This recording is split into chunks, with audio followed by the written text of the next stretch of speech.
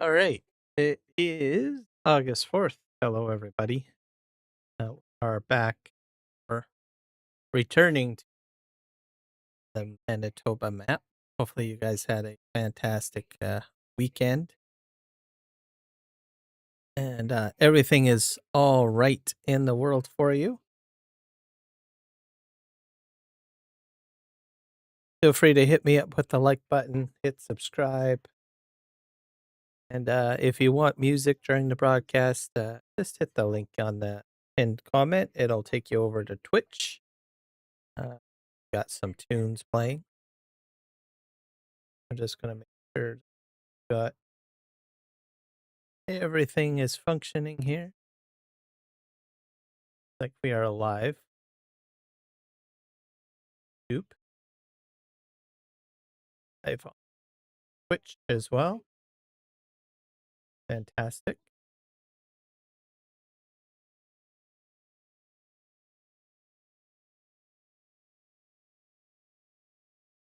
So today we're going to get into some lavender. We're probably going to rent some equipment today. See if we can get the fields taken care of. So looking forward to that. Well, the map is loading up. There is a few things that look at Mod Hub, I guess, today.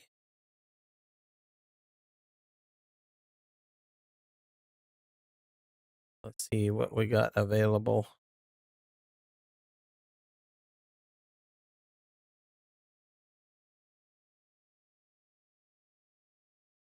Oh, like my browser needs an update.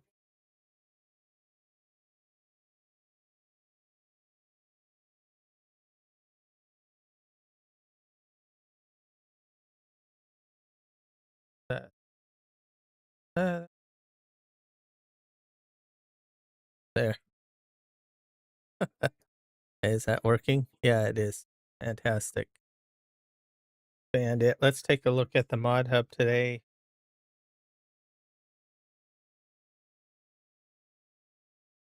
We got released.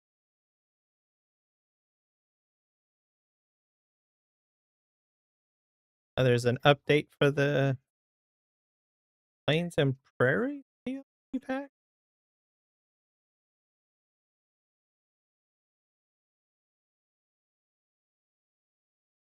Not sure why there would be an update, but all right.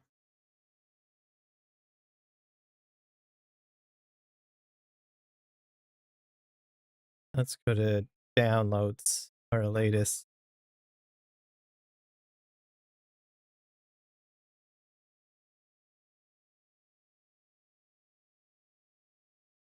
Let's see here. This mod here, the mod mixer, came out. I saw videos on this. This will probably help people sort out mod conflicts. I watched a video. I haven't used this mod, but it looked intriguing. Especially if you're using different types of realism mods. A lot of them have similar functions, so they can cause conflicts. There's other examples of mod conflicts as well too. So um, I might end up playing with this on a test stream, perhaps. I don't know. So we'll see. Basically, my understanding is that if what this does is it runs, if a conflict is detected, it will allow you to set which mod should be a priority and which one should be a secondary. That's sort of how this works. And you'll still be able to use all of the mods. It's just that it will just load each mod in a more sequential way instead of having them all running at once. And it'll allow you to prioritize in certain situations which one should go first as opposed to which one should go second. And, cause issues. That's what this is. This is on PC and Mac only, not available on console. Uh, Mainly to address anything with, like script mods. As we all know, script mods are not on console.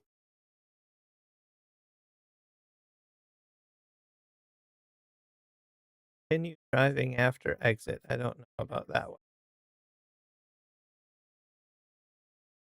one. I've installed reduced organic fertilizer usage. This will probably be a huge mod for me to try. I've tested it out already on my test map on that I do on Saturdays when I was doing slurry spreading.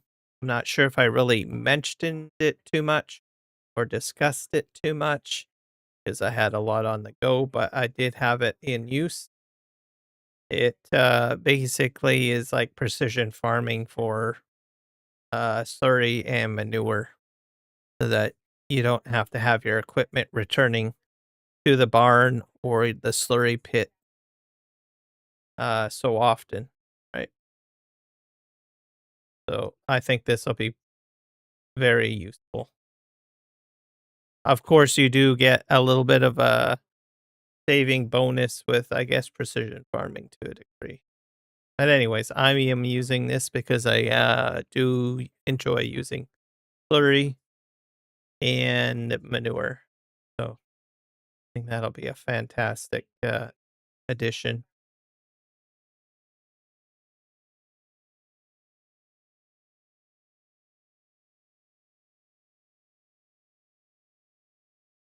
There's a few other mods that are on here, but I don't think I will. Sing them. Let's go to page 2. Um,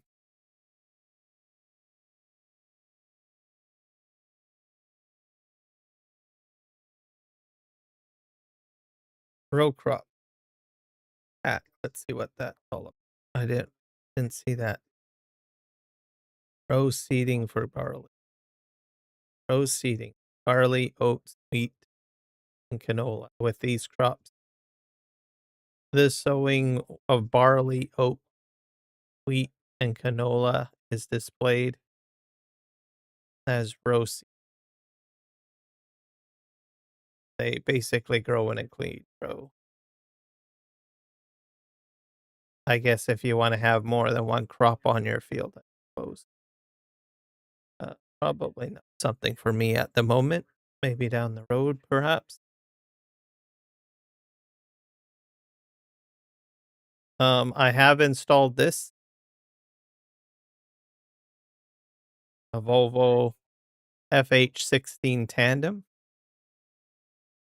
I'm not sure if I'll use this particular setup, but I am intrigued about this one. Carrying um, bales. I may use this. Oh, you can put 3 trailers. Just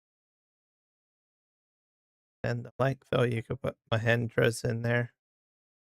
Wonder how they got them in there. Is there a ramp?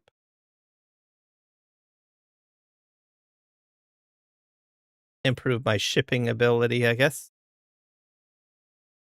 That'll be that's been added to the Manitoba map. I don't know when I'll use it. It's there.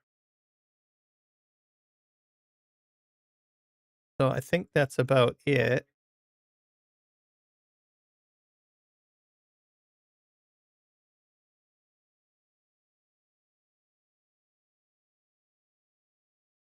Let's see what else do we got going. Um, check our GitHubs.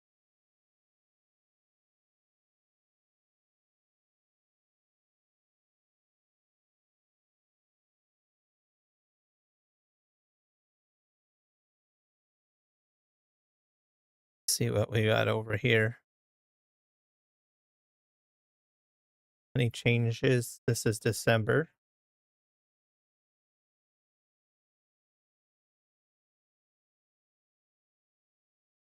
Let's see if Auto Drive has anything new.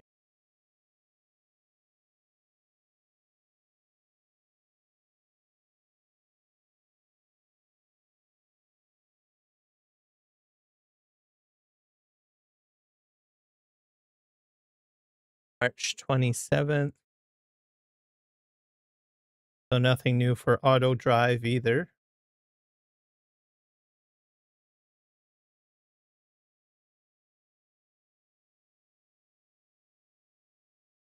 I'm going to need to take a quick break. I'll be right back.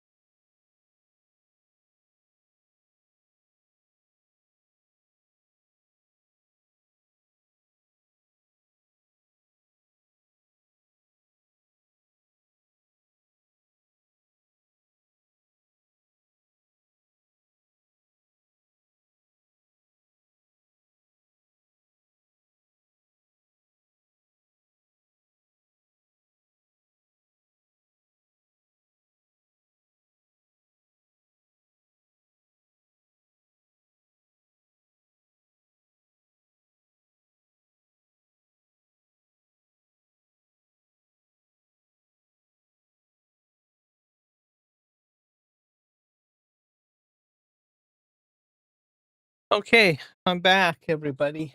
Thanks for waiting. So fantastic. All right. Okay, we were going to look at trains. Well, the 4X map for Manitoba. So if you haven't updated your map, you should probably check out the Itch.io from time to time to make sure you have the latest version. I checked last night. So the last change log was on 44 days ago. If you have any problems with the map, feel free to come here and post. As you can see, Crazy Canuck is very much active in here. So he is always checking. So if you have a problem with the map, let him know by posting it. Also, posting in here is a benefit to the whole community as a whole, because then other people that are running into similar problems will know that it's been posted or Crazy Connect has been made aware of any issues. Myself, I haven't run into too many issues. I think the only issue that I had was the GPS system kind of kicking out on one of the fields. So that was about it.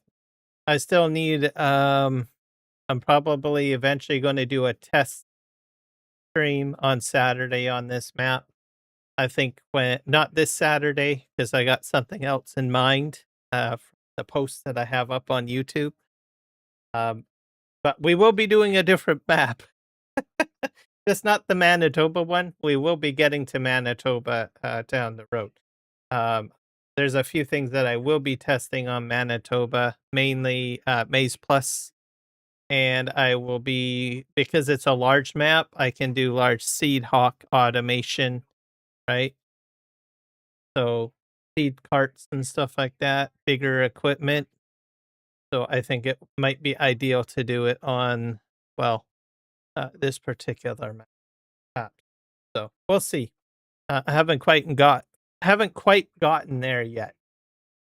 But anyways, next Saturday will be a different set of crops and stuff like that, different work with automation on a different map. But that's all I'm going to say. We will see you Saturday for that one. All right. I don't have any new updates here of it. Universal auto load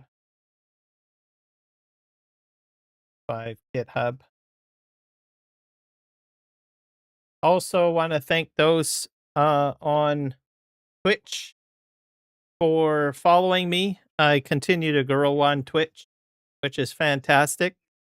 I'm up to 53 followers, so I'm continuing to grow. So thank you very much.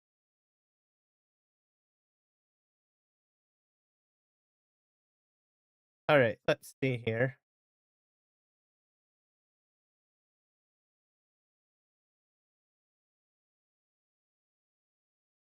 We got 5 months ago. That's auto drive. The heck, should be universal auto load, but unless it's no longer up on a GitHub anymore, that's possible. It might have been taken down. Universal auto loading.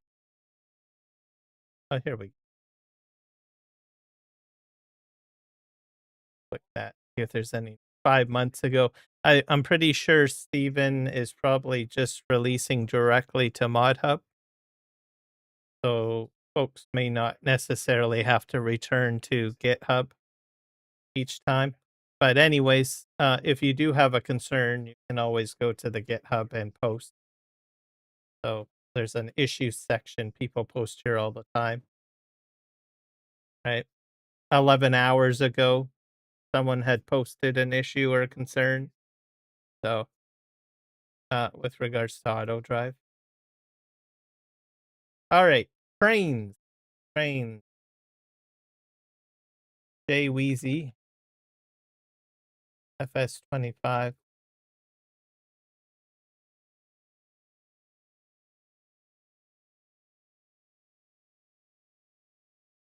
Let's see what we have cooking here. These are the three different mods he's got, or four. Just open these up.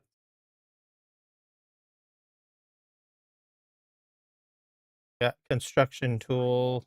I don't think this has been updated. That allows the shop icon to show up in mod list.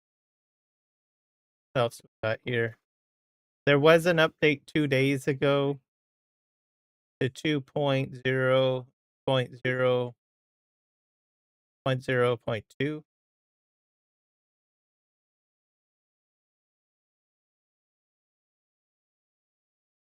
Change logs show converted the following locomotives and fixed ditch light.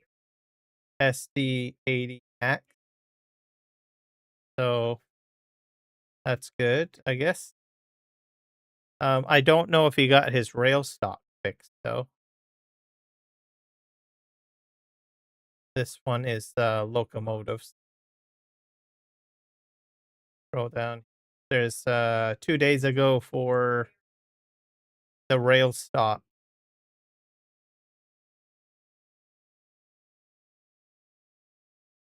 So he's added let's see here.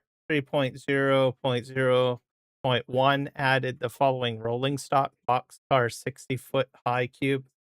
He's added a flatbed 52-foot flat bottom gondola, 64-foot reefer, a 36-foot tanker, a 42-foot one, a 48-foot one, 54-foot one, and 60-foot one tipper or tanker, sorry, and wood chip. I don't know what wood chip is. Maybe that's like a car that will hold wood chips. I don't know if he's fixed the fact that you can't empty into a silo. We'd have to check that out, yes, or test it out, perhaps on a live stream or something like that. So these are all brand new cars he's added in. Hopefully they work. So there has been an XML issue with one of, well, I think most of his cars not allowing you to empty grain into a silo. So I'm hoping that maybe that has been fixed. I don't know. All right, let's close that out. We'll jump over to placeables. He's got a new update from 2 days ago for placeables. That's like rail tracks and stuff like that. Rebuilt collisions on switches again to reduce derailments. It didn't work again, reverted. So he had to revert back to 2.0.0.1 for collision.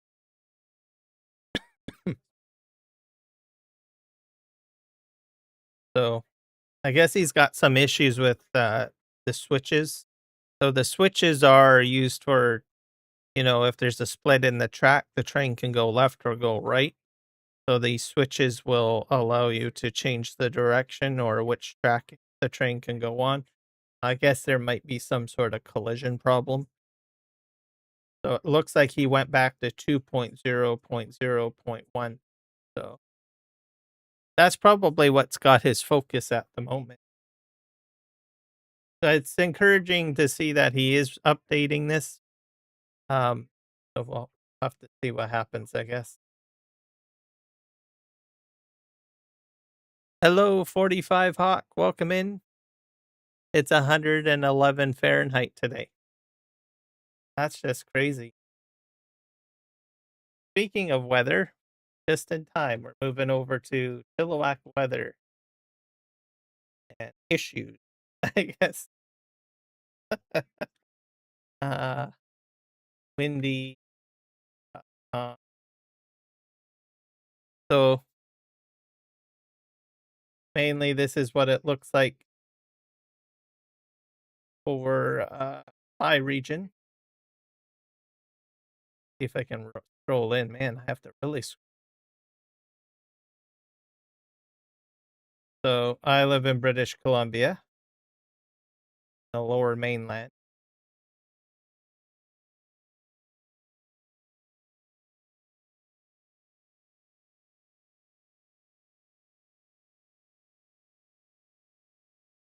down here. So we're pretty moderate. It's like about probably just, under 30. Chilliwack is 26 right now. We might climb. It's hard to say. We'll have to see. Uh, Weather radar, cloud.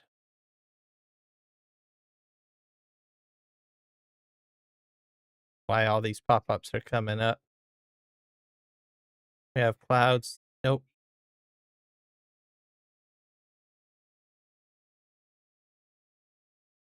We got wind, satellite, weather radar. There. So for me, I've got problems with forest fires. So not really in my area, but we've got fires up here in the Boston Bar area. Um, this hasn't really sent a lot of air mass down to where I live. Hasn't really affected my air quality.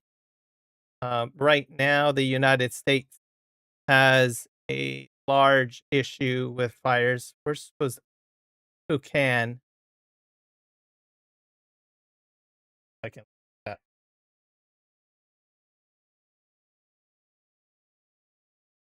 not. I don't think I'm spelling Spokane right.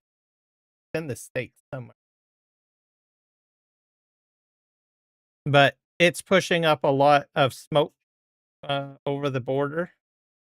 So I'm finally getting hit with like bad air quality. Don't know where Spokane is though, but they lost 600 homes from what I understand. And it was caused by arson, from what I understood. So there's a lot of people out of homes at the moment. Where is Spokane?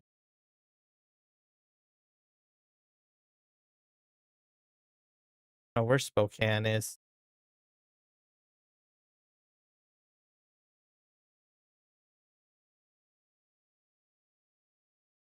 Hopefully, I can type it in here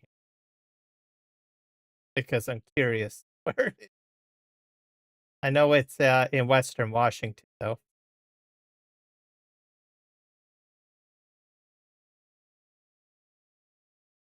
If I can find it. Oh, here we go.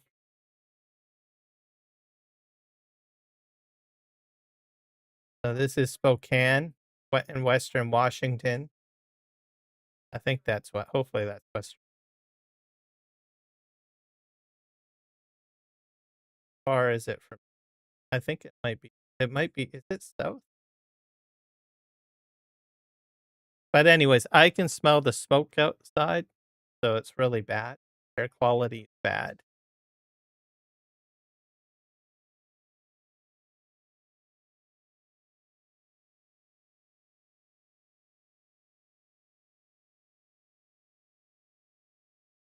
Oh, that's quite far away. That's way over there. Wow.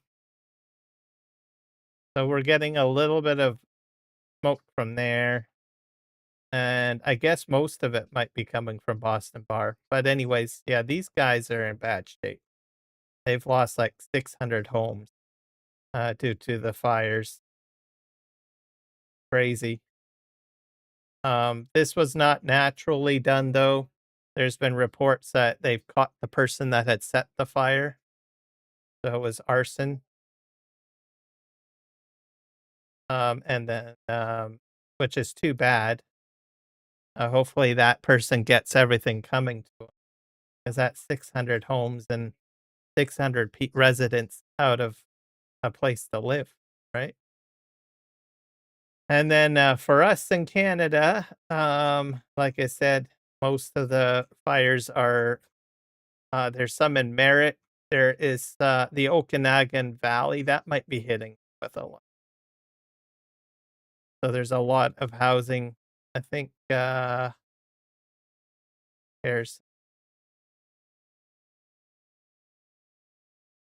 I'm gonna scroll in here. Sorry, my scroll wheel doesn't allow me to scroll very quickly. Um, I believe most of the fires I think are around Vernon. Where's Vernon? Let me type in.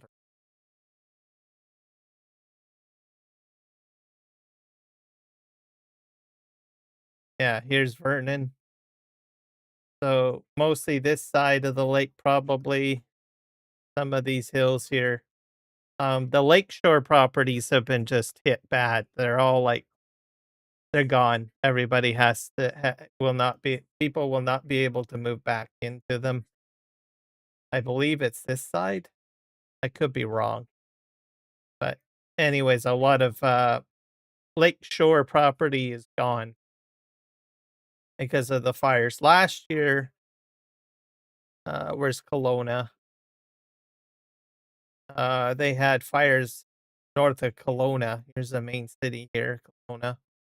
They had like fires up along this side of the lake. Took crews a while to get rid of them. And I think parts of Merritt has been hit with wildfires as well. Merritt.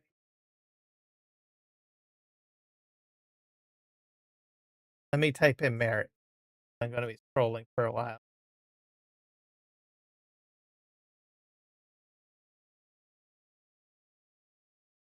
So, but we are getting assistance. We've got large crews coming in from Mexico to help us out.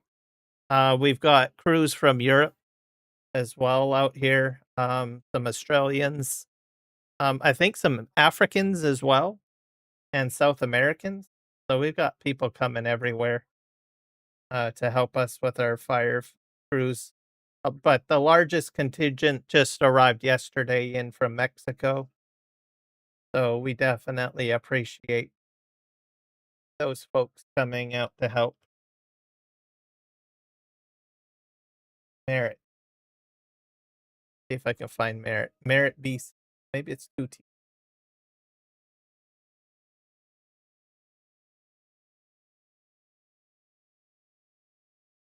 But not showing up. Oh, Merritt or Port. This is a goofy look. Like this. It's supposed to go to Merritt. Yeah, Merritt.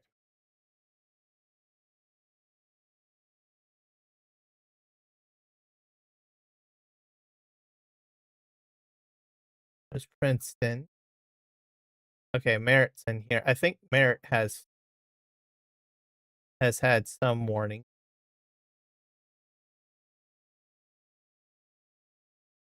Down.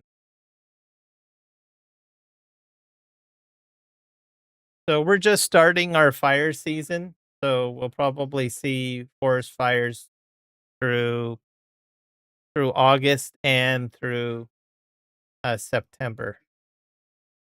I guess. Merritt's over here. This is kind of like a crossroads, really. When I travel, if I do travel to the Okanagan, I usually come up this highway. I fuel up. It's like a halfway point, and then I head this way to the Okanagan, south and up. These other routes can head north.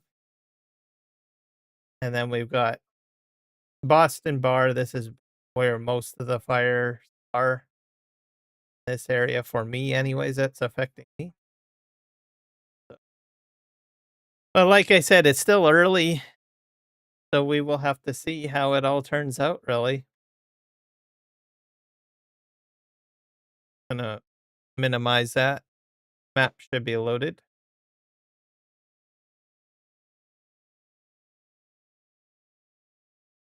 As for Ontario and other parts of Canada, there is a lot of forest fires affecting those areas too. It would probably take me forever to cover all of that. But I don't think people here are here to see forest fire information. Okay. Anyway, so that's what I'm dealing with. Our air quality, like I said, is pretty smoky out. Best that I can. And today we are going to do some lavender. So we got beautiful lavender here. So let's figure out how we're going to do this. I need a trailer. Got a Flegel in there. I need a tractor.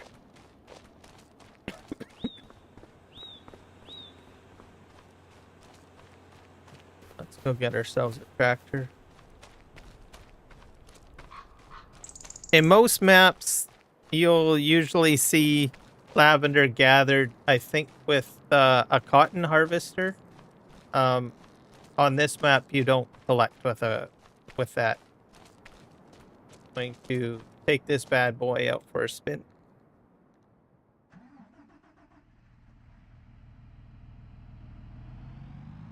So we're going to go get our trailer, and then we're going to rent ourselves, I believe, a forage harvester. I'll have to look. I'm pretty sure it's a forest harvester.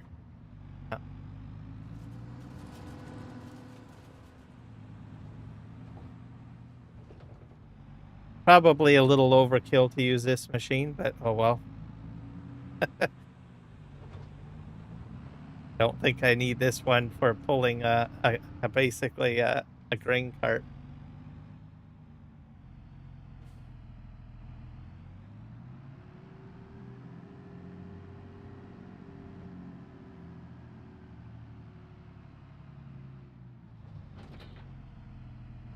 Got this. Park this over here.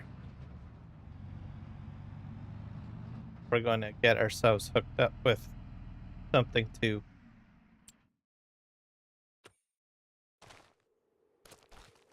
harvest this.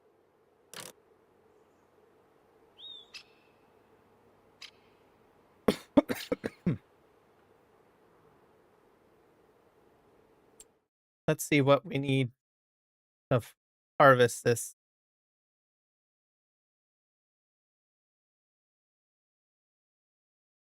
I'll see if we can do a regular harvester. I don't think so. Nope.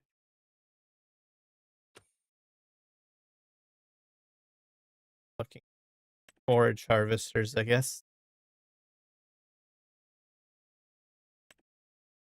Yeah, this guy will do the trick. I'm not sure if it turns out to be like a silage crop or what it is turned into, honestly. I don't know. Like, does it turn into chaff? I don't know. All right, we're going to use the Fent, which I think is the cheapest, and we're going to lease it.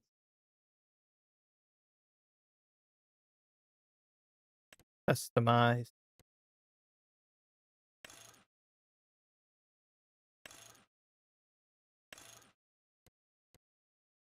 I believe the pipe probably will make it a little longer.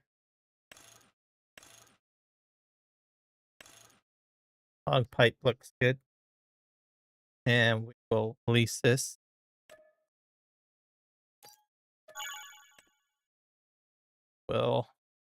I will need to use like auto drive to help me out with this.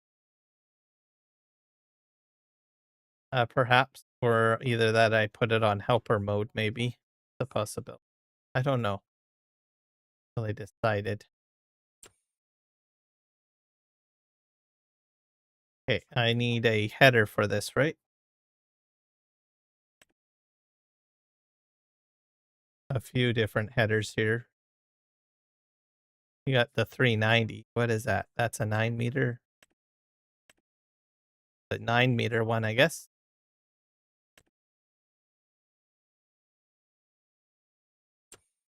That tell me, is this mow? This mows too. You can mow it? I don't get that. Oh, that's probably pickup, right?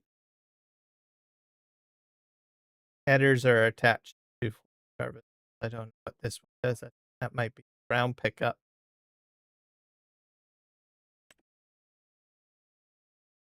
Support wheel to transport the camper header. Well, we're gonna go with this.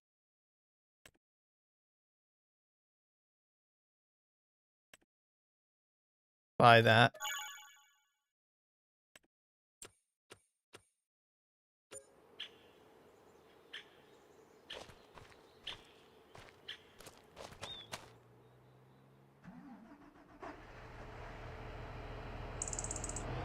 Line this up to the side.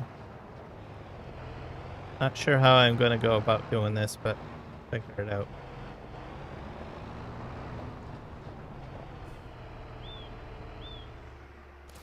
Oh. Head in a bit.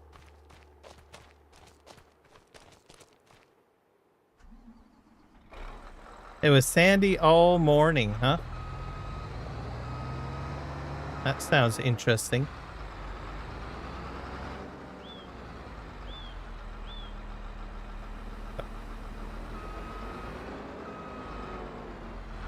Had to get this connected.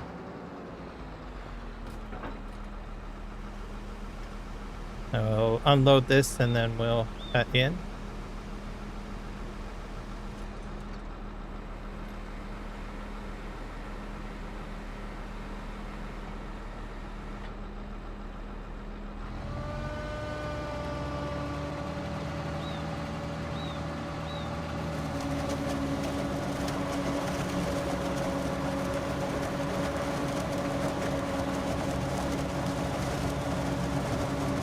Well, it's spitting out purple stuff. Let's see if I can put this on.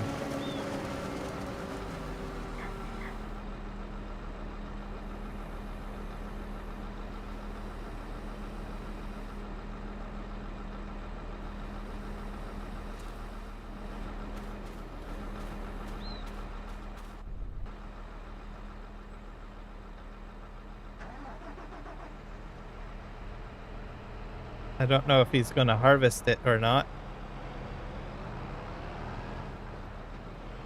I don't think so. That's a problem.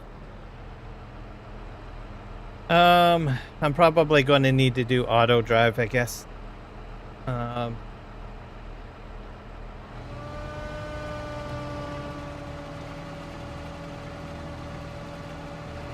He just powered it up.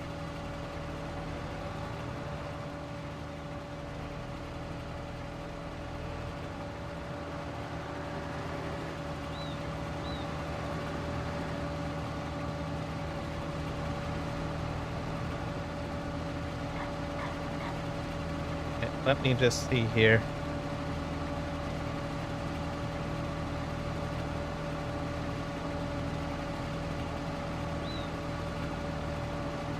I can probably put the harvester on course play. Let's do that. Might be a better idea.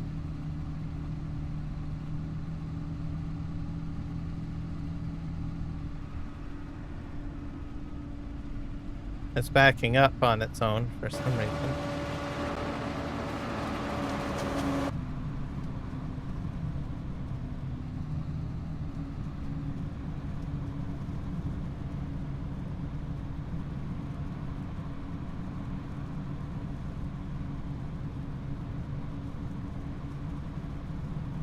We're filling up with lavender, folks.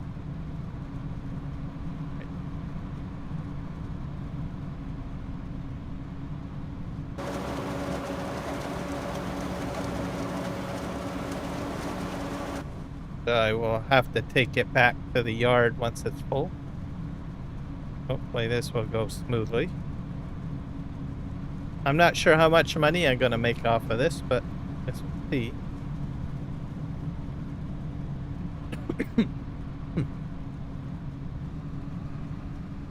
All right. Back up a bit.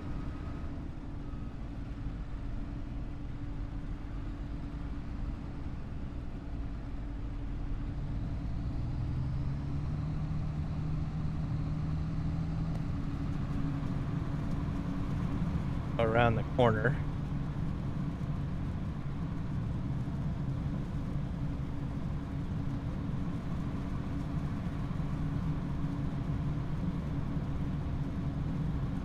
So hopefully I'll make a profit. Not sure how much I'll get out of this, but I guess we'll find out. We got a helper going, which is great.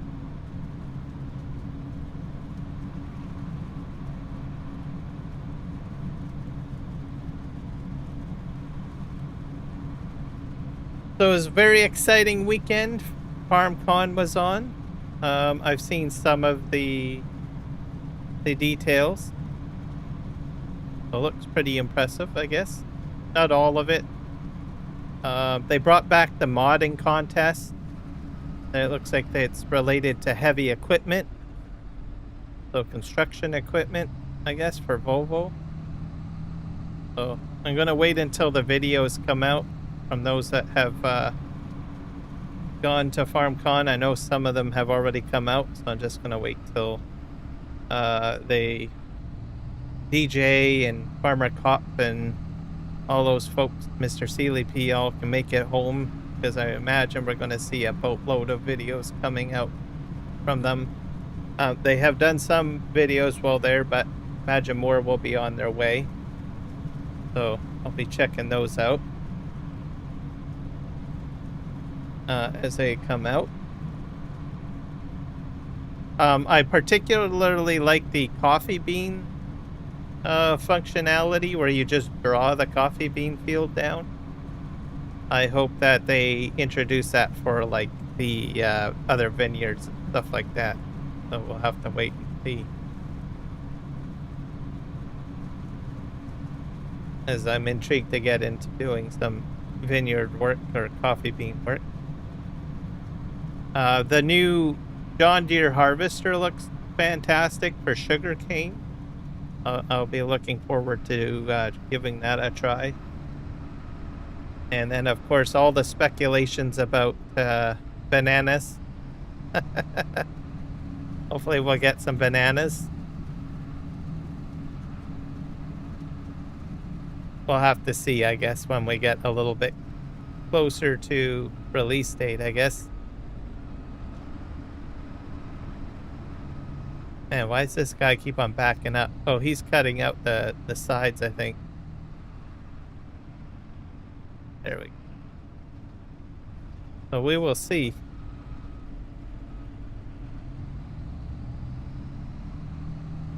Okay, I'm going to get a little closer. I don't know. I don't think the pipe has... Okay.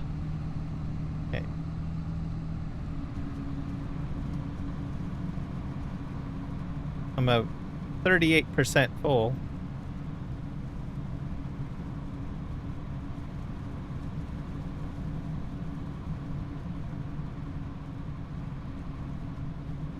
So yeah, that was the weekend, I guess. So we'll see that. I posted, anyone interested in doing maps?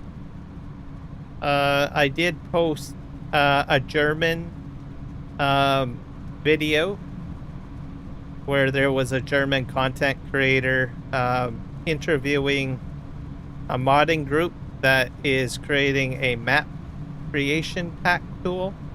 It's supposed to revolutionize how maps are made in Farming Simulator to make it easier for people to get into making maps.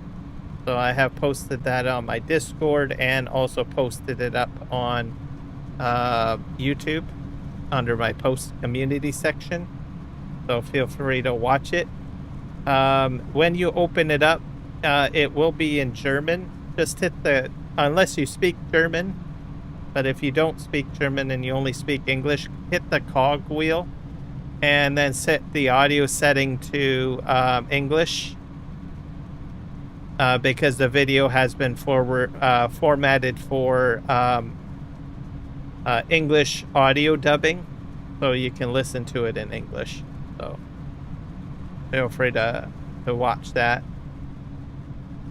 I'm looking forward to that tool coming out. I think it'll encourage more people to decide to build more maps. I don't know, I might even play with it a little bit. I like playing with studio tools and stuff like that, especially if it's a little bit easier to digest, right? So I might look at it myself and give it a whirl. Um, who knows? Maybe I'll make my own Chilliwack map for all I know. But I don't know if it's that easy, though. Like I said, it's not really uh, my thing, building maps, but I don't know if it's something that is a little bit familiar to some of the tools that I've used in the past with regards to other things like video creation and other things that I've gotten into, web design and all sorts of other stuff. If the layout is familiar and it's easy for me to transfer my skills from what I already know, I might give it a shot. Who knows? Or don't expect a Picasso though if I do it. But who knows? It'll be interesting. I think more tools like that should be encouraged. We'll see more maps from different parts of the world. Interestingly, you know, I did searches for maps, and when I do searches for maps, I do it for geographies that I don't normally see. So we get a lot of like North American maps. We get a lot of maps from, let me think here, Europe and the UK, right? So I usually do searches for places that, you know, I wouldn't normally see a map or haven't seen very many maps. So I did searches for like India. Like India has like about what, billions of people, right? And I think I've only found like 2 people or two maps, right? There's like, I think Indian village map, and then I think there was one other map too.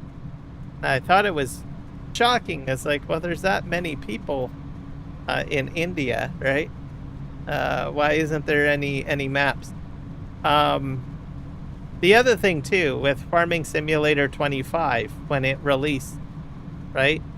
They focused on Hutan Pentai, which is obviously a Asian map, right? And I thought by now we would see like maybe Chinese maps, Taiwan maps, Japanese maps, South Korean maps, right? I thought we might see something like that, but haven't really seen anything to that nature. So I don't know why that is. Is it because it's too difficult to make maps? Maybe. I don't know. But in any case, if we see tools coming out, maybe we might see other regions pop up with maps, right? What about Africa, right? There's lots of parts of Africa, right? Like you take South Africa, I think there's like a couple of maps from South Africa that I saw, right? But that's about it. So hopefully we will see some more maps as these modding communities create more tools for map development. So we'll see. I'm encouraged and optimistic. And there are people out there doing that. Like that one video is only one group that's doing tool functionality for map design.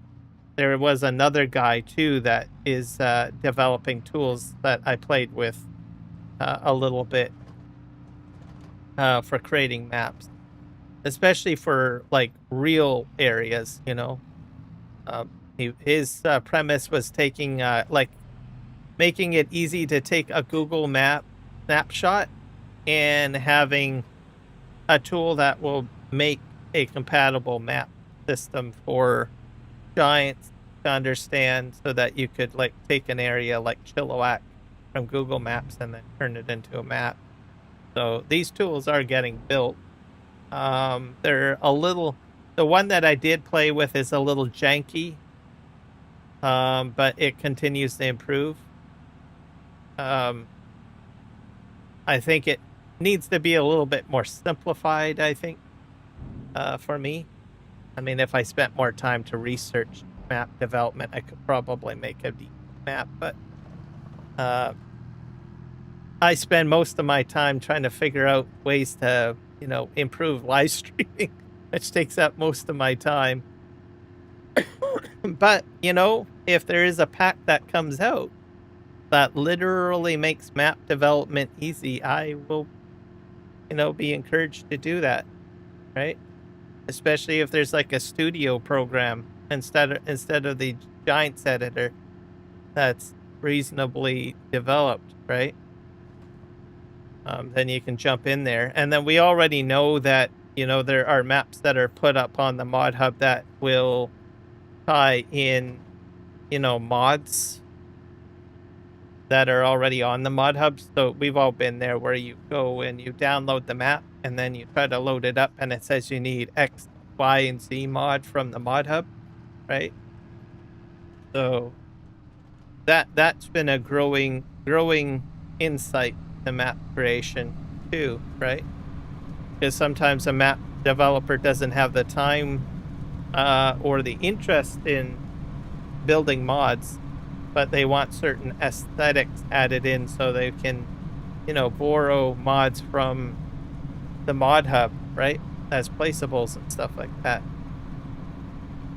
Or equipment for that matter. I suppose equipment too. So we'll see. We'll see what happens.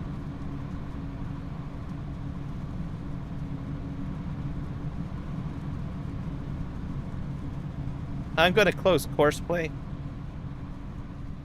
Driving me bonkers. I was going to use it, but then I've got it on in-game helper, taking up too much of my precious window space here.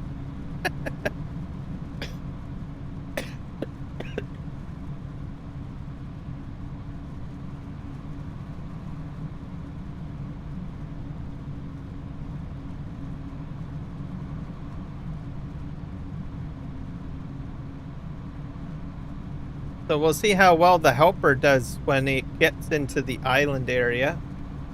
As this map is just filled with, little ponds and stuff like that. So we will have to see how that does.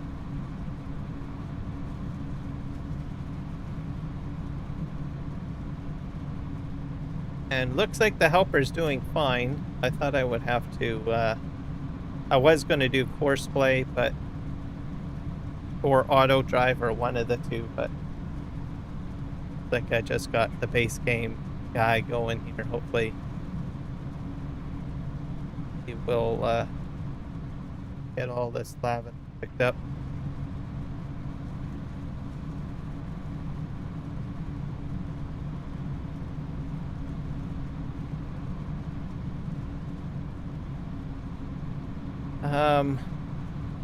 What else can I say? There's been some updates to OBS, so if you are a content creator, you might want to do some research on OBS, which is basically the #1 broadcasting tool that content creators use.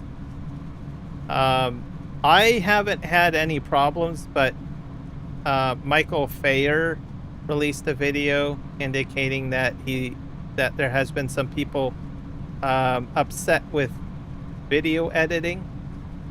So I don't use it very much for video editing. But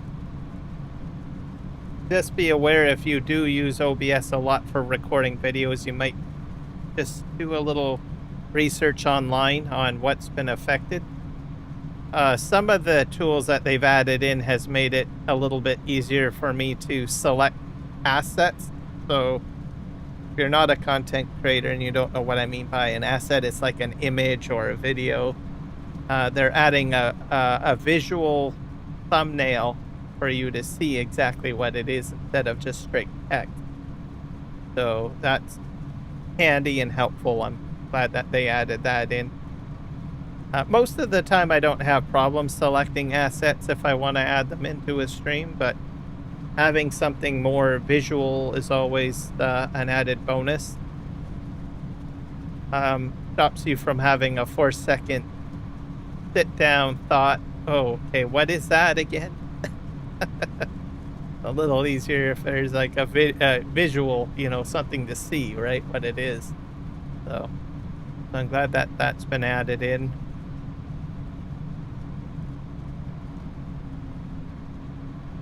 I continue to live stream horizontal and vertical. It looks like YouTube gave me access to encode with a streaming key. I've had that for quite a while now. That's why I don't do my shorts vertical feed anymore. I still haven't heard of anyone else having this functionality, so I believe that I am in some sort of YouTube beta, or test phase. So I can still live stream the other way if I want to, but I figured, well, if YouTube was nice enough to give me a lowly, 967 subscriber channel access to something, right? I say, sure, why not, right? So I figured, well, if I get that access, I might as well dedicate myself to that so that they can gather as much information from my channel as possible for testing and stuff like that. What that does is it means I can encode my video formatting the way I want to, right? I can have a layout. I don't have to have everything cropped. Most people see cropping. The other benefit is that everyone is in the same chat together. So I've got my vertical live streamers and my horizontal live streamers in the same chat on YouTube anyways. Which is something that I know myself have been, excited to see and been pushing for. So thank you, YouTube. Keep doing what you're doing and making life a little easier. It does cut down on my work as well. So previously, before this update, I would have to create 2 thumbnails and I would have to create 2 separate live streams, which means I need to put in a description, I have to put in tags, I have to put in all sorts of stuff, right? Times 2. With this setup, I can, with what they've given me, is I have the ability to live stream vertically and horizontally by one profile. So it means I only have to put in a description and title and thumbnail and tags all one, right? I don't have to do it 2 times 2. So that saves me a lot of time whenever I'm live streaming. When it will be available for everyone, I don't know. There's still even parts of the world that they can't even get, the cropped version yet. I believe New Zealand is one of the places that doesn't have access to this functionality, so they have to do the double time of setting things up. So I'll constantly ask people, hey, do you got this yet? Kiwi is one of the ones that I usually ask to say, hey, do you got this yet? So most of the time, unfortunately, he says, no, I don't have it yet. So, but eventually it'll get worldwide. I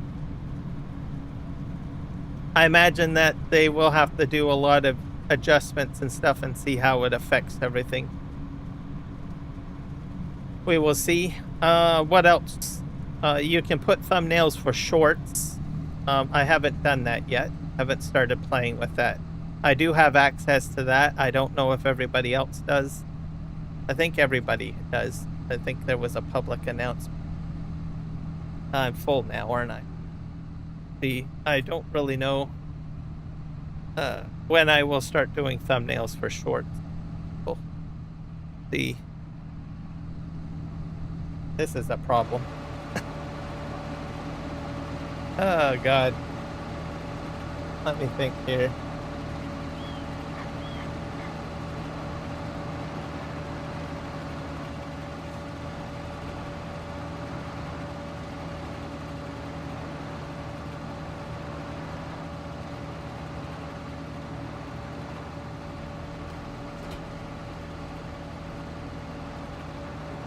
I got an idea.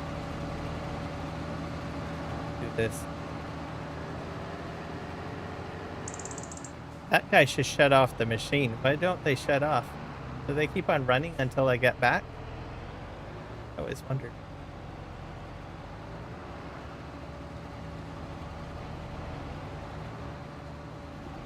Okay, here.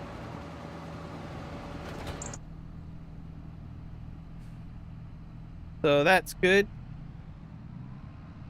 Oh, Twitch continues to grow. I'm hoping they get. There's a lot new tools coming out where Twitch too, like they're doing vertical streaming as well. I'm not in an affiliate yet, so it's like locked, but behind affiliate. So I will have to wait until my Twitch channel grows a bit further and I can get access to all sorts of things on Twitch. So we will see. I'm taking a different approach with Twitch. It's a little bit more challenging to get into that. I mean, I have seen some growth on Twitch recently, but I have had a Twitch channel for quite a while, but it's just the momentum is a lot slower compared to YouTube. When I initially started the Twitch channel, I thought, oh, well, I can jump in there and I will just have all these wonderful people join me. But no, didn't turn out that way. So I have to use a little bit different strategy. For a while, I thought maybe I couldn't even make it on Twitch. Like I may not see any growth or anything. Because the way I live stream is way different than Twitch. I think it depends on what you're live streaming, but there seems to be a lot of interaction on Twitch compared to YouTube. So like you got a lot of you add games into the chat, right? You add a lot of bells and whistles pretty much, it seems. Not saying every Twitch streamer does that. I mean, there are some that are a little bit like mine, where it's more reserved and not so glamorous or blingy, I guess the saying going. To clarify what I mean by blinging is that if you go to break, right? If I take a break, they'll have a segment where they will bring up word games and stuff like that on the screen during a break segment, and they'll take a 15-minute break. They'll go eat, they'll go to the washroom, they'll drink, they'll take care of a chore, and they'll put something up like words up, and then your audience can, play games for 15 minutes while you're taking a break, right? Which is something that obviously you guys know I don't do, right? So seeing a lot of that on Twitch, I thought, oh, I don't know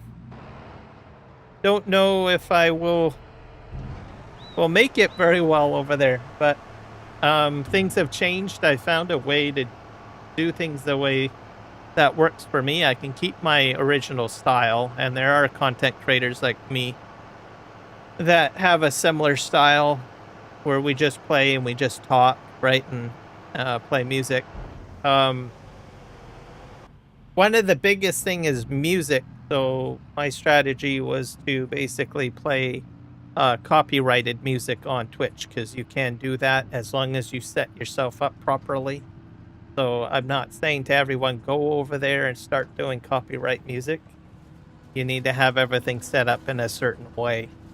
But as long as you do it the right way, Twitch is A-okay with it. The basics of it is that when you live stream, like right now, we're live right now, right? This is live. But when the live stream finishes, and this goes for YouTube or any content creation, right? Um, the platform converts the live stream into a video. So that's why you can rewatch it. Twitch's only concern is that the copyright information or the music doesn't show up in the video. So the rewind or, you know, the after video of a live stream, that's their only concern. So when I'm live streaming right now, I've got music up there, right? I've played a little bit of Taylor Swift. I've got some Eagles playing on this live stream so far. Right now it's live. The music is being listened to, but whenever it goes through the processing, Twitch is going to scrub out all the music and it will just post it up there. But you need to have the right setup to do that.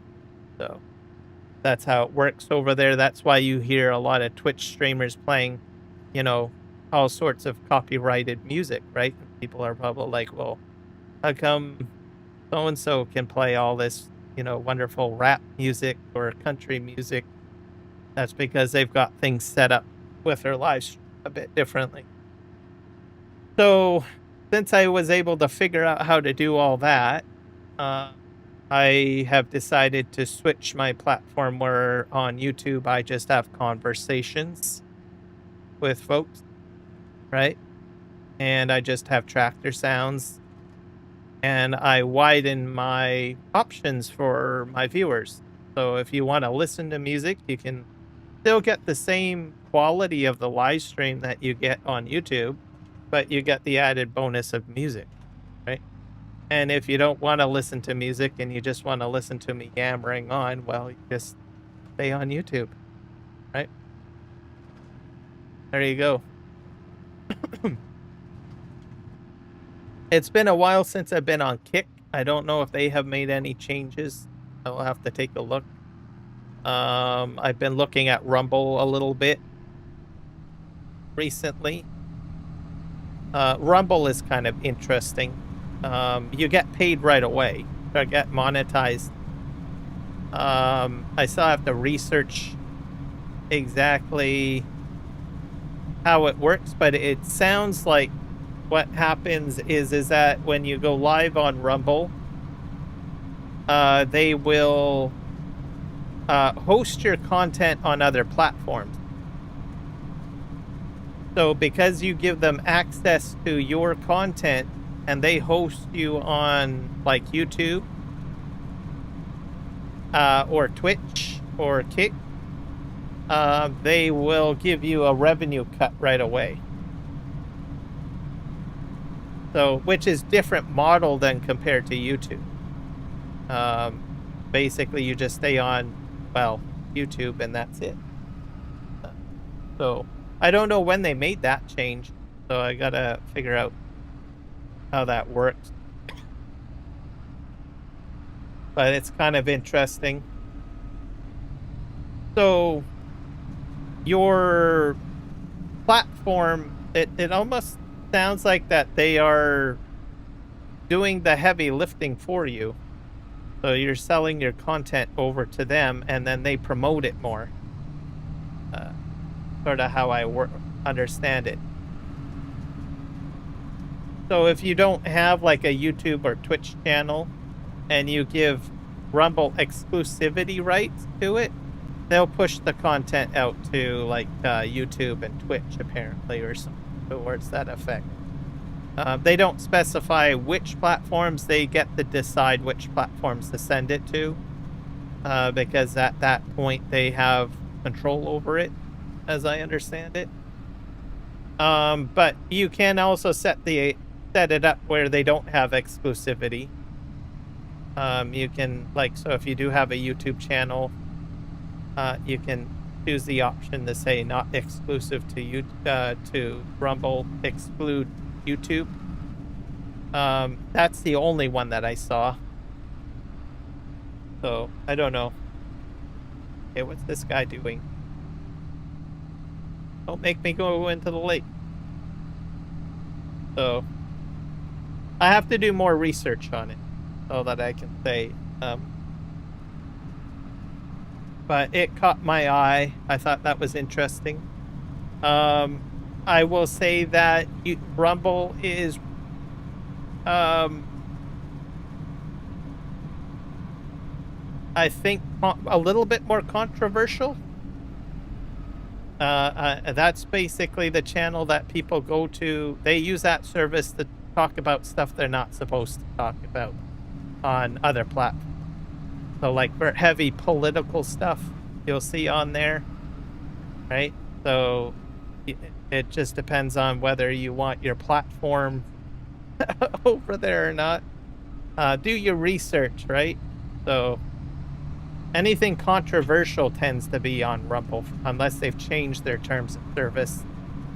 So anything, usually a lot of political channels, they will talk on Facebook and YouTube, right? And then if they get to a discussion that might breach YouTube standards or, Facebook standards. I mentioned Facebook because they have very strict rules as well. They'll jump over to Rumble, right? And they'll say, well, the rest of our show will be featured on Rumble, where we will talk about blank and blank and blank, right? So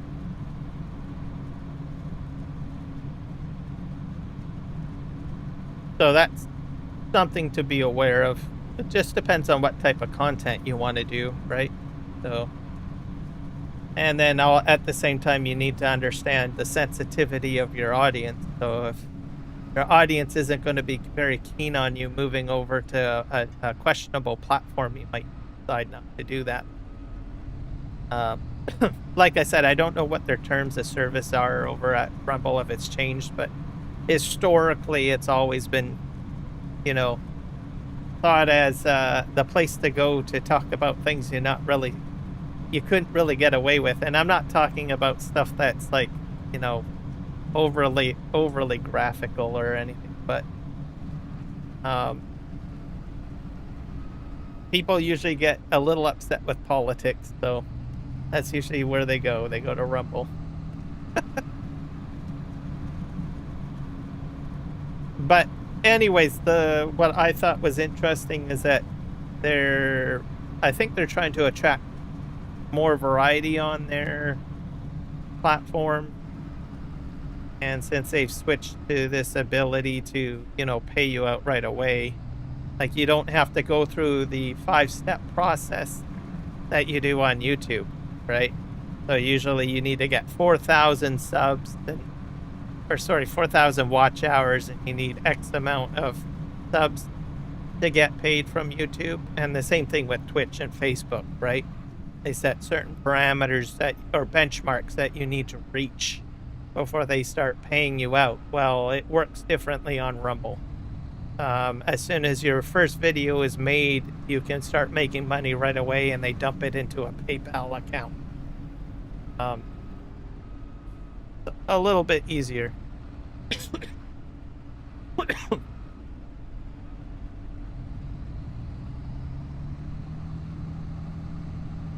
Let's see if we can get in the corner here.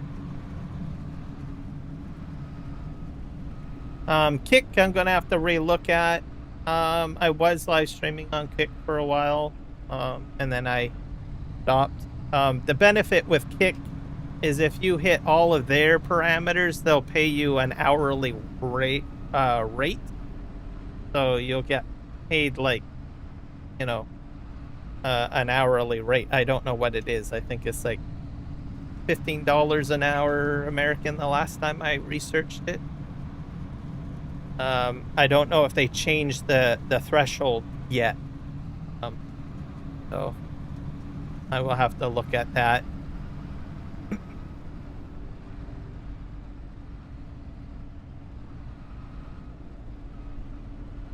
What's this guy doing? Okay, come on. Go. So the way everything works keeps on changing. So if you're on a platform, and you want to move out, every once in a while check out other platforms. And the platforms change all the time, right? some of the stuff we do on YouTube wasn't even available like 4 years ago, right? Now you can do vertical live streaming, you can do YouTube Shorts, and do all sorts of things, right?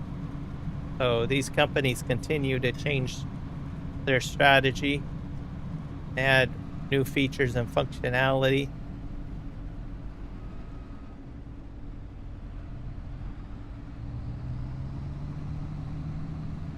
Guys, this guy's actually doing fairly well, I guess.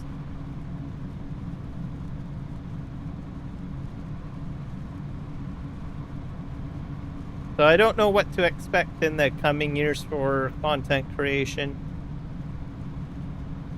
I still would like some sort of universal translator for YouTube or any platform for that matter. So that if I have someone that comes in that's from Germany and they are in my chat and they shouldn't have to, you know, they shouldn't have to speak English at this point, you know, because I don't speak German, right?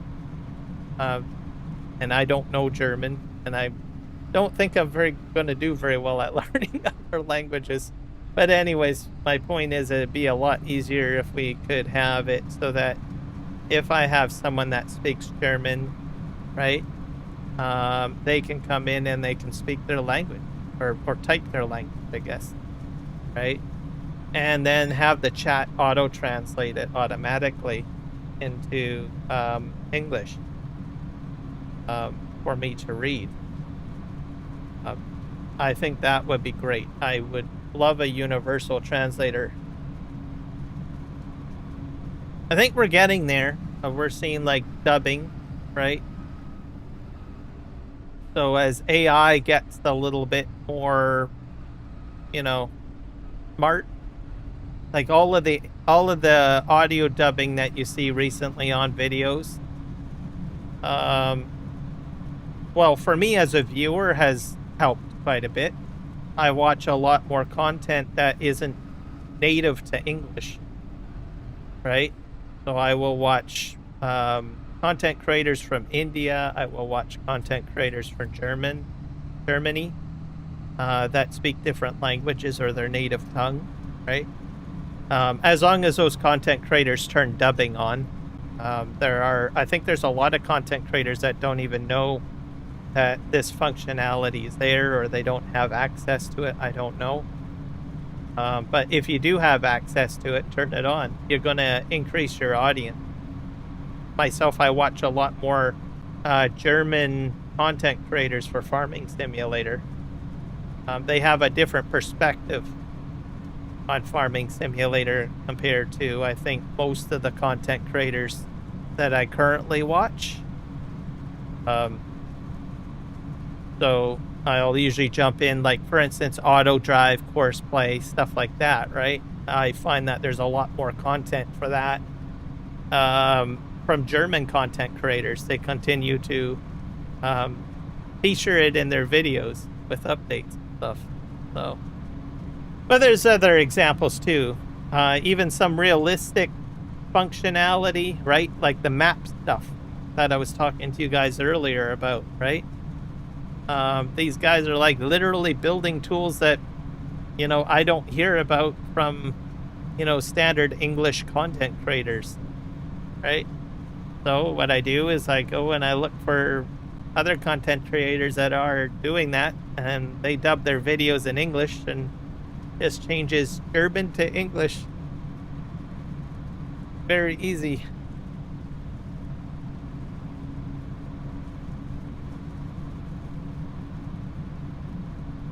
I'm getting full. I do.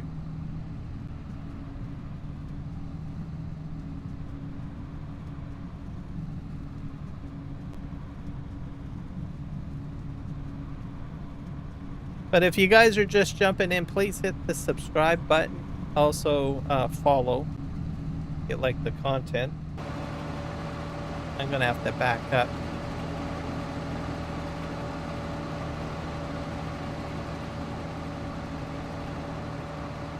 I'm gonna be glad once I get through this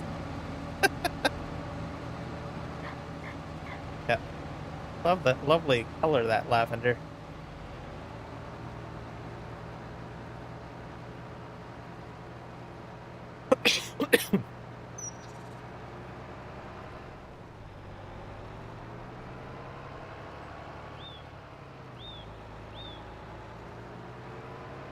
Back here, I'm gonna try to back up to the lake and then drive it into the lake a bit.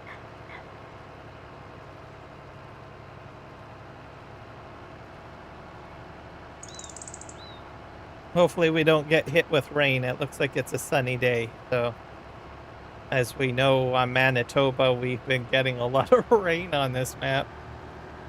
Most of my live streams have been like in the rain.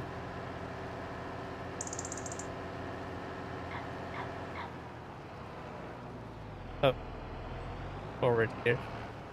Went too fast, I think.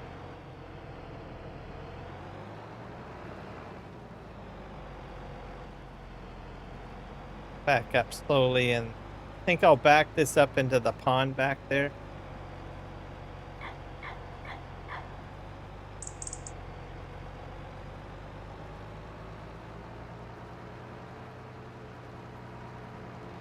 Up.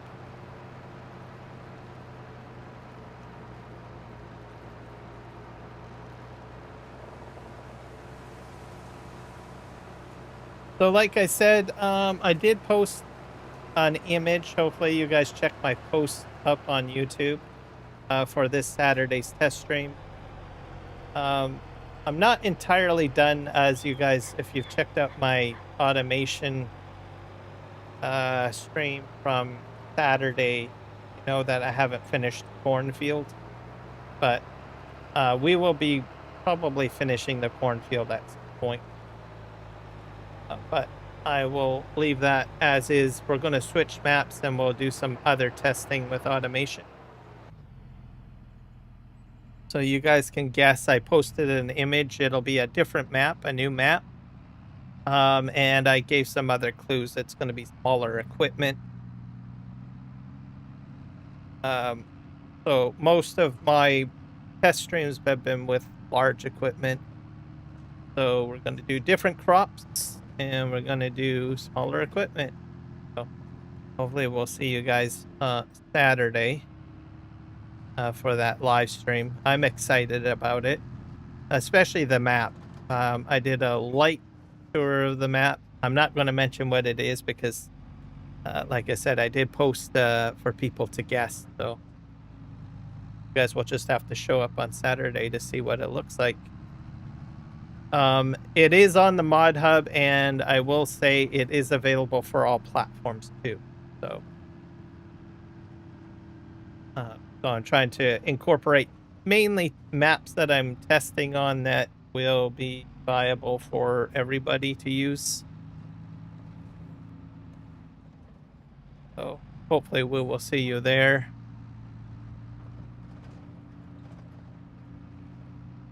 And most of what we will be doing, I probably have never done before, so have to figure everything out. It'll be interesting. Most of what some of the stuff in my test streams I've already done before, but and there has been some things that I have not done before, and then I've had people educate me on my live streams and give me tips and stuff like that. There's a lot of settings in course play and auto drive that can be a little overwhelming. So I appreciate those folks speaking up and sharing their insight, because I learn as we go along. And if I'm not made aware of it, I just will not learn something new. So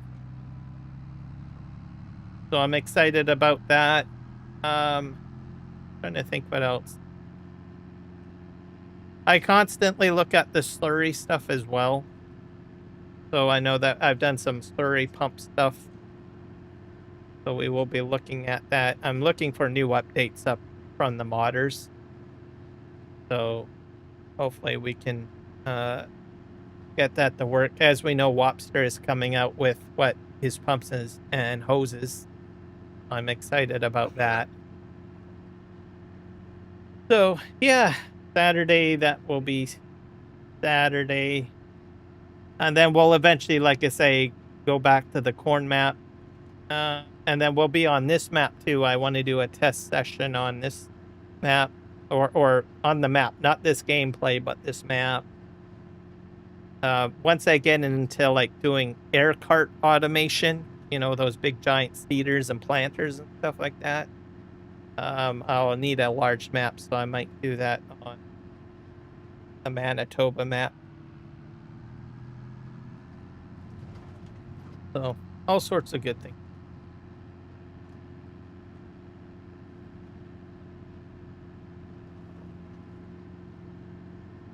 The other thing too, why I want to test this map out, is that I want to try other crops. I want to do the swather pack. I want to test that out, make sure that that works. I'll probably do a map tour on the Manitoba map as well when I do my live stream, test live stream on this map.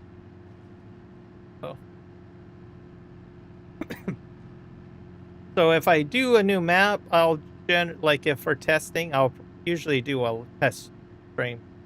I've already done the Quebec map with my grass automation, because there's a whole whack of hidden things on this map. So figure I might as well show you guys. All right, pull in here.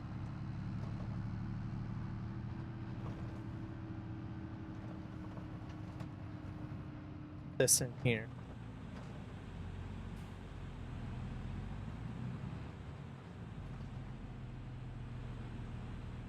Empty this out. There we go. All right.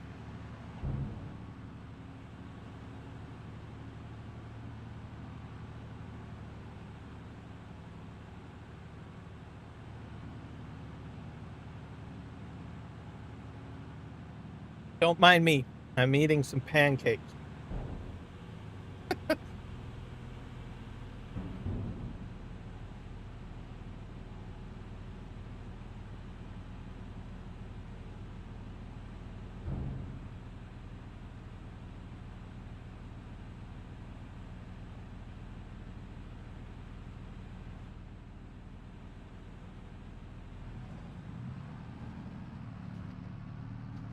Can't pass up on a plate of pancakes.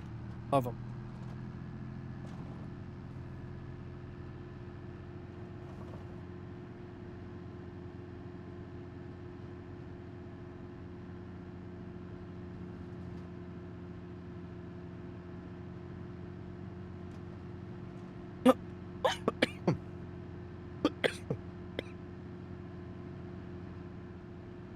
Now, for the most part, temperature in Chilliwack seems to be really cool. We're at 24 degrees. We're projecting that we go up to 30, but we've got clouds and the smoke, so it's hazy out, so I think that's blocking it.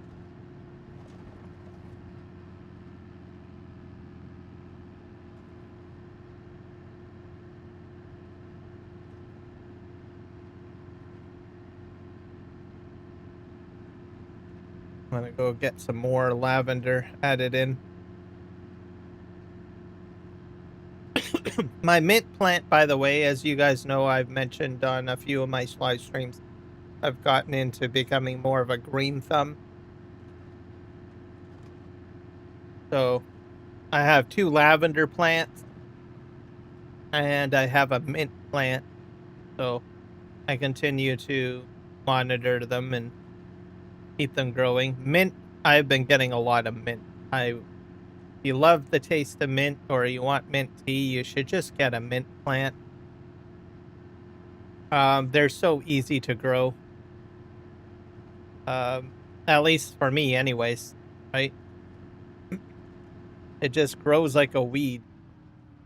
I kind of wish that I knew this a lot sooner, because then I could save a boatload of money on mint tea. You don't need to buy mint tea. Just have a mint plant, plant and just prune it. And it loves being pruned, by the way. Mint. Um, you can like hack it all the way back if you want, and then you can have fresh tea every morning, right? Mint tea, or you can dry it out. I started off because my plant was a bit smaller. I started off with just grabbing fresh clippings every day, and just having mint tea, and mixing the mint in with other teas too. If you got like a black tea, I sometimes will, instead of sweetening it with sugar, I will. Do I get around here? I'll put mint into it, or any other bitter. Like if you got other medicinal teas that you take, right? I know I've had some family members that have suffered from cancer, and they take some pretty strong teas, or have taken some very strong teas, which isn't really tasty to drink, but if you put like mint in it, it can kind of weaken that bitter taste.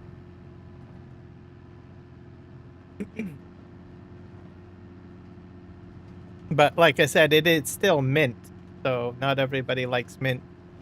And also you need to make sure you're not allergic to mint. It can cause an allergy as well. But anyways, I just cut clippings off and I just throw it into whatever I want. Sometimes your coffee, you could have a mint flavored coffee too. That's always an option. Or mix a bunch of different teas together, right? You can do that too. I don't turn on. There we go. And then I have lavender. So lavender's a bit different. It's a slow grower.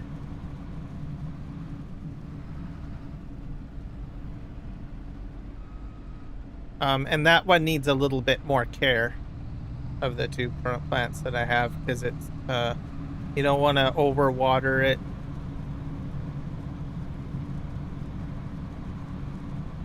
It kind of likes abuse, to tell you the truth. You can just kind of leave it, but I think the pruning is what you really have to be careful about. So with a lavender, it's more of a bush, like a tree. And the key thing with it is that you can't really cut into the woodiness. You got to cut only the green. Hello, Shane. Welcome in. I'm doing well, thank you. So just be mindful of that.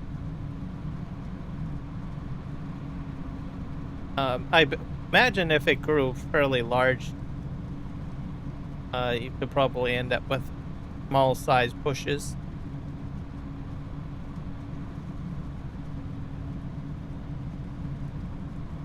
And then, so I'm going to go through, let me see, this year,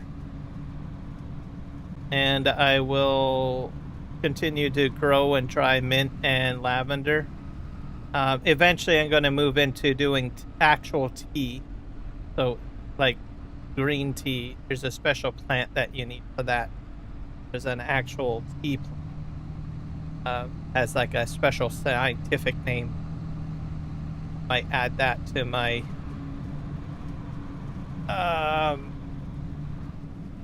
collection. I have a friend that's Chinese, and he is, I think he's first generation Canadian. So his parents are from China. And their family has been, when they lived in China, were tea growers. So when I do get into doing those actual tea plants, I'll probably hit him up with, say, hey, I got some questions. But well, how do I grow tea? Tell me everything you know. And I'll start growing green tea, and all these other black teas and stuff like that. And then I'll start drying that stuff out and adding that to my repertoire. That's how I start projects, just like live streaming. I started off small, right? I started off with just doing video editing in Blender, let alone any other studio program. I started off doing videos in Blender. You don't believe me. They weren't very good videos, but hey, they got me started, and then I kept on growing my knowledge, right? Slowly but steadily. So it'll be the same thing with tea. Becoming more of a green thumb, I guess. Because you do spend a lot of money on tea, right? Whenever you go to the store. Some teas can be like 24 bucks a packet, and the quality, I notice, isn't as great. When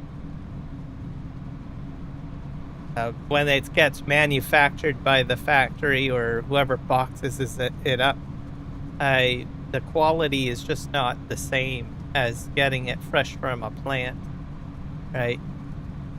If you can't grow your own tea, I recommend going to like a tea shop, literally, and getting loose plant material for your teas, right? Some of it is processed, but it's not as processed as like Ketley tea or some of the big store name brand teas. Because the way that they market it is that if you want more than one cup, right? More than one cup of tea, they want you to put in more tea bags. And by the time you're done your session, you've gone through like 5 tea bags, right?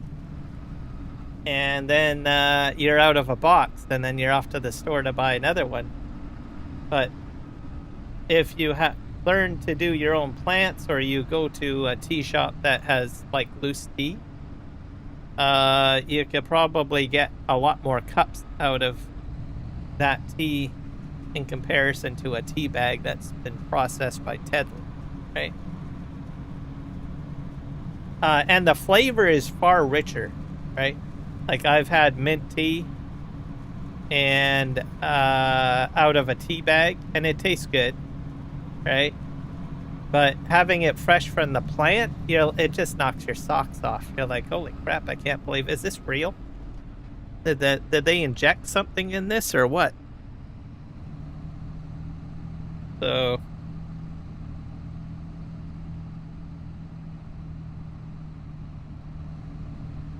a little bit of bite of pancake here. I don't know what this guy's doing. Come on, buddy. Get it together.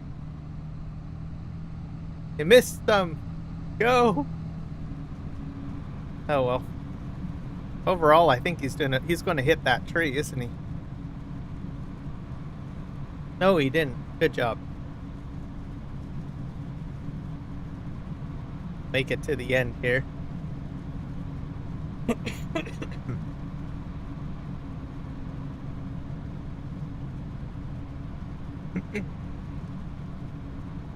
Oh, what else?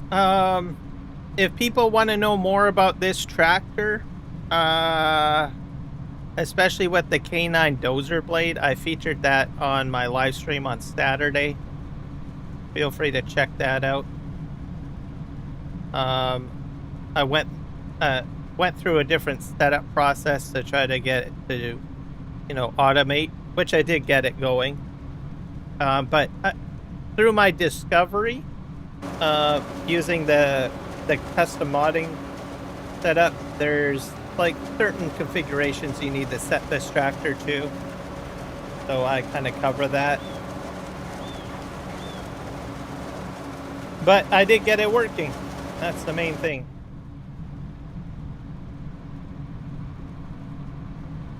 I still need to play with the Demco tanks. I might do that, like I said, when I do the air cart automation. because I believe I will be using liquid fertilizer. I don't know. I've never used Demco tanks before. Uh, so we'll see.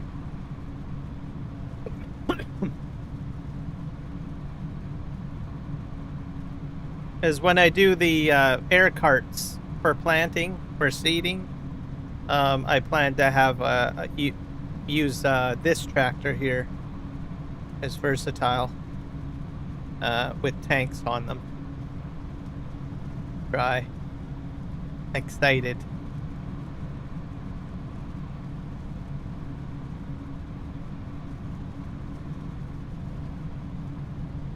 Again here.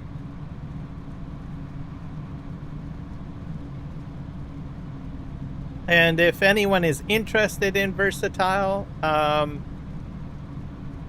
Looney Farmer, I believe, is his handle. I am bad with handle names, but anyways, I posted his versatile plant tour up on my YouTube channel as a post, so people can check that out if you want to see all of the equipment that Versatile makes and how they go through the process. Feel free to watch it. Looney Farm Guy. He does a lot of videos on mods. Like every day, he does mod review videos. So if something hits the mod hub, he's doing a video. And he'll put it in the game and he'll test it out and play with it and stuff like that. He does a lot of work. For, you know, every mod that comes out and explaining how it works and everything like that. So I give him props, 2 thumbs up for the amount of work and dedication he does for his mod videos. I've been watching him for years. I don't think I've ever mentioned him before, but he's another guy for mod videos. Okay, am I full? Full again. Ah, God. Back up. Have to back up now. I am so close to the edge. Once I get to the roadway, which I'm almost there, there's a roadway just in front of my tractor.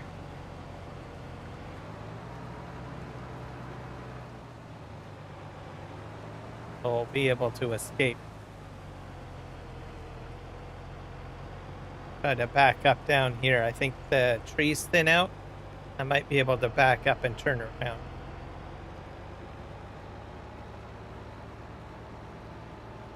But yeah, check out his videos.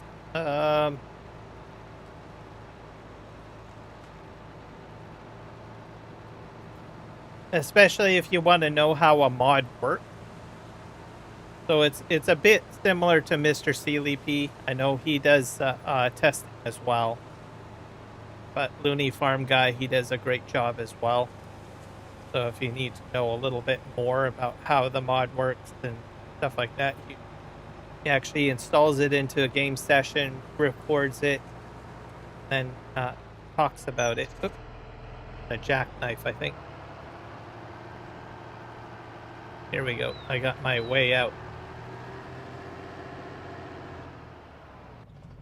All right. Go.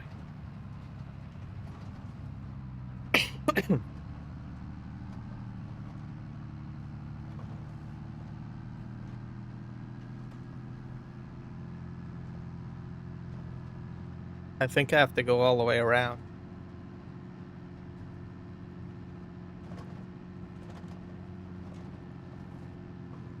Don't know what kind of field that is. That looks weird. Oh, it's bog. That's why. Bog. So anyways, yeah, he did a video, a couple of videos for the plant tour for Versatile because it's their 60th anniversary. So be sure to check that out. See what other equipment they build and how their process goes.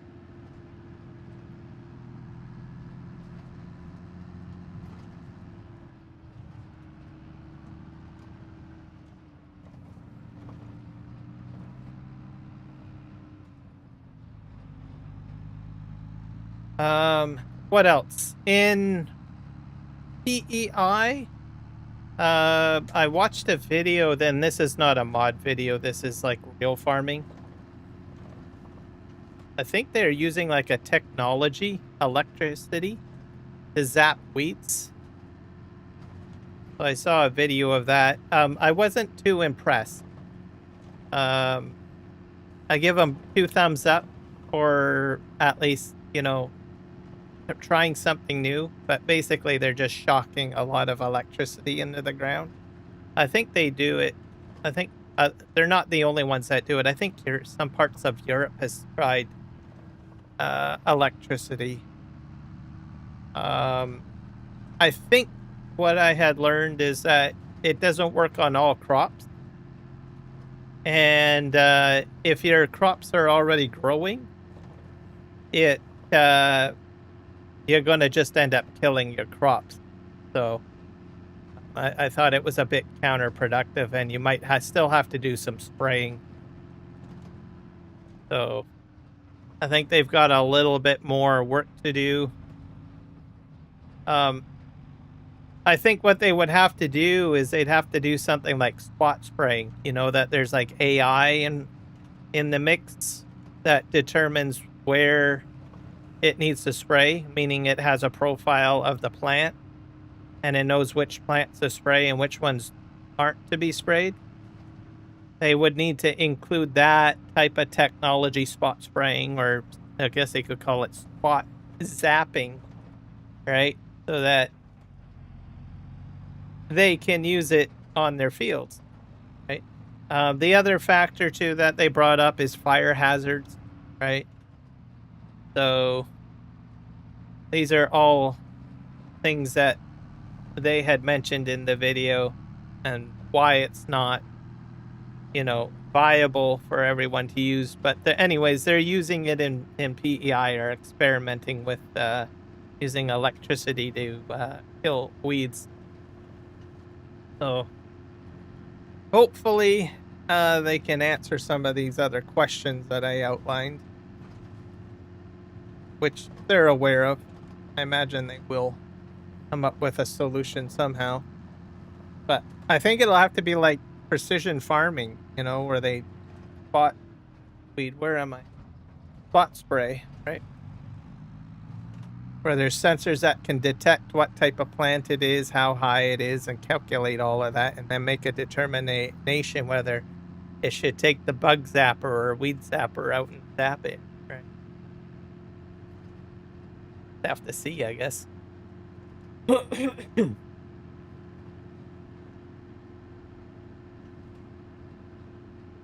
Myself, I haven't seen it in action other than the YouTube video that I watched, but interesting what they're doing with agriculture.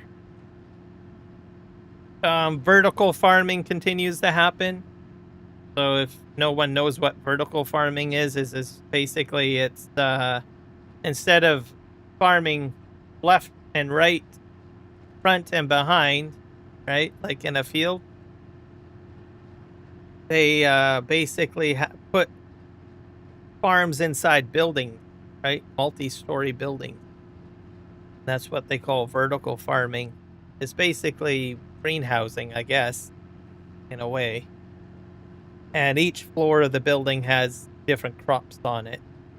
So we continue to see that prop up in at least in Canada, probably other parts of the world as well. We'll start seeing a lot more of that. You'll probably see those more around urban centers. We've also got container farms. So restaurants can buy their own container and it's fully set up for, you know, producing produce like lettuce, tomatoes, whatever they use in their restaurant, right? And it can be retrofitted. We've got companies that are starting to do that. I'm starting to see that a lot more. A lot of eco markets are popping up. Like in Chilliwack, we had a brand new eco market open up. So I imagine that they use a lot of this vertical farming technology instead of traditional farming methods. So I'm starting to see a lot more of that more recently locally.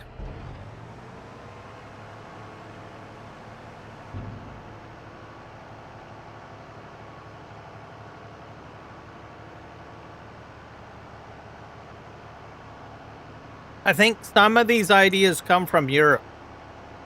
Um, I think Europe is way ahead of us on some of these different ideas of how to do farming.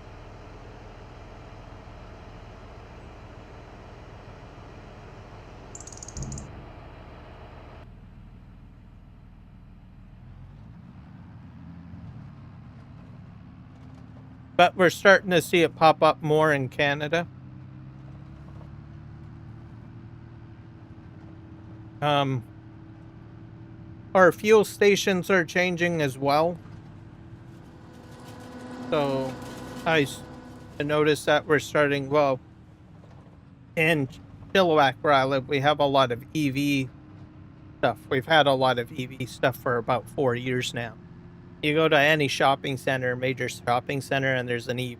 But something new popping up that I noticed is like eco fuels, hydrogen fuel station. We're getting one of those put in Chilliwack. For now, it sounds like it's going to be for commercial vehicles, not domestic vehicles. So I thought that was interesting. So you'll have buses, you'll have I don't know, waste management vehicles, all of that running off of hydrogen. So our industrial park is getting a new gas station put in. I guess it's not gas station, but I think it's called eco-friendly fuel, which is and I had to look it up. It has to do with hydrogen. So, and then I thought, well, is this going to be for my vehicle or is it something else, right? So for now, it sounds like it's municipal fleet, which is good. I think we're going to see a lot of green technology. There seems to be a lot of that going on. We're getting a lot more windmill power too, I guess. Saw in the news that we want to bring in windmills from China, put those in. We've always had windmill tech.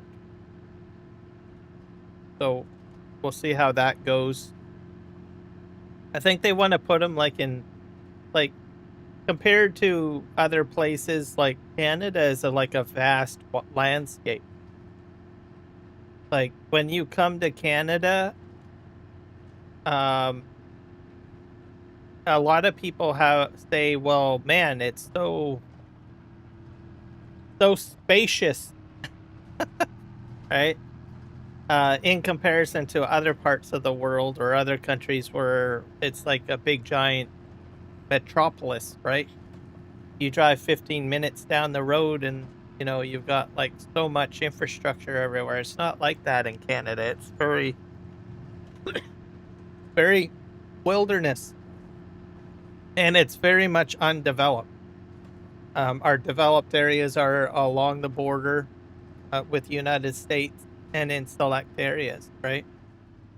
So we've got a lot of room to put in like wind farms. A lot of people don't like wind farms because they don't want a big giant turbine above their head, right? But if they put them in here, most people aren't going to see them. They're going to be put in places where there's pretty much nobody around, and then they just put in big giant, I don't know, wiring down. So we'll see how that goes. We're expanding that. We've already got wind farms everywhere, or in different places. Sounds like we're going to expand it even further. See what happens with that. Welcome in, the same guy. How are you doing?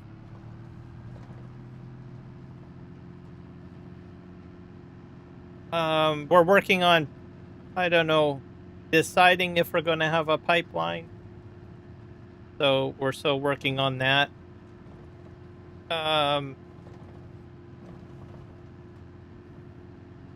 So I think right now it sounds like we're trying to get work with First Nations with consultation, and once that gets done, we want to have two pipelines built. One to the west coast where I am. It'll be up against the TMX. We already have the TMX pipeline. We're gonna, by the sounds of it, it's gonna be put against that pipeline or along the same corridor. And then we're going to be sending another pipeline to Ontario. That one will be a more expensive project, I think, if it does get, approved, because it'll be a brand new route, a route that has never been done before, and it'll span, I think, about 4 provinces, and it's going to hook up to our refineries in Ontario. So I imagine we'll be exporting probably fuel all over the place, I guess, through the St. Lawrence.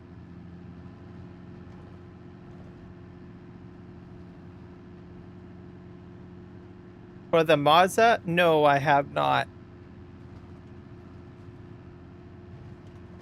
I did see images of it. That I think there's some videos coming out for that. I've already seen. What was it? In case anyone hasn't got a clue what I'm talking about. Show you.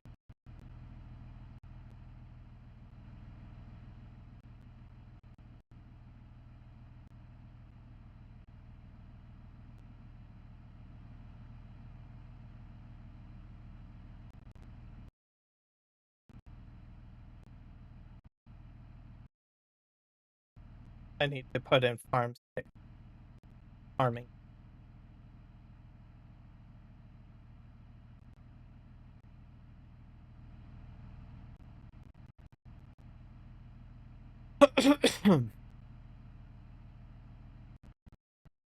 This thing.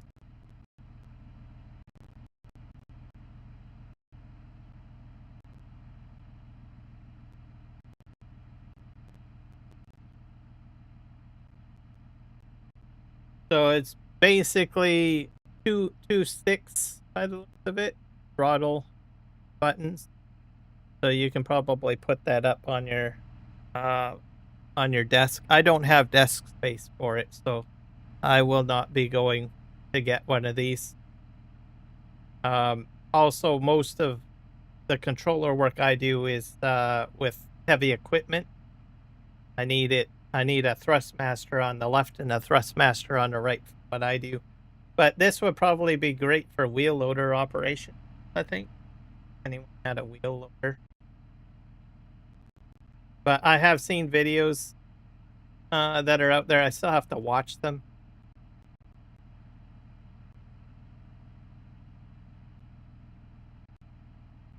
But it should add some more tractor realism, I think, for people to enjoy for their immersion, stuff like that.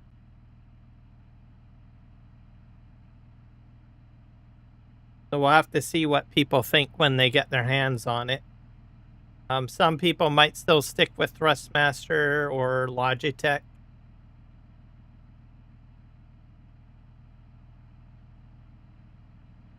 For me, I probably wouldn't. I would not be getting it myself. Simply because I already have a side panel, and I have 2 Thrustmasters as well, and most of my engagement requires 2 Thrustmasters. Unless I bought 2 of these, I guess, but that would be crazy. But I'm glad to see that more tech is coming. We have a lot of tech. We started off with Logitech.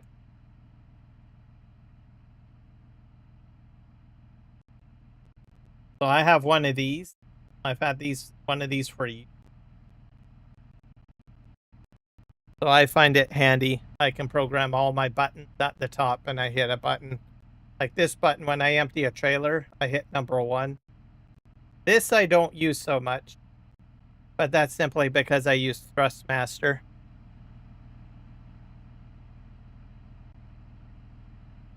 Well, definitely think about it. For one, for excavation work, I'd need 2 of those if I was to do it, but it's antiquated, so it wouldn't work very well, I think, for an excavator. Because generally, with an excavator, I'll show you the layout of an excavator.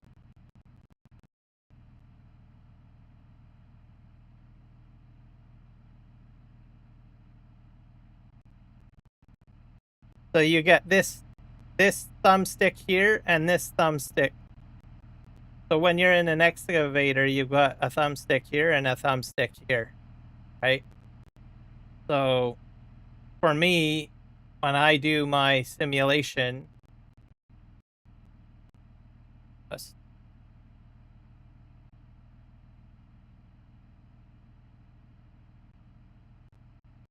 I use these.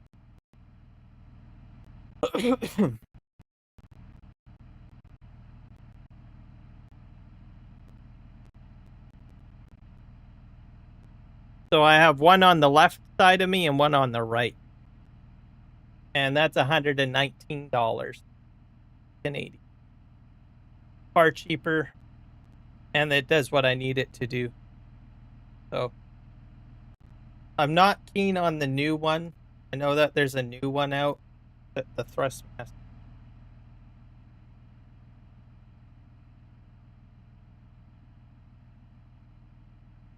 I think they got it. Where's the new? Not keen on it because it gets stick drift and all sorts of stuff on it. Right? That's why you're starting to see videos come out about how to properly clean. I haven't had to clean this thing in I don't know how long. I might wipe it down a little bit here and there, but I don't have to take compressed air to it. I don't have to take any special like cleaning solution to it.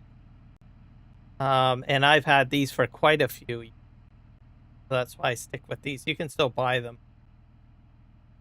But I am not a big fan of anything that's similar to like an Xbox controller where you get stick drift all the time. Here. Trust me.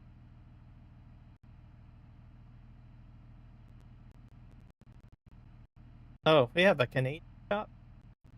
I have a Canadian shop. All. I think it might be this one. It's in French.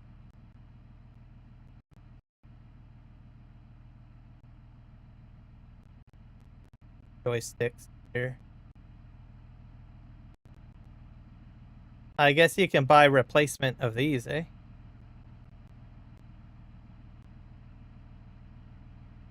Where it is. Is it this one? This is the side stick. Yeah, this is the newest one.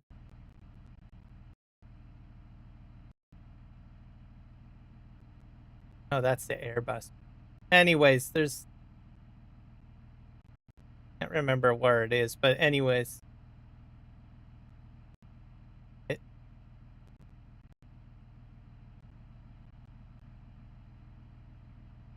Fine. Oh, that's the one that I have. I like that one. You can switch sides too. You don't have to buy them as a bundle. And you can flip them. So there's a switch underneath that allows you to reverse whether you want it left or right. Where is that?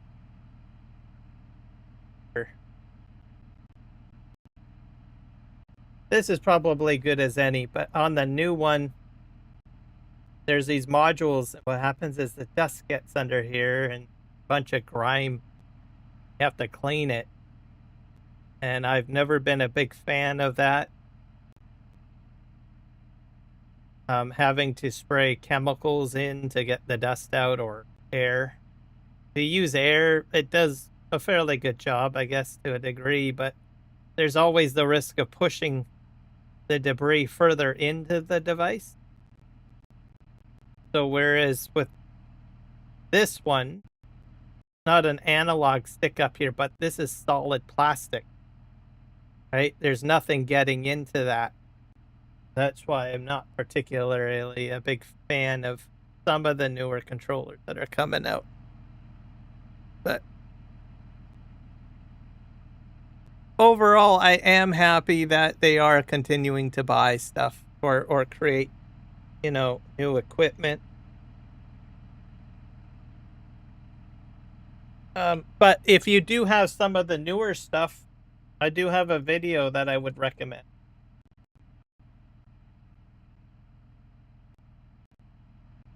That sort of helps with stick drift. Farm sim guy. He did a video. Fantastic video. Oh, and you should watch his series. He's up to like episode 3, by the way.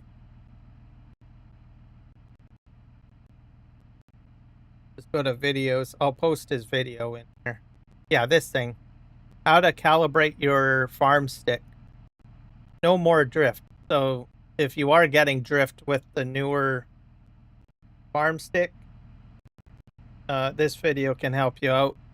I imagine that there will probably be a similar video for the other device by the time that, it gets into the hands of people by Moza. But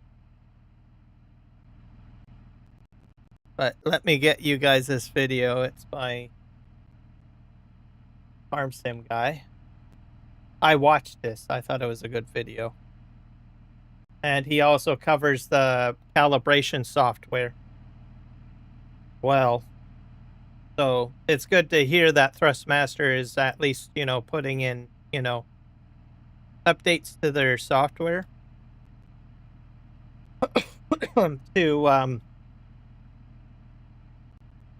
to help folks address stick drift without having to use chemical solutions. He also mentions, ways of cleaning it and stuff like that.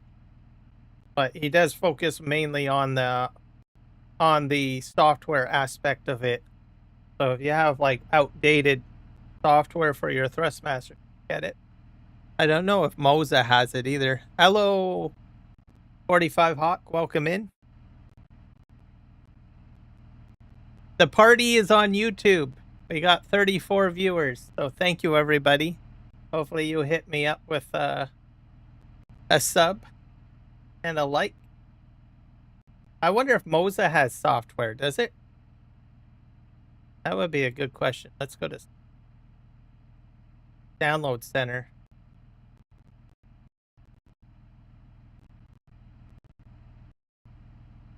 Professional Side Racing Control Center. Personalize your racing experience across platforms.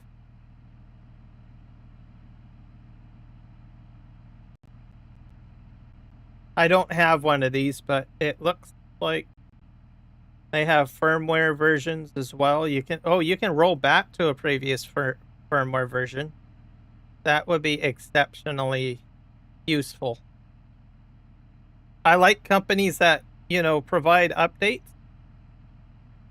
but also the ability for their customers to roll back to a previous version.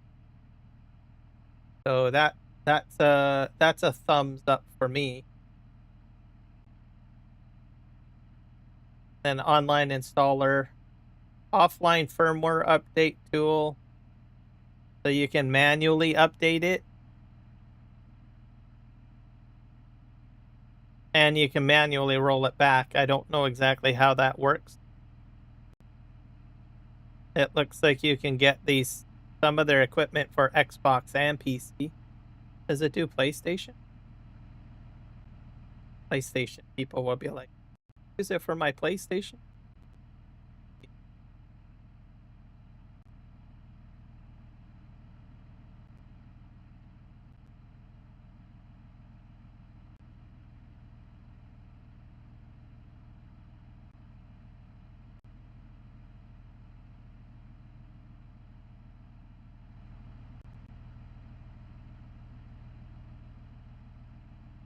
scroll down, see what we got. It has a lot of buttons though. So I think I like these little switches here. They look interesting. See if I can zoom in here. Oop. Bar. That's the control. Is that the software?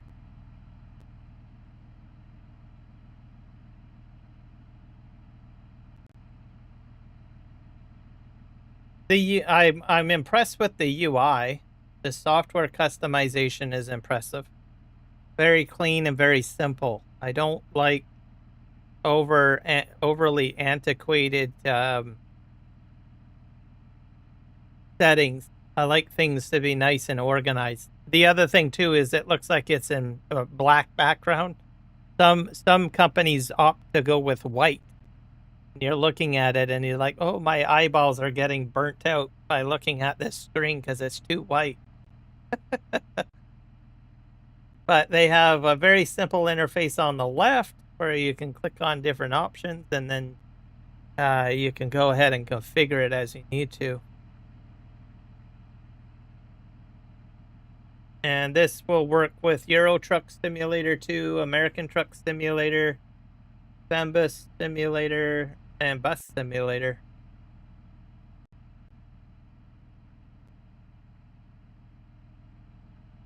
I could probably see a lot of people in the trucking simulator doing it a lot, for sure. Maybe Bus Simulator too, because it's more focused for driving, right? And then if there's a lot more focus on just straight tractor work, not heavy equipment. But this will be interesting here. I guess they are going to use it for construction simulator. I probably will have to watch some construction simulator folks and see what they do with it. Like I said, first thing that I saw from it for heavy equipment would be wheel loader.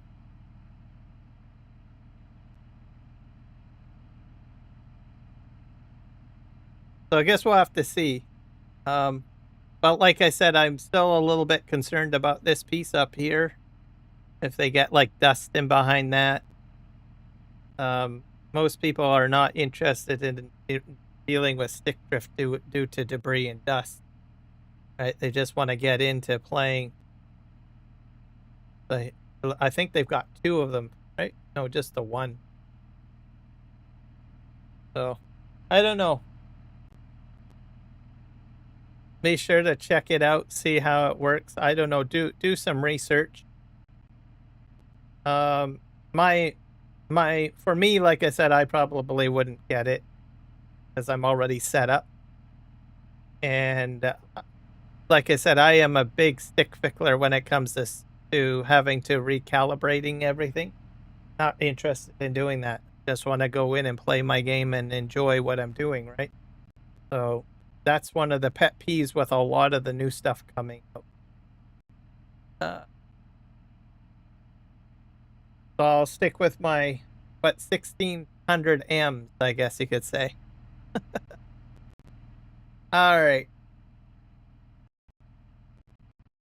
Let me just close that down. But definitely check out if you have a sim task by Thrustmaster and you are running into, stick drift and stuff like that. Check out the Farm Sim Guy's video because it's going to help you out. Especially with the calibrations. I think that Thrustmaster has put in the time to try to provide tools that don't require a lot of heavy cleaning, everything like that. Just minimize this. What happened here? Am I empty? Yeah, I'm empty. Get back to.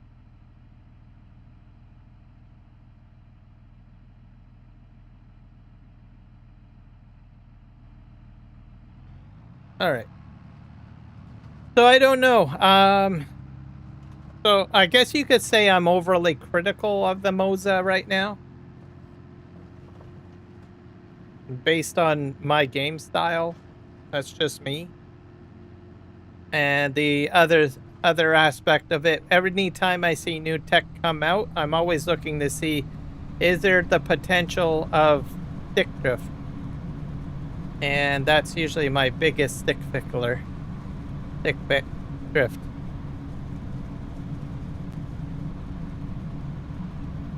So especially with the price tags of some of these things. I mean, I've heard of people getting so much stick drift, they end up having to buy another unit within a year, right?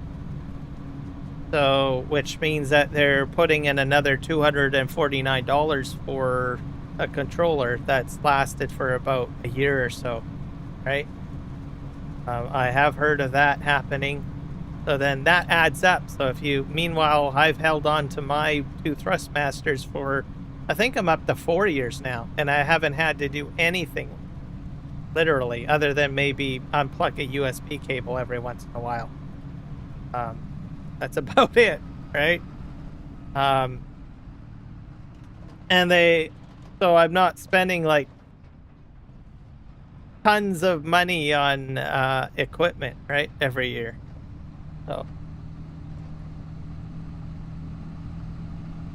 not to say if you don't do that, if you don't, that you're going to run into those problems. There are people that I've come into contact with that treat their equipment really well.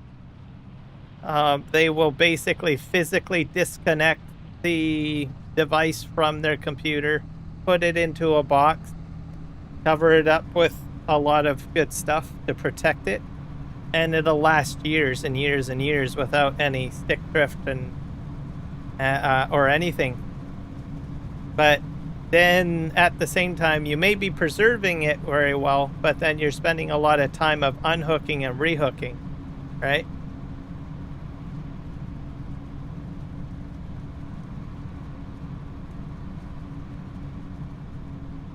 I feel sorry for Xbox controllers the most, or any controller, PlayStation controllers, right? Because they use the same technology, the little thumbsticks, right? Pretty sure everybody has, pulled their hair out. Thank gosh darn it. But mind you, I think those things get the most abuse, right?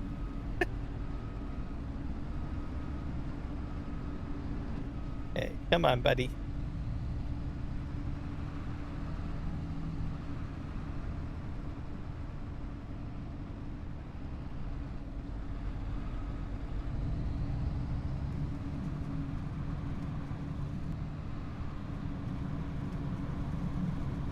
That's probably another reason why I'm not a console player as well. Don't really want to have to deal with controller drift as well. I do have an Xbox controller. I do have one. And I don't use it very often, but I can tell you I've got it locked away nice and safe. Because there are a few games like Mortal Kombat on Steam that I do like to play, take out the Xbox controller and have at it. But when I'm not using it, it's definitely not kept out, that's for sure. It's locked away. That way I don't have to worry about it getting all gunked up or that, right?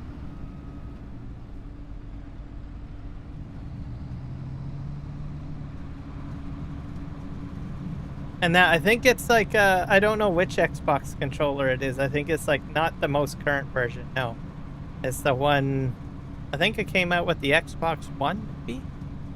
Yeah, I think. I know it's an older controller, like much older Xbox. So it's like, I've had it for well over 10 years and it still works perfectly fine. Nice and safe.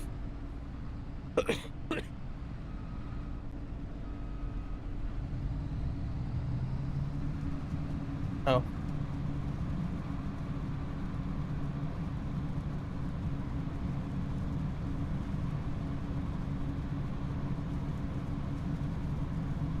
I think we're starting to kick up dust now as we're getting into midday. So the moisture on the map, I think, is changing. That's why I think we're getting a little bit more dust off of the forage harvester here. I think the soil's starting to dry out.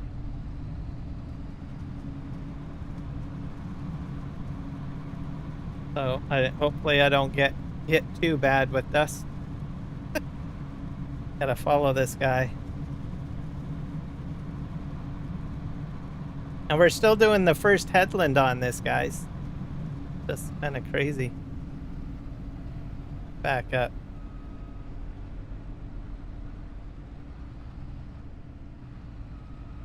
I don't know how long it's going to take me to get all this done. I think it'll go quicker when we start doing like the straight ups and downs. Oh, that's right. He's trying to do the edge.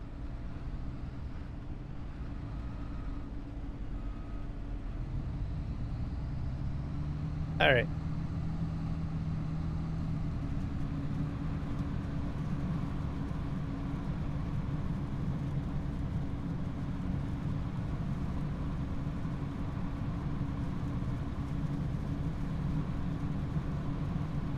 I don't know if I have a production for this lavender. I think I just sell it.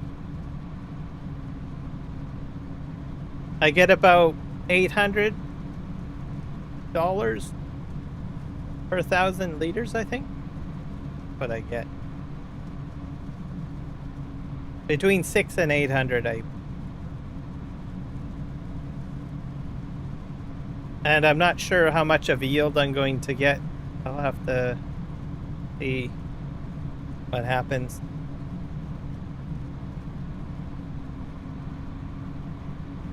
So I don't know if I'm going to make a lot of money off of it or not.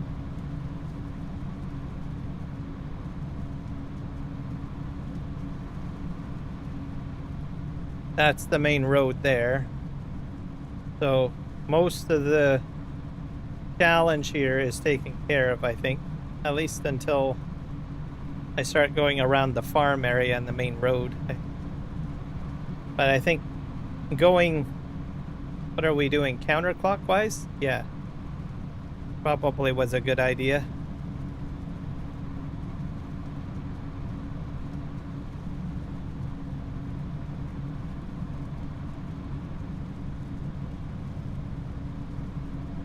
And then I've just leased the equipment, basically. The Fent harvester and also... Actually, I think I bought the blade. I did buy the blade, so the blade's mine. Looks like my tires are getting muddy. Is that a bad sign? There's a lot of moisture in the ground. Yeah, I'm getting a lot of water on my wheels, so there must be... I don't know why. It's sunny out. Must be moisture in the soil. I believe he's done some interesting texturing on the map. I don't know how to explain it. So I don't know if it affects the fields. I know that he has like a cart path that's like half road, half field. I can't really explain it. But the gameplay, when you're playing it, you drive through it and it's like sort of solid and yet muddy at the same time.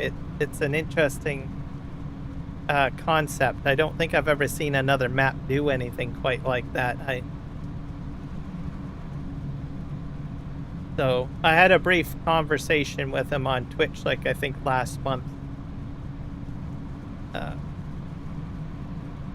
didn't really get into the technical details on it. I just basically said that I'd like to see it stay because I thought it was interesting. So it sounds like it's staying. Oop. Oh, I'm full. Get back.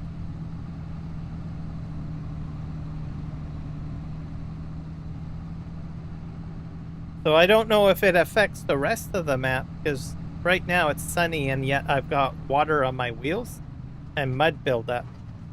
So I'm starting to think that he's done something with the map physics or something. I don't know. Usually, you know, if the sun has stopped, right, that's it, right? Now my tires are dry now because I'm on the main road. So they're dried, well, a little bit wet, but the mud's come off. So there's something going on. I don't know how to explain it. I'm noticing something different is all that I can say. What's causing it? I don't know. And I'm just explaining what little bit of information I know about the map. I don't know if it's the water table.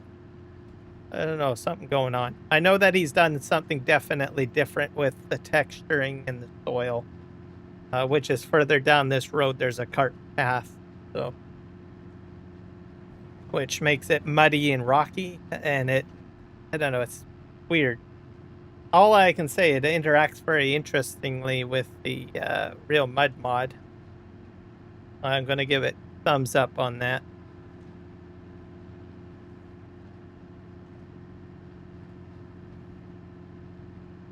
But my tires are now dry, right? And I'm pumping out dust like, oops, that's definitely a crash. Oh yeah, my counter doesn't work anymore. I have to fix that. Can't do my counter anymore. I have to figure out how to get that working. There we go. I have a crash counter, but the button that I use to increase it, the add-on is not working. I think I know what the problem is. There's a modding group that handles mods for Steam decks, and I think they lost. I have a feeling they lost their Microsoft license again. So software license, or it's not registered. So they probably have to re-register it or something. I don't know. That's what happened to me the last time when it stopped working.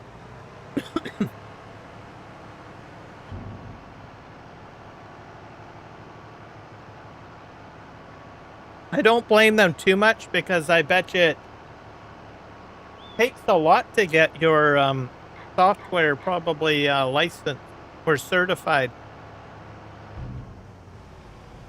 by Microsoft.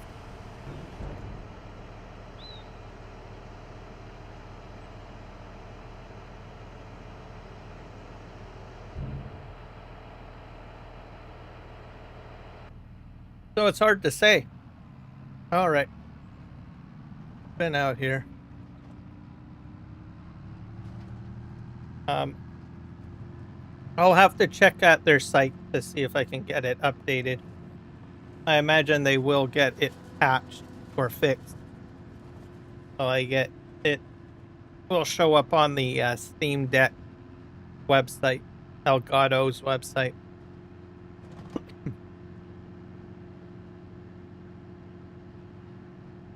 I can start registering my crashes again.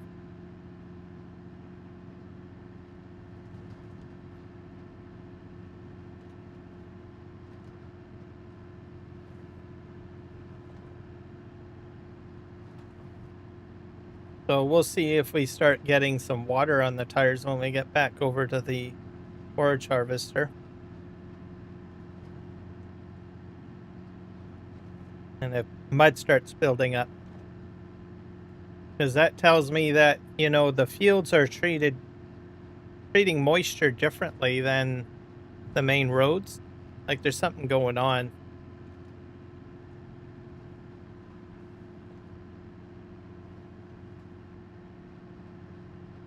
So he's done something with the map.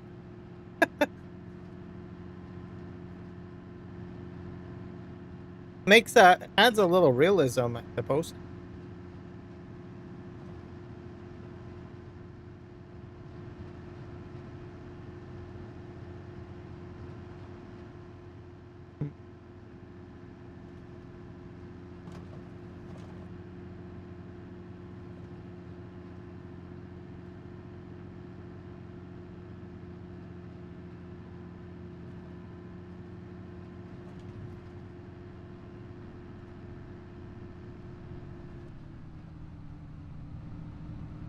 Let's see what happens here.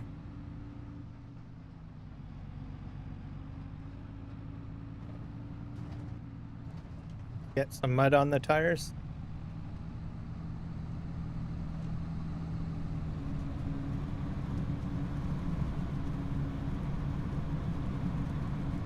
Probably take a while for it to build up, but I'll keep my eyes on the tires.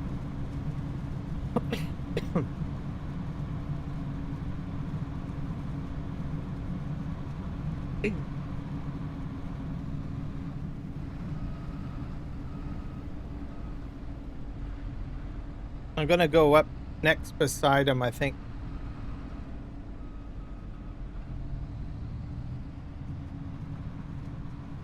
Do one of these.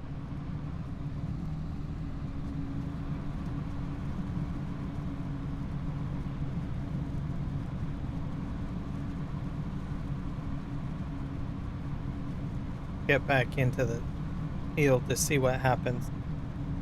So my tires dried up again.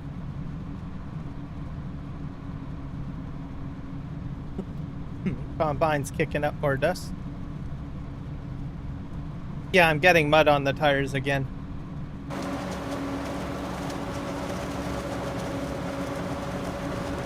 So something interesting going on. I don't know what it is. But definitely different.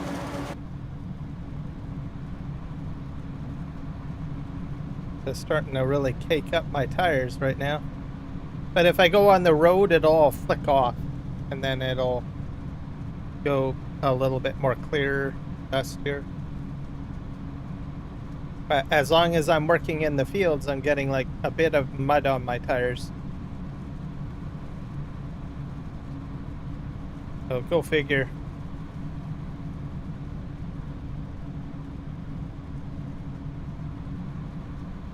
$119. We're not up there. Oh, our temperature jumped up to 32 degrees. It's what, 3:34, which is kind of interesting because usually we get higher temperature at like 1 p.m. So I think we probably have like maybe a wind directional shift, which does happen. So we'll get direction of the wind from different directions compared to day and night.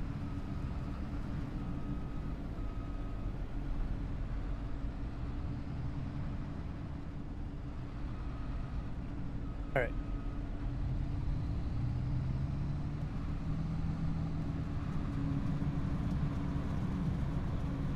Spin around here.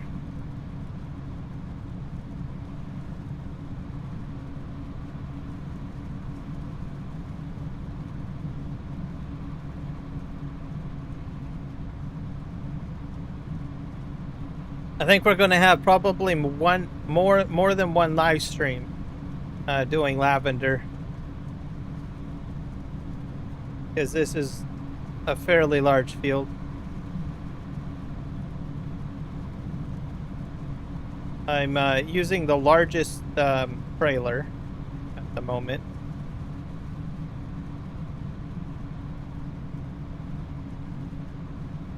And I'm not using any automation.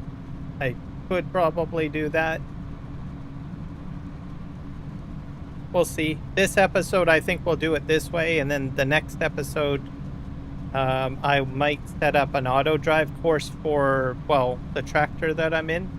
And next episode, I will probably end up inside the cab of the forage harvester. So we'll flip roles basically.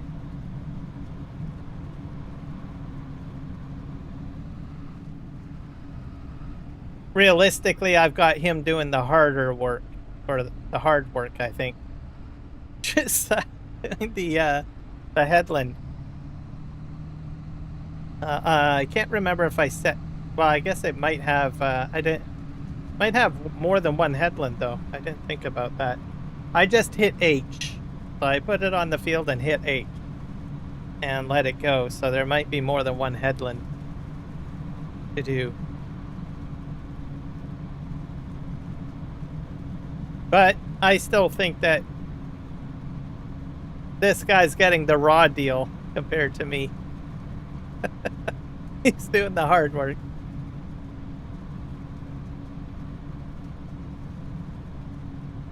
Okay, I'm gonna just go around the corner smoothly.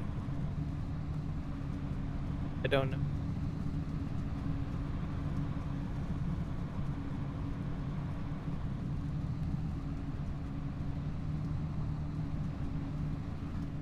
All right, he's backing up.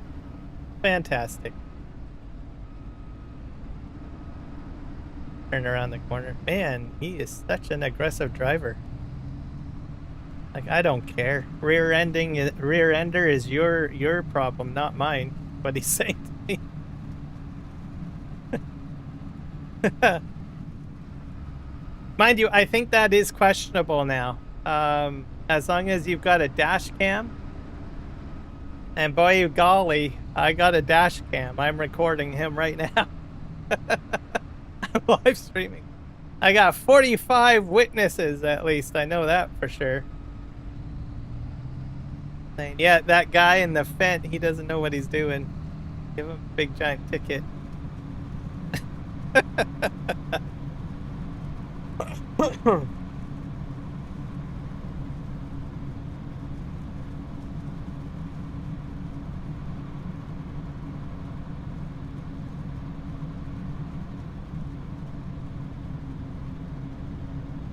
So once I get the Hadlin done, I'm going to take a quick break. My throat is getting a little dry, so I'm going to get a glass of water, hydrate.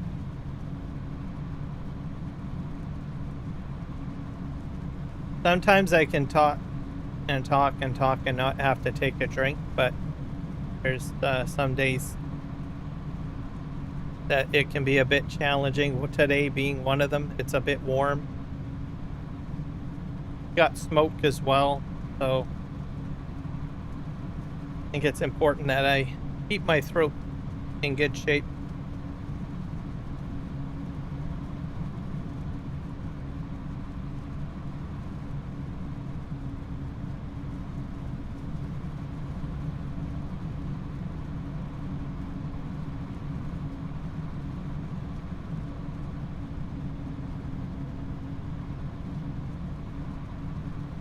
So on the FarmCon stuff, like I said, I really like the coffee, the way that they put it on the field. I'm hoping that they incorporate that on all vineyards. I think that would be a great idea. Whether they do that or not, I don't know. I did watch DJ Goham and Farmer Cop. They were collaborating together to put out some information, and I did catch them talking about the video or the footage that they had, or the setup that they had where they were testing out the map and everything. And placement of coffee bean fields I thought was fantastic. So we'll have to wait for that. Hopefully we'll see it for other vineyards. I can't see why not. I believe that they initially released the vineyard technology in 22. And at first how it worked is that you could put a line anywhere. And then they eventually changed it where it would snap right next to a row that you put down.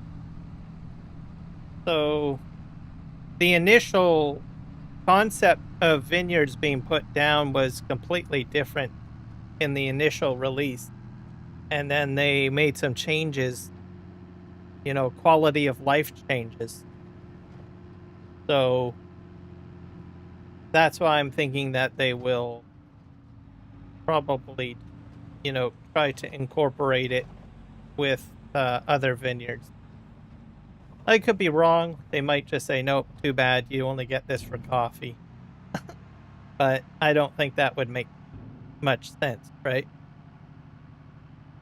So I think Giants is trying to, I guess, move in the way that if they put out something, that it has an overall quality of life improvement to existing features in the game. Because realistically, it's a smart move to do that because if you don't, upgrade other similar systems with it, uh, you're just making those other features outdated, right? And then eventually you're going to probably end up having to update it anyways. So hopefully I'm correct on that. There's a lot of companies out there that they put out something new that has an improvement, but they don't apply it to, um, older older parts of their game or their whatever that they put out, right? And then eventually they do get around to, well, I guess the community's right. We should probably update this as well. Right? So I think this, if it seems like they're moving in a direction where they might sort of improve everything at the same time. Wishful thinking on my part. Don't quote me on that, but thinking it might be what they might be doing. We're starting to see different changes with how Giants is moving forward with stuff. So, do they say, "Hey guys, we're doing it this way"? No, they're not. They're not that transparent where they spell it out 100%. You just sort of have to watch what they do and how they go about it, and draw your own conclusions on it. And then I like the new guy that they got for doing the videos. I can't remember his name. So, well, I'm guessing we'll probably see more of him. Because he did the news release video? I don't know his name. I'm bad with names, like I said. But hopefully we will see more of him. I think he did a fairly good job. He took questions from the community and answered some of those questions in, I guess, a fun and informative way. Is he Kermit? No, but I'm pleased to see that at least we've got a new face, I think, that is putting out information, but not just to advertise, but also to, take questions from the community, right? And let us know what what what they're planning on doing with certain things, right? With the DLC or the game, what have you.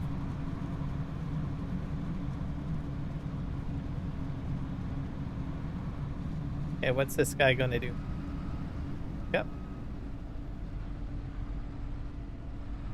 But I will recognize there are still very hardcore Kermit supporters, and yes, I do agree.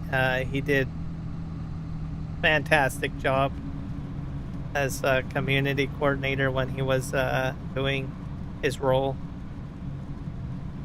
I've never really had to engage with him or ask him questions, but I have been in several Discords where I have seen him engaging with the community directly, right? Answering questions and stuff like that. And I've heard people say that they have, gotten their answers. So that takes a lot of work and dedication, right? I'm not a big person who enjoys conversing too much on Discord.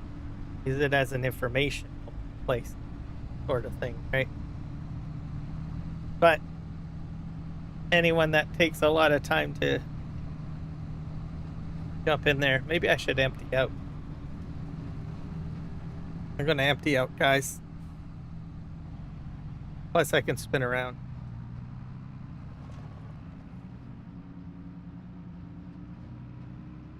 So wherever Kermit is, hopefully he's landed on his feet doing something. I'm pretty sure he has.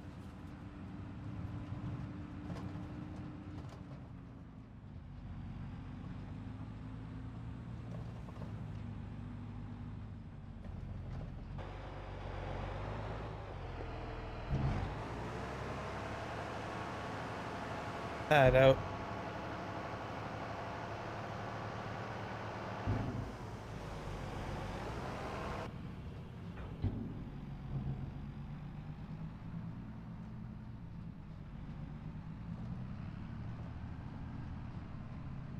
Okay, what direction are you going, buddy? Center. This, I guess. I didn't expect him to do this. I thought he would be going the other way. I guess he's doing headland and the reverse. I'm gonna go to the edge here and then I'm gonna go grab my glass of water, I think.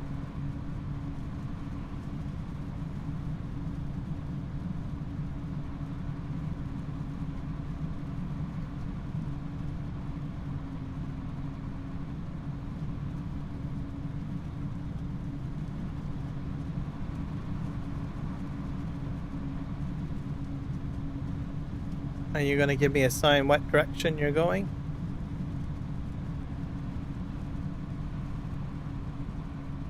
Oh, what are you doing? Are you going across the field? Are you gonna turn sharp?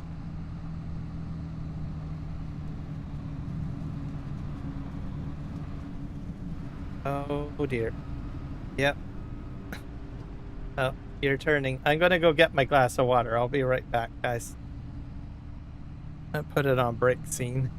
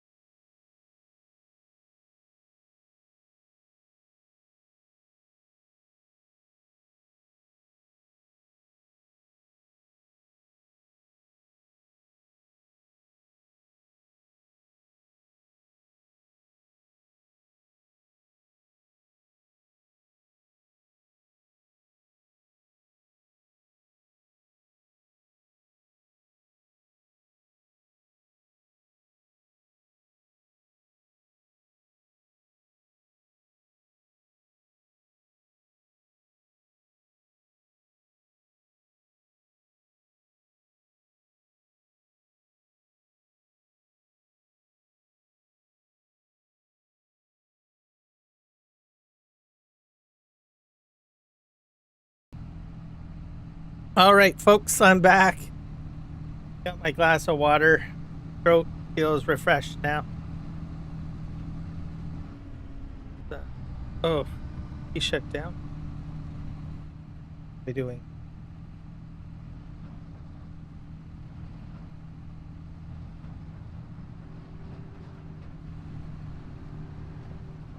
All right, let's see if I can go around the corner.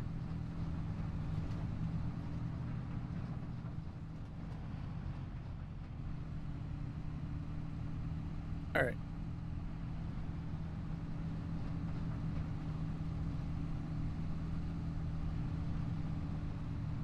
It's going to be a challenge.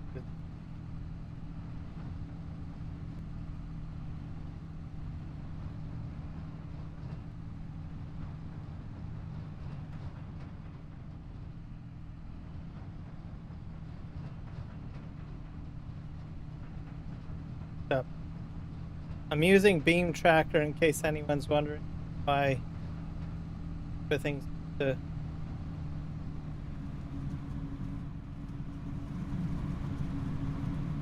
That's why the camera moves so much.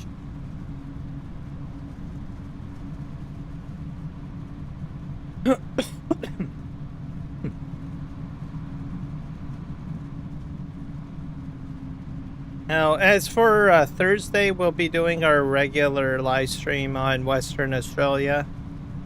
I believe we will be doing canola. Yeah, probably canola.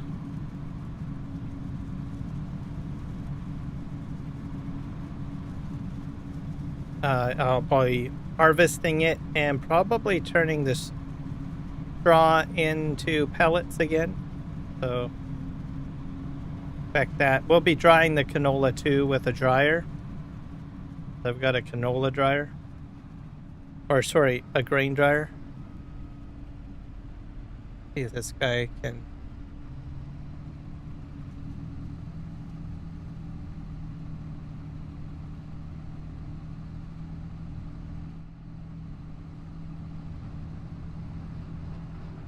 Back up here.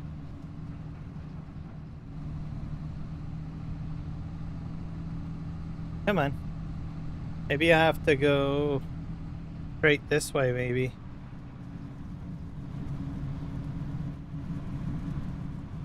There we go.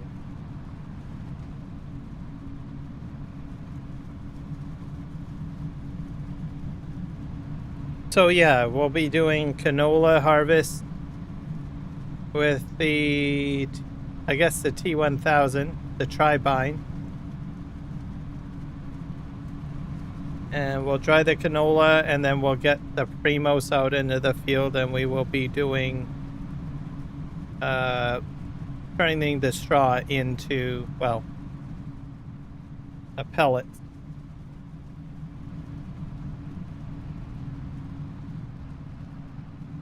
So that'll be the plan for Thursday.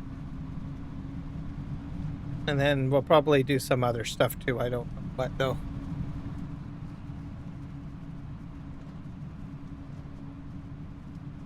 And then Saturday, like I said, we'll be doing more auto drive and course play testing on a different map with different crops. Smaller equipment, which will be great.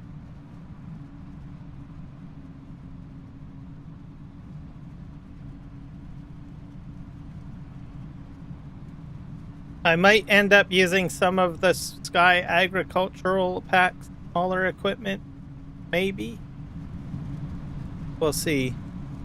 So if I end up on a map where I'm going to be doing a lot of small stuff, I will try to incorporate some of the equipment. I'm not sure though. Just depends on how it plays out, what I end up getting up to.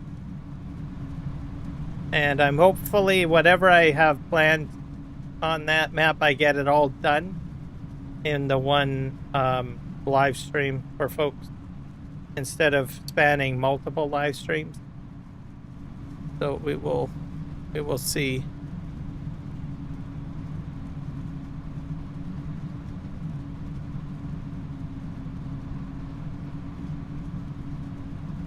And then we'll eventually get back to the corn harvest, which is not complete yet. So.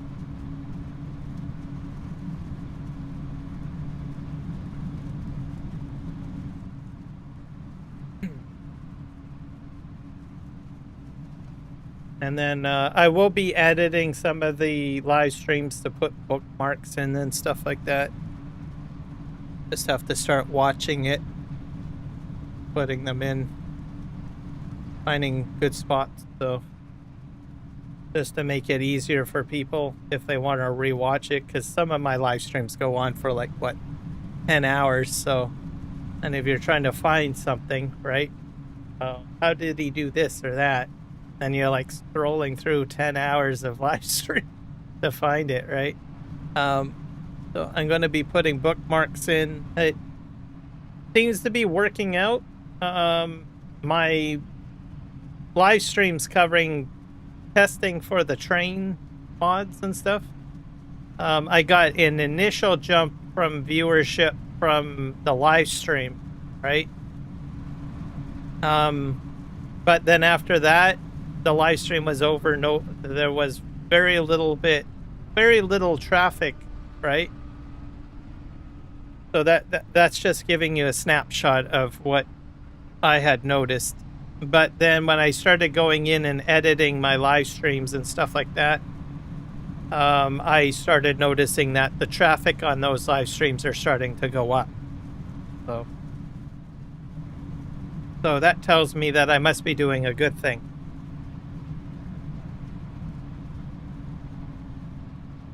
For my community, I guess.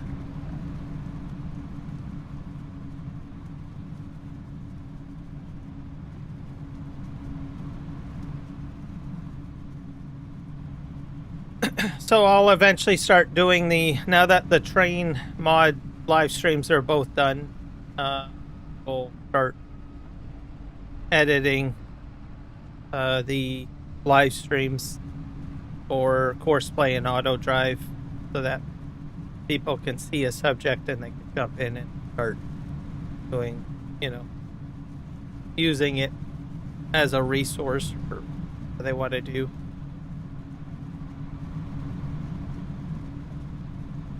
So we'll see what happens.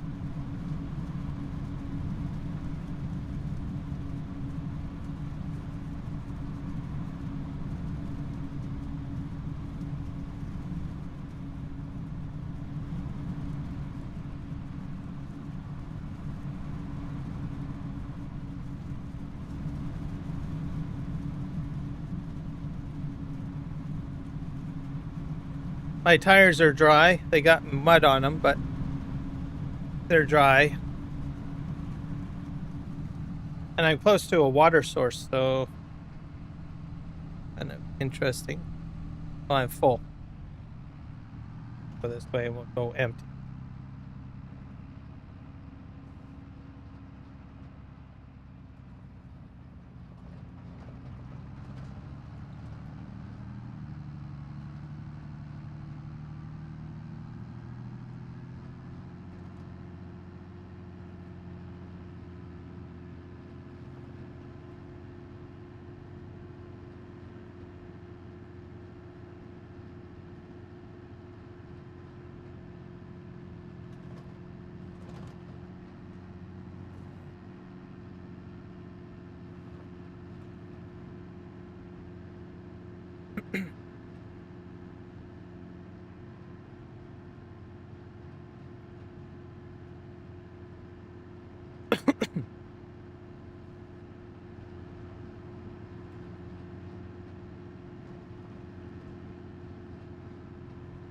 I don't know what crop I will plant after lavender.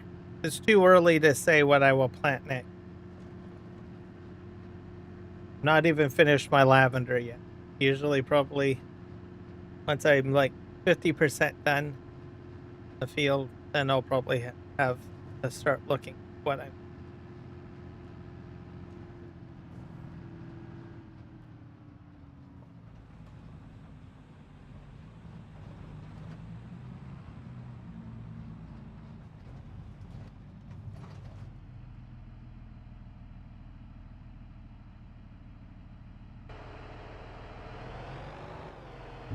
Is there anyone participating in the mod contest that Giants is putting in? That's I think that's by Volvo, isn't it? Like a collaboration between Volvo and Giants.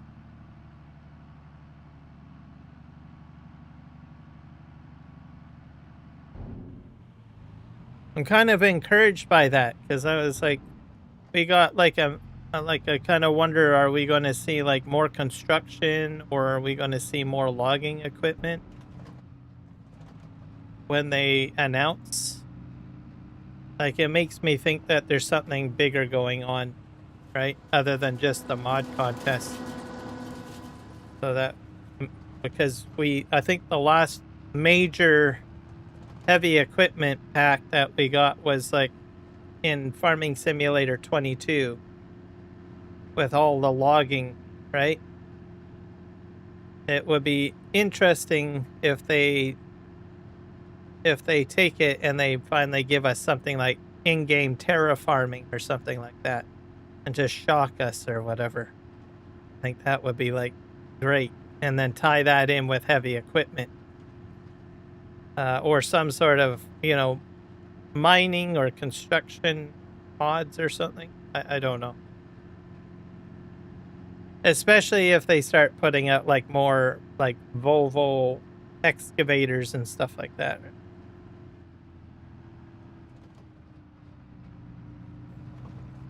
I know I would be intrigued. That would probably catch people off guard quite a bit. They'll be like, wow, I didn't expect the ability to start digging into the ground or something, right?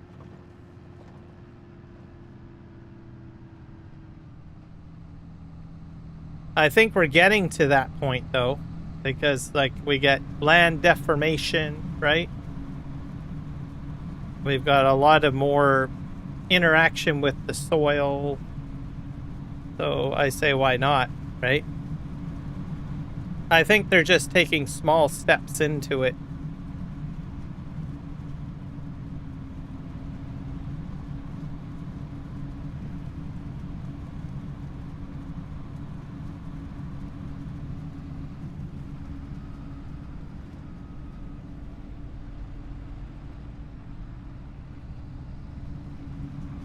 So that was a smooth turn. Either that or maybe more logging equipment. That's always a possibility. Most of the logging equipment that came in game, I think, came from the Silver Run Forest DLC, right? From FS25. So they may, it wouldn't shock me that they have another heavy equipment bundle coming, right? Because that actually garnered quite a bit of success. I mean, there's a lot of people doing a lot of logging. There's the Logging League, right? That Argsy Gaming and the Sim Guy organized, right? In partnership with Thrustmaster, right?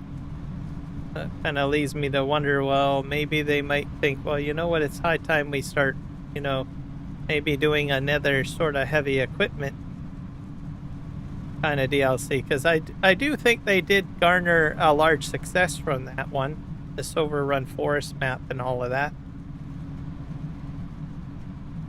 The thing is that I think when you're trying to release DLC and new content, you can't do the same content over and over again, right? So when you plan out a roadmap, you can't just do like forage harvesters every DLC, right? Maybe that's a bad example, but I think you guys understand what I'm trying to say. So maybe if we go for another season's pass, maybe we will see something interesting, like with logging equipment or construction equipment, if there's another year, right? I don't know. So, like, I think some people think that we're going to get a new game in next spring, and then some people suggest, oh well, we're going to go for another season, right? And we'll see something for 2028. I'm more for the 2028.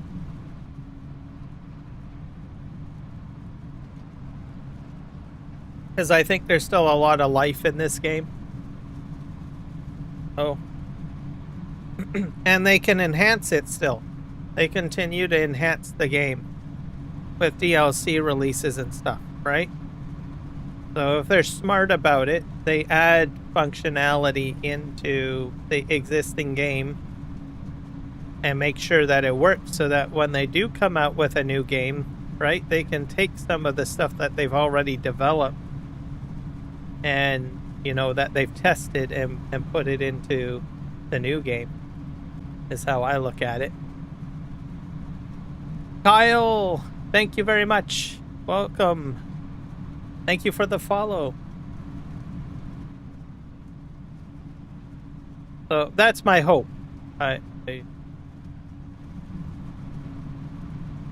I think there was still a lot of life in 22, I think, as well. So I think it's a bad idea to rush a new game out. That's what I feel. So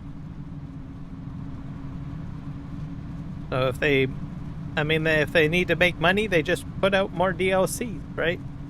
And just slightly enhance it each time. I think that's a better model.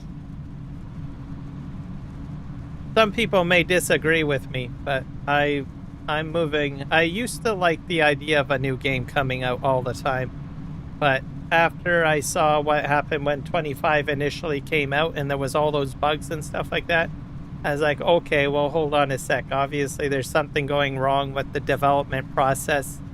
These guys are rushing the gun on things, right? I say, nope, just continue to release DLC content for the existing game, and then make sure that when the new game comes out, it's, well, new. And then number two, make sure that it's going to be enjoyable for everyone to play. And I think that's basically my thought on it.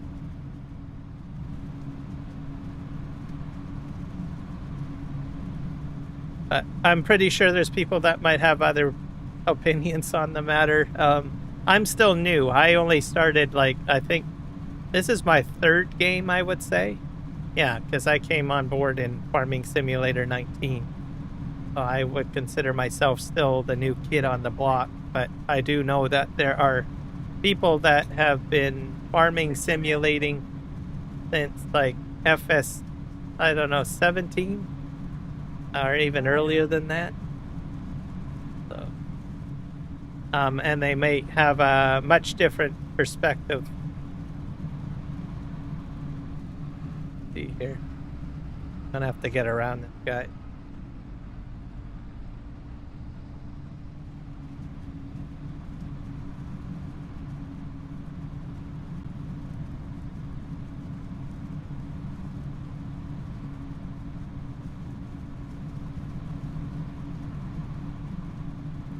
Kind of curious how we're going to go around all these. Oh, crap. What are you doing now?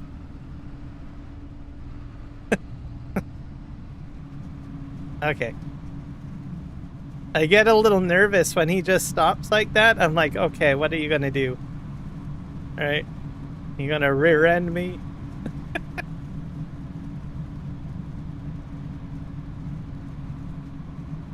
We're going to obviously turn to the left here. Go off to the left a little bit here. That going into the water. Oh. Get that row of lavender? Oh, you're gonna miss one, are you? Nope. Nope, you're gonna get it. Good job. I need you to get every little bit. That's some precious lavender oil there. I can sell it to Dove Soap Company or something. Or aromatherapy, right? It's weight in gold. Come on. Am I full? I'm full. Okay. Too busy watching him, making sure he's doing his job, and didn't realize that my lavender is full to the top. All right. I'm gonna take the main road. Shoot up here. I love this tractor, by the way, guys. So I'm in the custom modding versatile tractor. So I just love it. You're probably going to see me using this as much as possible. I got the 620 anniversary edition because it's got the stack on there. Man, look at that stack, eh? So right now I only own one, but I'm probably going to get others. I do have other versatiles on the farm. This is probably a little overkill, but I wanted to show off.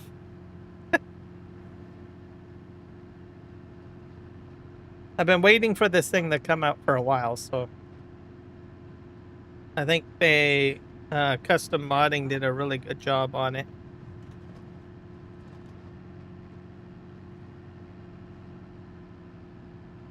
It's fun to operate too, like in the field. Like sitting behind my steering column, you really feel the, you know, the whole power of it. That's just great. And I wasn't expecting a versatile variation, so I was pleasantly surprised. All that I need right now is I need a versatile combine. So I know that there's some out there, I think, in the works currently being made. I don't know where their progression is, but I'll be looking forward to adding a versatile combine to my fleet.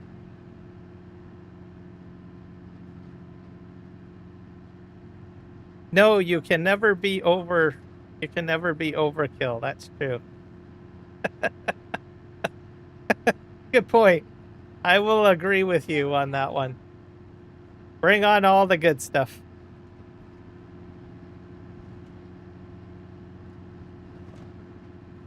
I do want it to, well, I don't want it to rain now, but I would like to get rain on this map and start mud bogging it through stuff.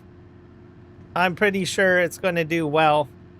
Right now, I don't want rain because it'll shut down my forage harvester. I don't think the forage harvester can operate in the rain. But I can tell you, when this map gets rain on it, oh boy, I'm going to be out there in the mud. That's for sure with this thing.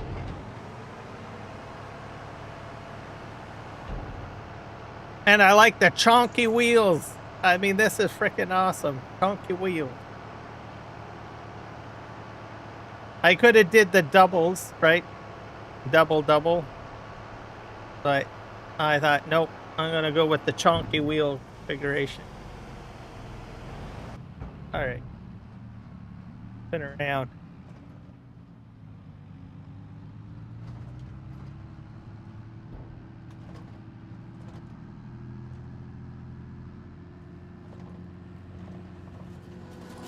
I'm going to scoot out here.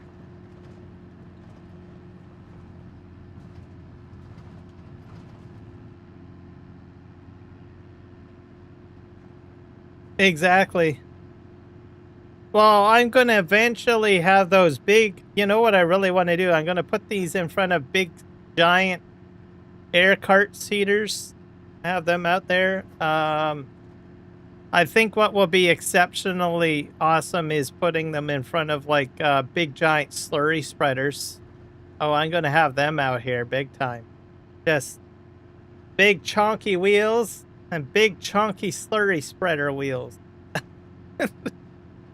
I'm just doing my thing. It's gonna be great.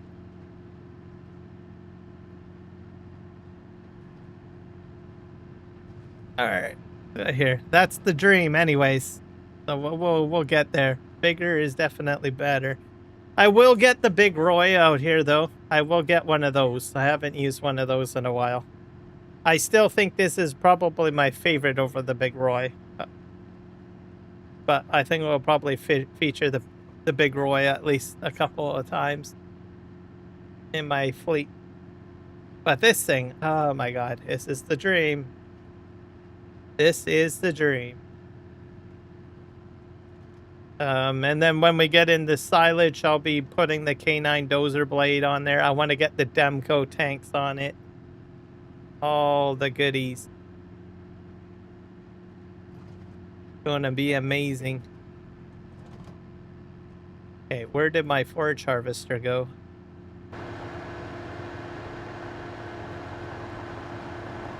Oh, there he is. There.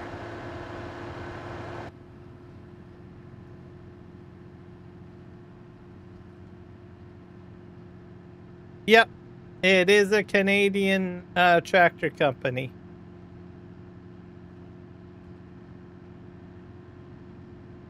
And their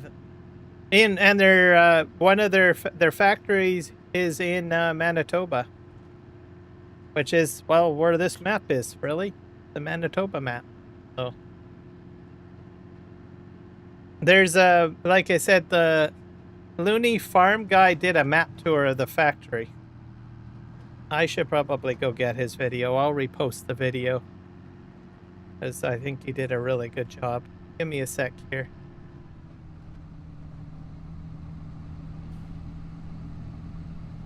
See if I can find it.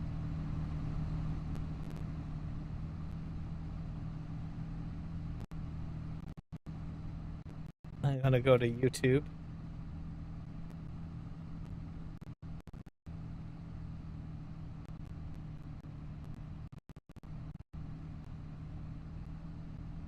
And I think he did a couple of interviews. It's not just one video, if I remember correctly.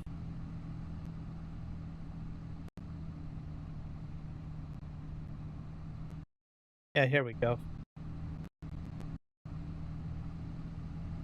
As I was saying, he does mod videos for every mod that gets released on the mod hub. So here's his channel, and check it out.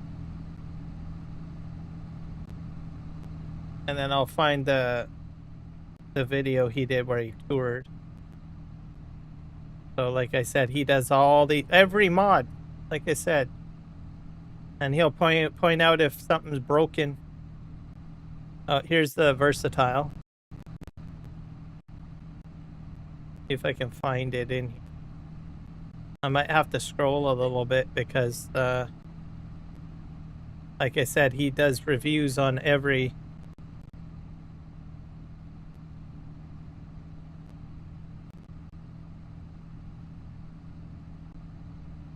scroll.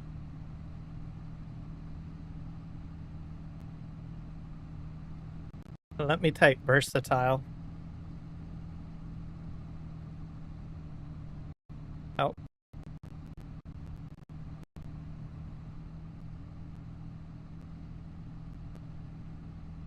It might have been under a short video though. Sure. Oh yeah, here we go. And that's him there. So this is the first time I've actually seen him. So I've never seen him before, because he doesn't do camera when he does his videos. It's just, you know, farm sim. First time seeing him. But anyways, check that out. That's the 60th anniversary 2026 factory tour. Yeah, 60th anniversary. So check that out.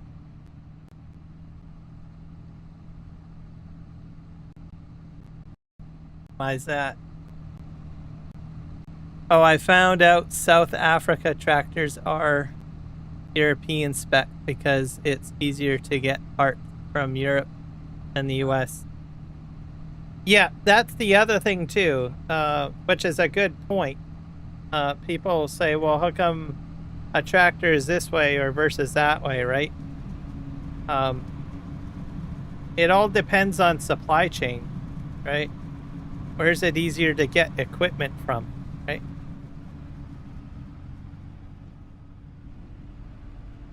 And that's the truth of it.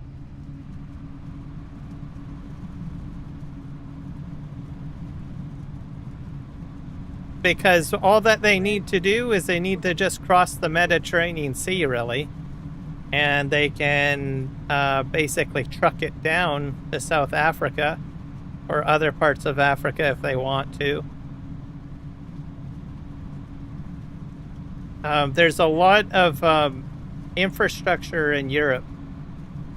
So I imagine that they can get a lot of stuff logistically moved around quick in Europe by probably truck or maybe rail. I don't know if they do a lot of rail. I know they do a lot of trucking.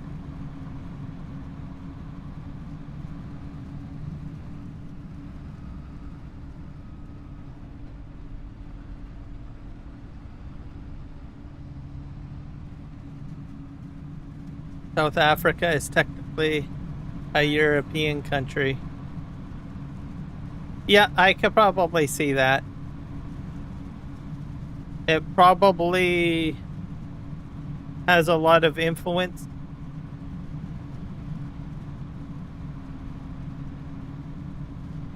So you would probably see a lot of the supply chains from Europe go to come from Europe and go into South Africa or into Africa. So I'm not surprised at all.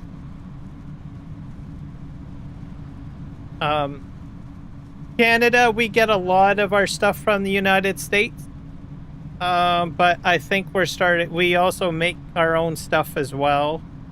But I'm starting to notice that we're starting to lean more to Europe now. So The thing is we got a ton of free trade agreements with Europe. We've had them since 2019 or 2009. We've had free trade agreements with a lot of countries. And when I say a free trade agreement, it's basically a not just like we hear like USMCA, which is or CUSMA, which is the American, Mexican, United States Free Trade Agreement, which we talked about. That's 3 countries, right? But these other trade agreements that we've had for years consist up to 10 countries or 20 countries. And they've always been there. It's just that we never really took advantage of them until recently, right? Under certain situations that we have now, right? But they've been there for years, right? One interesting thing, and I don't want to pick on Americans or anything, but when I was doing this research on these free trade agreements that we've been a part of, commonly I didn't see the United States listed in any of them, which I thought was strange. Like, I would have thought, well, why isn't the US listed in any of these trade agreements? And there's a lot of them, right? There's free trade agreements with, like I said, the European Union. We've got them with South American countries.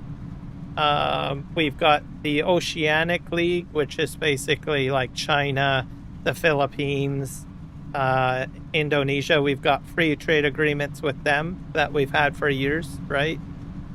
And these are like big, giant trade agreements. They're not, like I said, it's not just small, like individual bilateral or trilateral agreements. They're large agreements with, you know, a bucket load of countries, right? But anyways, we've had that there for quite a while, for like over a decade. So we're now taking advantage of that. So we're starting to see a lot more stuff coming into our market from Europe, Germany, Britain, or the UK, I guess I should say, right? And the EU. We got a lot of stuff now starting to come in from the EU.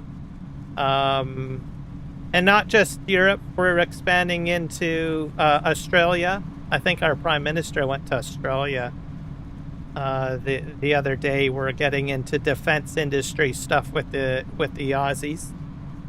And Asia as a whole, Korea, China, India, we've had large innings there. So we start to see different things that, well, I've never seen before, right? It's like, oh, well, that's new, right? That's interesting. When you see something new, right, it catches the eye of the consumer, right? And you're like, oh, well, that's different. How come we never had that before, right? And it becomes a more of a realism of understanding of, you know, that there's some brilliant people out there other than inside my little bubble of Canada.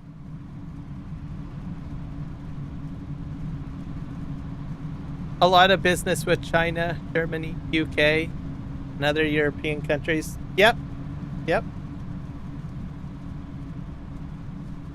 That's a good thing, too. I've always been very strong advocate for, you know, diversity into other countries. So more countries, you know, doing business with other countries, I think, is a great idea.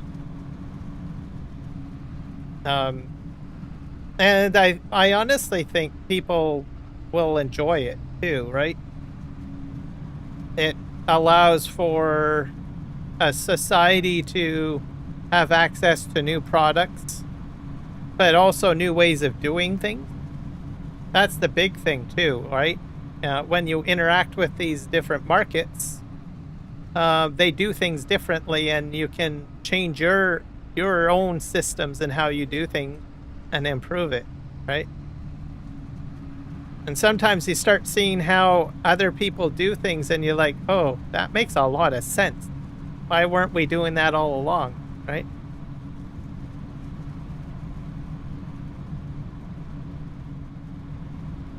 China, Germany, UK.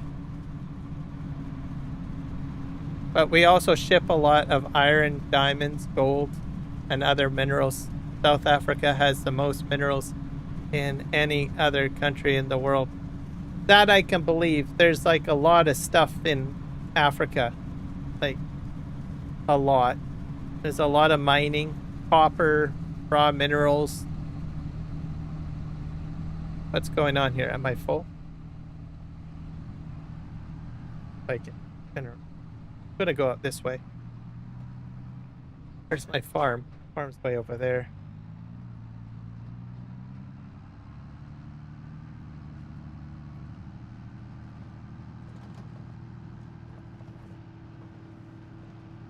Give me a sec here. Get situated.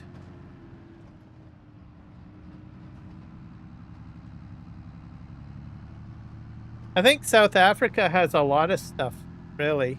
Like diversity in what you can provide. I don't know if you guys do oil. That might be the one thing you don't do, but that doesn't matter. You've got all sorts of other stuff. The country doesn't really need everything. They just need to have enough to, cover, at least a wide spectrum of some sorts. And then that opens up diversity of trade, right? Because if you've got diamonds and you've got minerals and stuff like that, another country might not have that, but they might have something that you need, and you can trade it. And then if someone stops needing that particular item and you got something else that they need, well, you can say, well, I've got you covered there, right? It's kind of like a Walmart, right? Or a Costco, right? You go in there and you go in and you're like looking for one thing. Next you know it, you've got an abundance of stuff that you can get.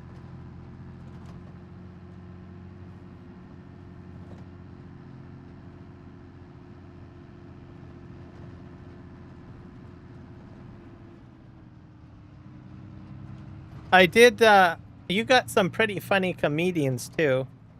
I watched a few South African comedians on YouTube. I think it's hilarious. And a few other stuff popped up on my YouTube feeds from South Africa this past week. And I thought, oh, well, there's a lot of stuff I don't know about South Africa.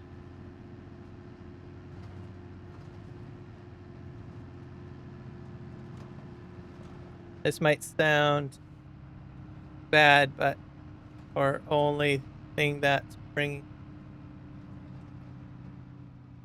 Yeah, that happens.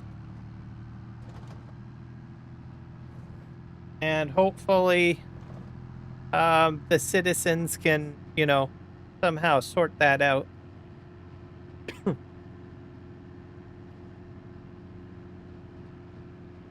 I don't think corruption will ever go away. There's always corruption somewhere.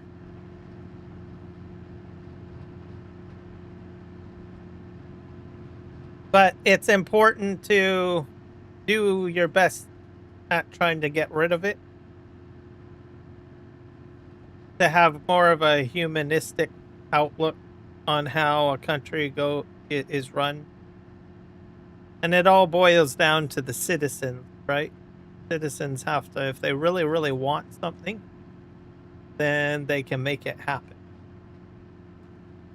And they can do it peacefully too, right? You just get the right guy and they get the laws changed, right? It just takes time, right? Sometimes it leads to conflict, and hopefully that doesn't happen. That's unfortunate.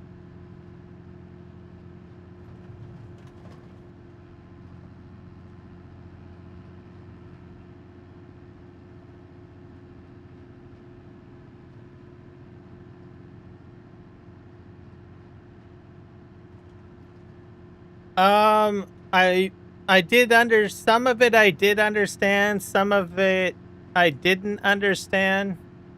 One comedian was from South Africa, and they went to Australia and New Zealand. So there was a lot of focus on New Zealand and Australia with some of their jokes. Some of it I didn't understand. It might be something that maybe an Aussie or a Kiwi might know better than I do. But there was some stuff that I kind of understood. Um, but it was the first time I ever seen a comedian or watched something for that long with a South African before. So I can't remember her name. Um, but I laughed, so I understood most of it. I think she did her show. Uh, I think she was in Australia, so that's why she was talking about New Zealand and Australia in her jokes and stuff like that. And then talking about New Zealanders, or I mean South Africans as well. So I thought it was educational because it kind of gave me a comparison of the three, right? And also kind of opened my eyes that I think that there's a lot of synergy between the three nations, or there might be some more collaboration going on than what is publicly known, right? So at least that's how I it sounded when I was listening to her, if that makes sense.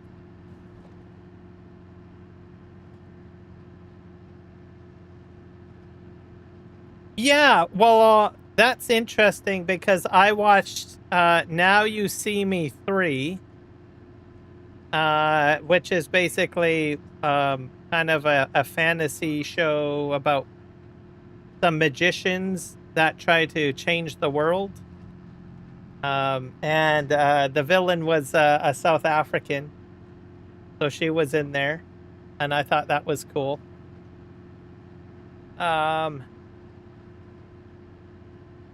and I'm pretty sure that there's been some other actors too that I didn't realize were South African that I have seen. So I don't know. My interest has peaked a bit about South Africa recently. Uh, so eventually my YouTube seems to, pop South African stuff in it now. Probably I'll get more after I'm done my live stream. Because I think YouTube listens to whatever the heck I talk about on the live stream. And it starts throwing suggestions into my whatever you call it, my home feed, right? So which I think is great. Um, but I am intrigued. I as well. I think we were talking about the map, right? And I didn't realize there was a lot of green space in South Africa. Like I think a lot of people have the perception that Africa is just a big giant savanna and maybe desert like, but there's a lot of stuff that grows down there, right? You got like wheat, grain, and everything down there, which I think most people don't even realize. Just that, it's like a little honeypot down there. I'm not kidding, right? I didn't even know about the diamonds and the minerals till you mentioned that just now. And then I started thinking about it. Yeah, that might make a lot of sense. So, I think too, because Canada has a lot of that stuff, right? So what really pops into my mind is when someone talks about their country and they talk about all of these other things, right? I start drawing a similarity between my country and that person.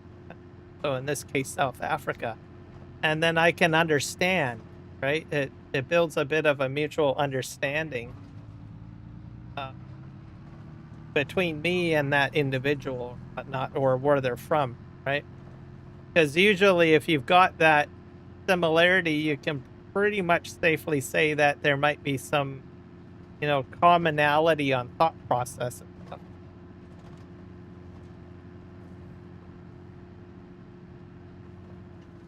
Expects it to be dry. Yeah, it's only like that 6 months of the year. Oh crap! Did I run over my crop? A crop destruction on? Oh, I must have crop destruction. Where did my combine go? So, but that's why I like these conversations, Shane. Whenever people start talking about where they're from, right? Usually I have my own initial perception of based on what my limited knowledge knows at the specific time. But whenever someone starts talking about their country, like what you're doing, right? The light bulbs start going off in my brain, right? And I was like, oh, I did not know that, right? And then it just sort of fascinates me, to tell you the truth.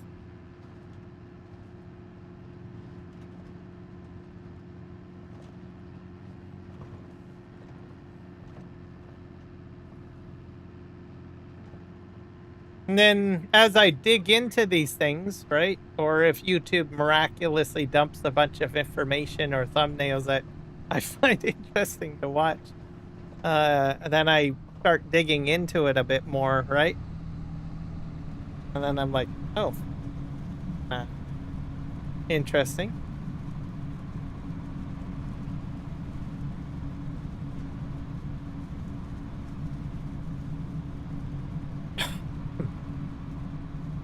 So how would you explain music? That's probably something that would be interesting.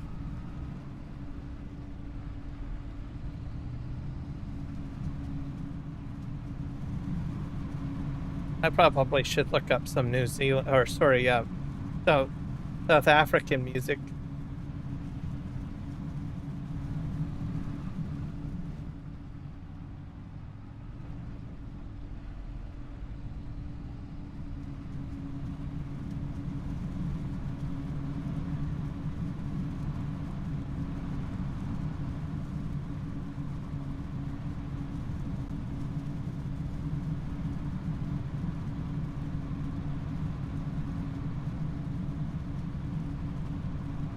Combination of all the nations that have come to the country and added stuff.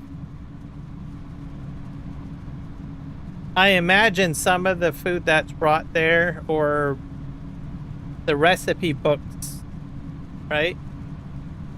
I don't know. Let's just say, I don't know, the Germans bring, I don't know, some sort of sausage to South Africa, right? And then you've got, like, I don't know, croissants from French culture coming. You take those two ideas and concepts, and then you just make your own thing. And kind of mix it, right? Next thing you know it, you've got yourself a croissant hot dog.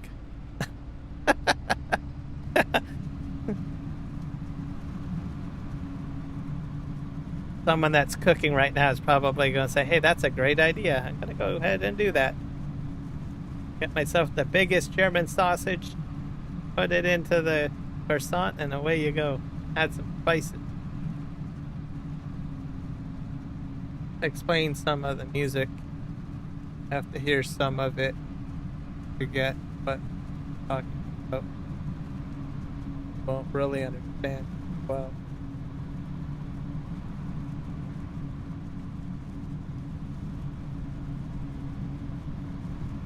On stream because not copyright, I think. Okay. I'll have to do some searching for Afrikaans music then. You gave me the keyword. The one thing when it comes to searching for stuff, you have to always give the keyword to look for, right?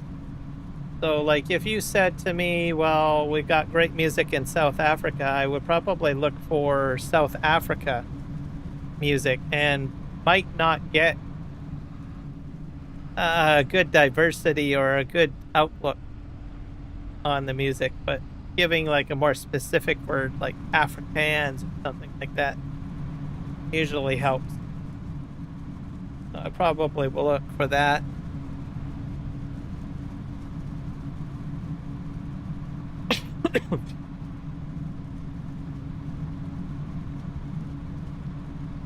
I got mud on my tires again.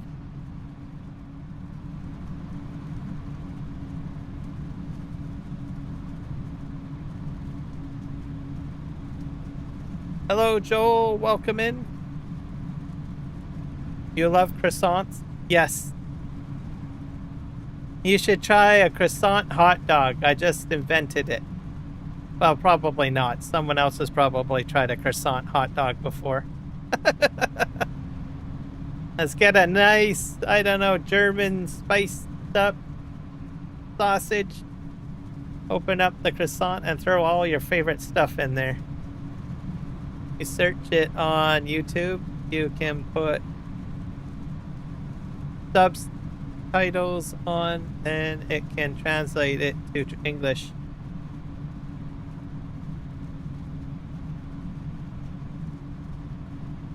Yeah, that would be a good idea. I could probably do that.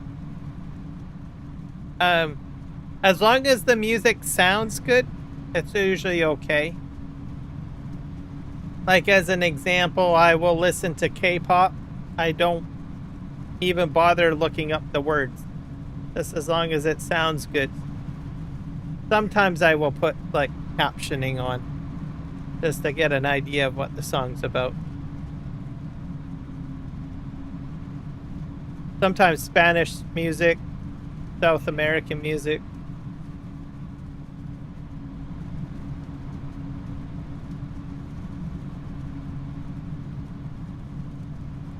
Okay, what's this guy gonna do now?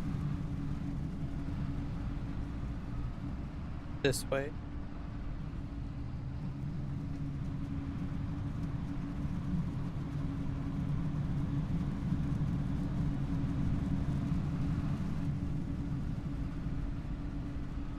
Oh, I'll show you.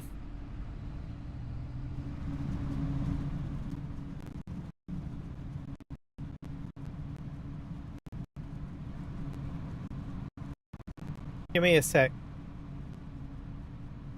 to go in.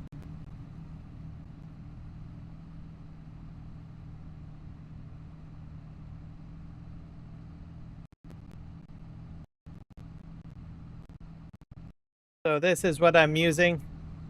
It's software. Theme eye tracker.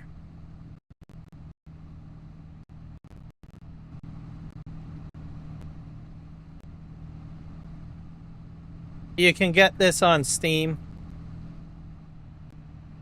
or directly from the website. I don't know how much it is right now. So one-time purchase of $29.99 and you get updates for it. So that's one thing.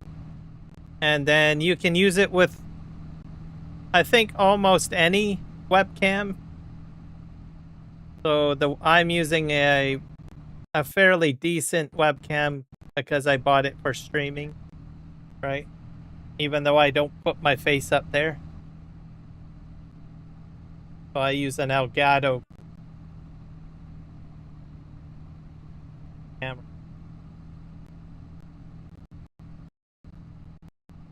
Which one am I using? I think I might be using, no, not this one. Hang on. Not too old though. Camera. I think it. MK2. What one? This one. I think it's this one. Not saying MK2 on it though. I think it's that one. Let me type in MK2.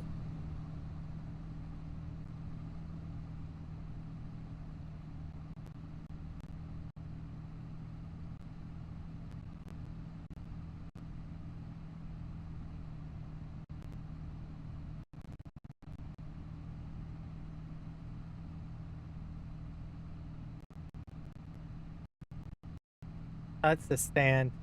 But it looks like that other one. Anyways, it doesn't matter which camera you have, just as long as you've got this software, and it'll basically turn your camera into an eye tracker. That's how it works.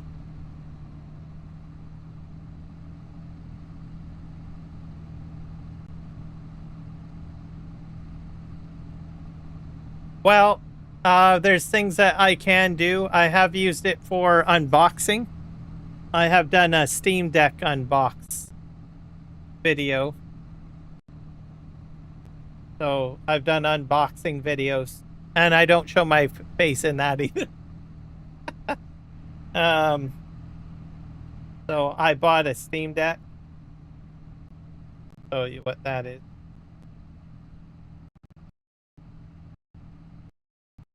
So one of these.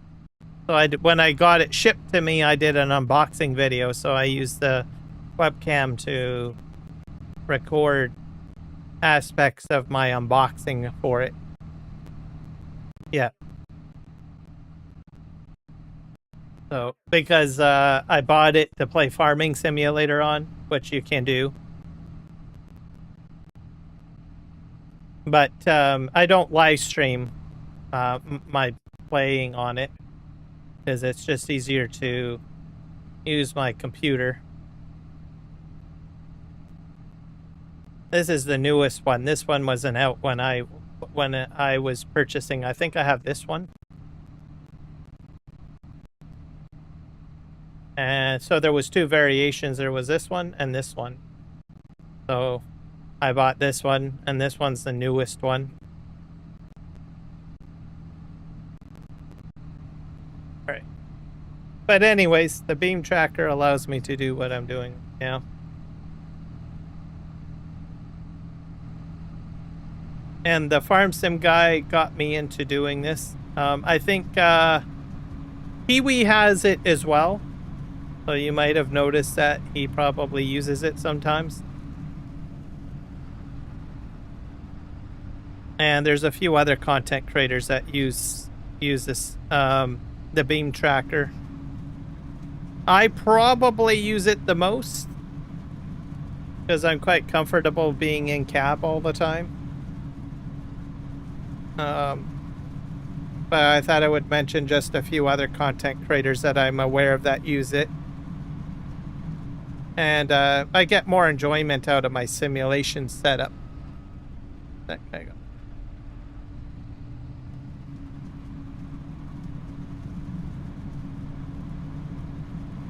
Cable eye tracker. Yeah. They are out of stock because of the RAM prices with the Steam Deck. Yeah. I imagine because they are using I think they got like an SSD for the hard drive. That MME variation. I'm getting the acronym all mucked up. But I think you know what I mean. But that uses memory. So I think it'll be a long while before I get another one of those. Or anything that requires any of that RAM tech. I don't think it'll be like this forever. People will figure out a way to get things cheaper. It just takes time.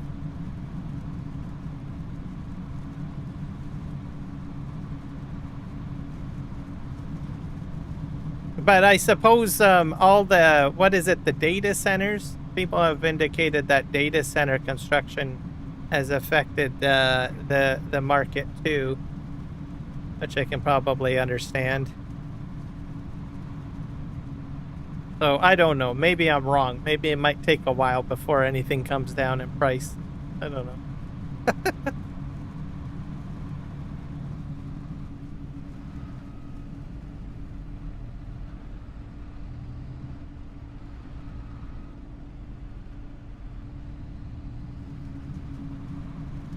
Oh, well, right now I'm looking at chat right now. So I'm looking at chat right now. and I'm still straight ahead. So I don't know how he's got it set up.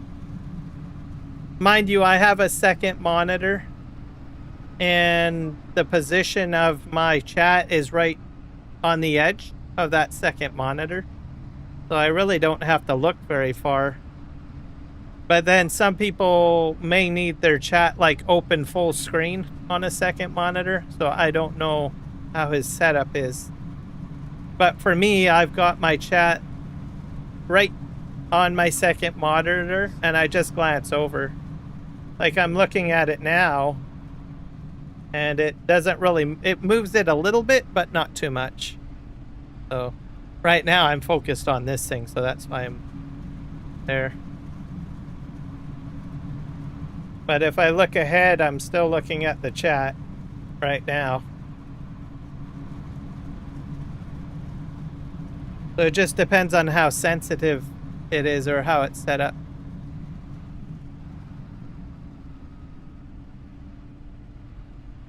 Or stay the same.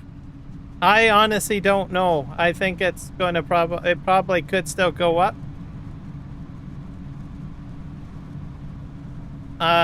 My reasoning of it going up is because there's a lot of focus on data centers. Like my country is going crazy with data centers right now. All right, so that tells me that you might run out of chips.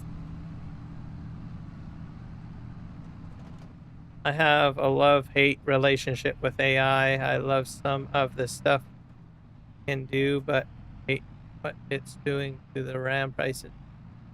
Yeah, I think just with AI alone, I don't think it's going to go down.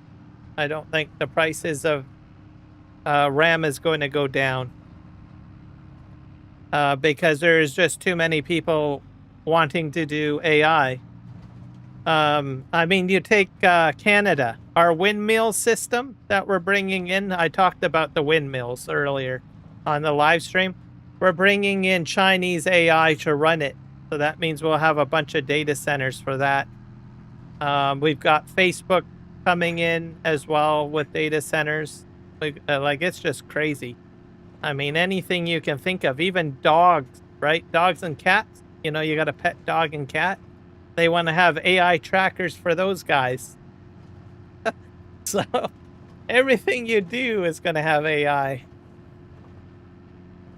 So all of it will need to be powered by,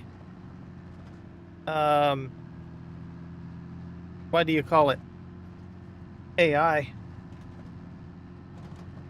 So they will have to have all these different chip hubs and stuff.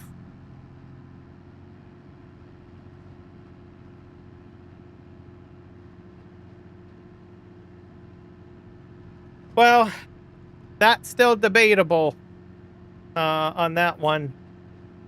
So we have a tremendous pushback in Canada. So we're very focused on green AI in Canada. We'll see how well it goes, but we do have a lot of people that are advocating, look, if you're going to put AI in, you better do it the right way. So far, it sounds like they're doing it the right way, but I got to hold my breath for a while till I see it. I'm one of those people that's like, I need to see it to believe it first. So, but I will say, I think in Canada, we are definitely pushing very strongly on the fact, you know, we've seen what has happened to other countries with AI. You know, people that have loud buildings next to them, or having easements added on their property to put such a building in, or seeing their power fluctuate or their water supply get fluctuated. Maybe it's not a fluctuated, it could be a cost problem too, right? So some people have indicated, well, we've seen our electric bill go up, we've seen our water bill go up, right? So there's a lot of that stuff going on. So here in Canada, we paid attention to what's going on, and we've really put it to the politicians. Look, you're gonna put one of these things in, you better do it the right way, or else you're gonna lose your seat. Um, so we'll have to see. It's still a work in progress. I don't know if we're gonna be successful. So I will believe it when I see it, Shane. That's what I'm gonna say. But for chips and stuff like that, I don't think it's gonna get any cheaper. Now there is something that could happen that might make it cheaper. So, as an example, if AI is invested into and it can find a way to optimize, production, maybe building AI might solve the price problem. So I'm still open to that, right? But yet again, that's another scenario where, you gotta say, well, I need to see it to believe it, right? So right now, I think in the next 1 to 2 years, I don't think we'll see any cheap AI because there's just such a high demand right now. Everybody wants it, right? You got the gaming industry that wants it. You've got all the tech people that want it. You got the AI people. So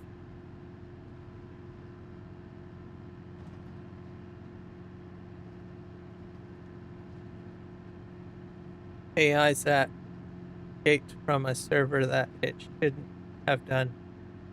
Yeah, I've heard some interesting stuff about that.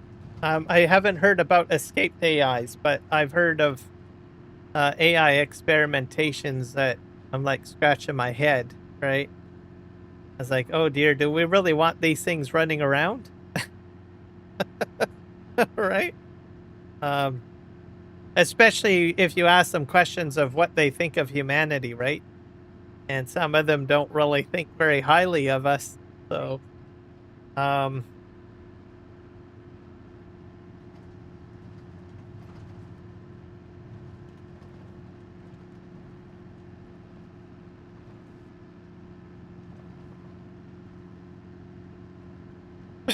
yeah, that's very true. Um, I think for them, they will prioritize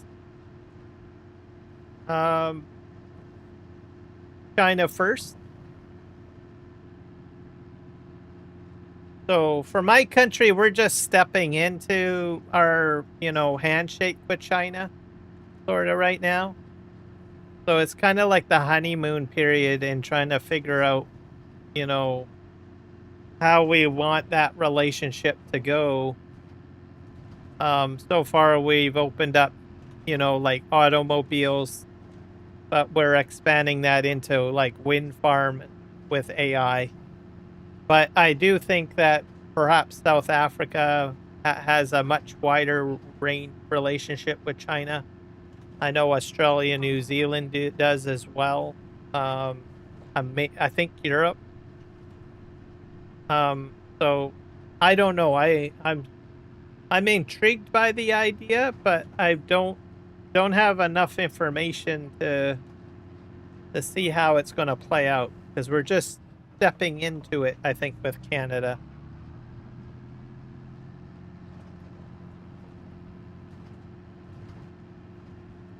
So we usually, sometimes in Canada, we move quick on things, but a lot of the times when we make decisions on what we're going to do, we usually take our time.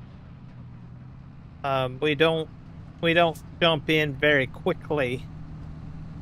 Uh, Also, at the same time, we usually pay attention to what other people do, right? Like other countries. And then we have open discussions and stuff and say, well, what worked and what didn't work. And so I think with China, I think we're just taking our time right now. Just to see how we want to define the relationship and where it works and where it doesn't work, right?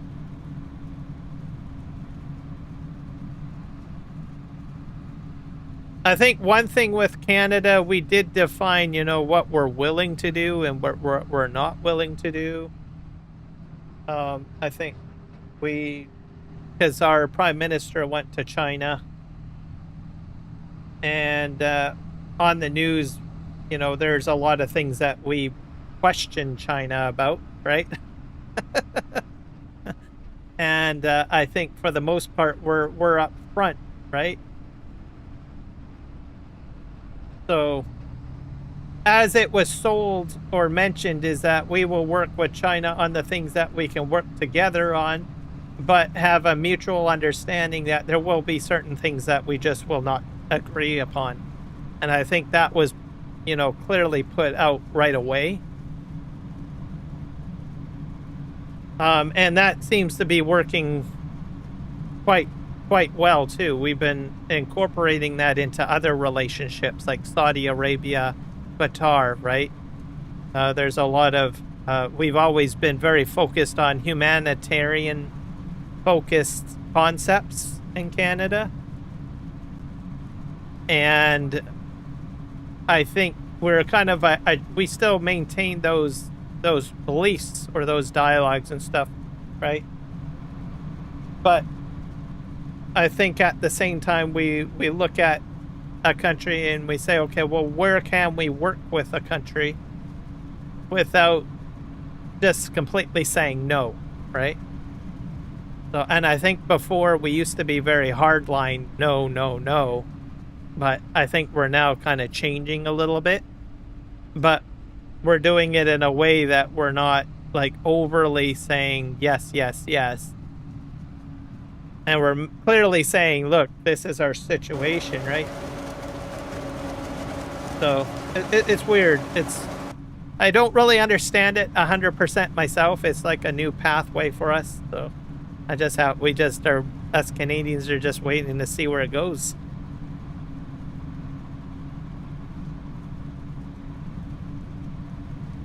Called Heartland. Me and my family have watched it, and it's a really good story. Yes, I've watched every episode of that show. They were going to cancel it like 5 seasons ago, but it was so successful that it continued on. And I hope it doesn't end. I hope it keeps on going.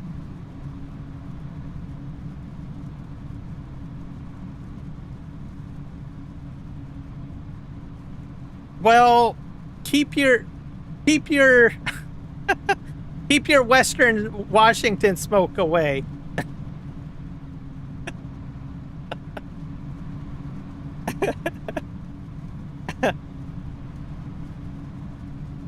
I got Michael in Twitch. He's saying to me, he's from Texas. He's saying, keep your smoke away from here. The Canadian smoke is all coming to Texas. Oh. There's a huge fire in Spokane, Washington right now that has pushed smoke over the border up north. I think you're probably getting blasted with that as well. It's really bad. But most of it's still coming from Canada. We got a lot of wildfires up here. It's like out of control in certain areas.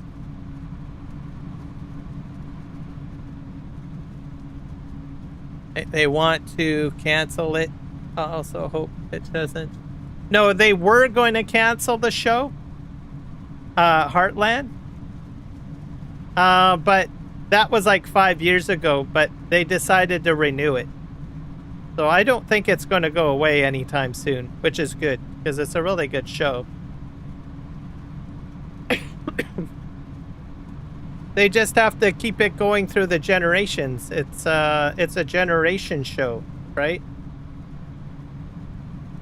So, and I think since season 1 all the way up to season 10 now, they seem to find the right formula to keep it going. So I'm hoping it'll keep on going. Yeah. But I was concerned when I heard that they were going to try to cancel it. A lot of people had said, no, we want it to keep on going. It's a great show. But I didn't realize it made it all the way to South Africa. That's crazy. I don't know if it's made it anywhere else. Like, has it made it to Europe? Has it made it to Australia, New Zealand? I don't know. I know it's in the United States. They fired up the sand this morning. They fired it up. What do you mean they fired up the sand? Is it windy? Confused.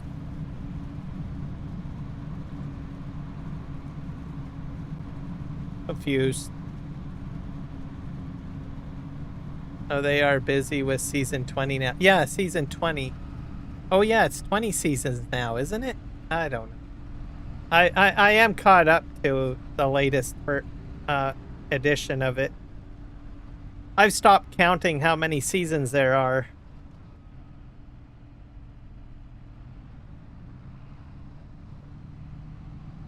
So, also I like Lindy.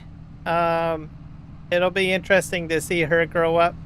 Like, you pretty much watch her grow up on the show, right? Hopefully they don't change the actress. Go this way. But I don't think so. I actually think that's the Amy. So the actress that plays Amy, I think it's actually her daughter. I think. That plays Lindy. I could be wrong, though. I'd have to look that up. When from the jet stream came down and fired up the sand, and it looks like smoke winds. Oh. I guess you're getting a lot of dry heat in Texas. Back up here.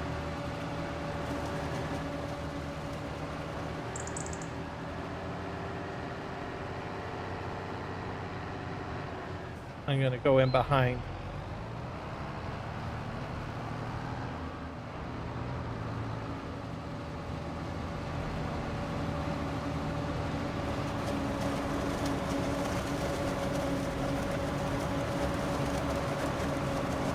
So my favorite characters off of the show is, of course, Amy.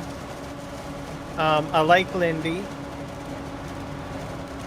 Jack Bartlett. I also like Jack's wife. I think she was Lisa. I think she was a nice addition to the show. I'm not a big Lou fan. I don't know. I find that she gets into trouble too much. I don't know. I can't really explain her.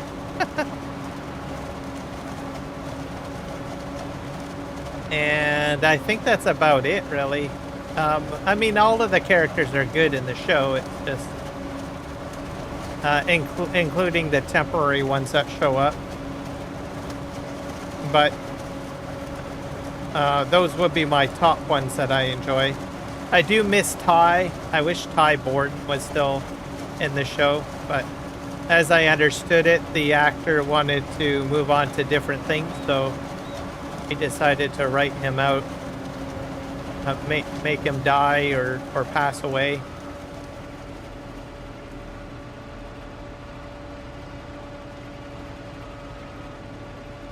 Yep. So basically the jet stream is pushing it in. The winds.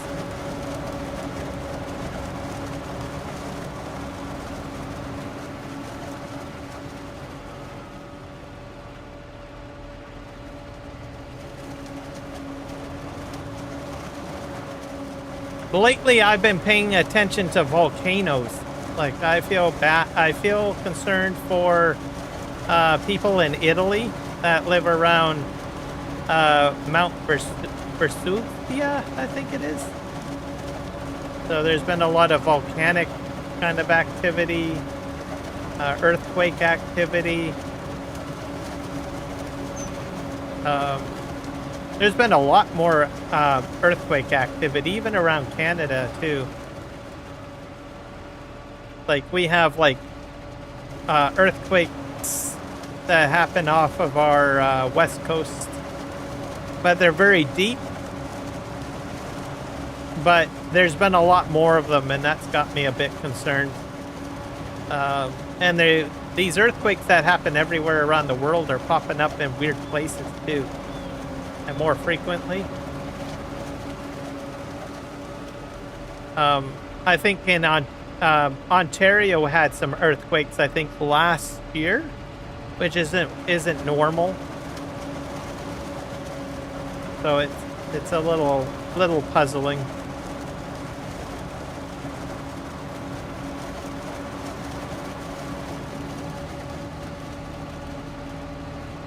Okay. Am I full? Oh, I'm full of lavender now. This way.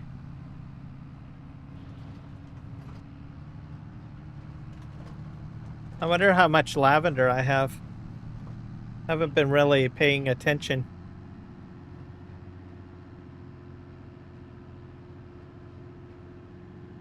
But the volcanic stuff has got me concerned.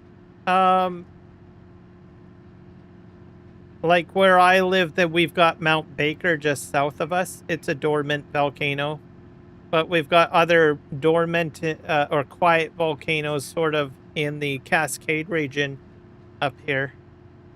They don't do anything big or anything, but when you start seeing weird phenomena happening all over the world with regards to earthquakes and volcanoes and stuff, right? It starts making you pay attention. And including myself, like I'm about 30 minutes away from Harrison Hot Springs, right? 15 to 30 minutes away. And a hot spring is, well, basically related to, you know, tectonic plate movement, right? Not to say we've seen anything crazy out of it, but it just sort of, you know, for tourism and stuff like that, we appreciate it and stuff. But then I think we take it a little bit for granted. But whenever we see these reports on the news and stuff where these weird things are happening, it starts making us think, what about our backyard, right? Like, what's going on where I live, right? Yeah, we see something happen. Nova actress that might plays Amy in Heartland, called Amber Marshall, and she doesn't have kids at the moment. I thought she did.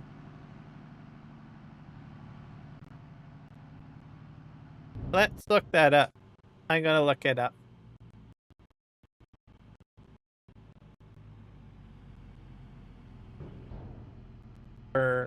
I thought she had it.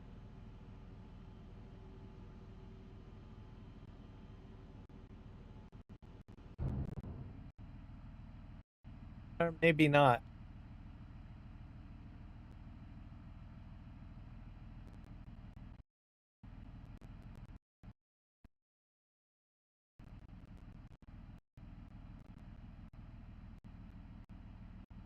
I thought they had a baby. They did.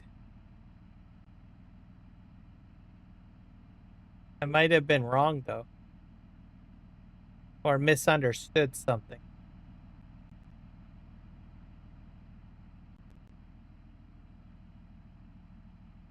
Mother to twin sisters, Ruby and there.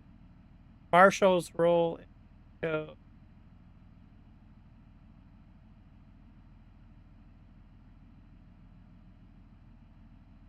Yeah, that's their kids. She does not have any children of her own. Oh, never mind.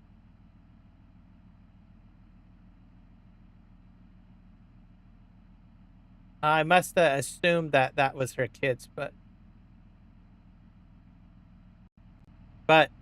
that's something I didn't know. Her children, the children that play her daughter in the show, just in the show, I guess are twins. That makes sense because they usually, um, kids, they usually prefer to have twins. play the role.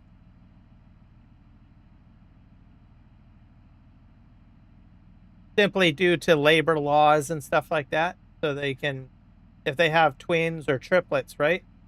Instead, they can um, get a lot more shots done with twins and still, follow labor code.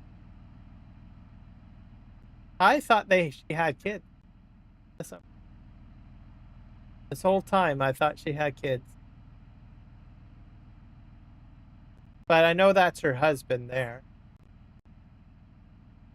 Married to Sean Turner.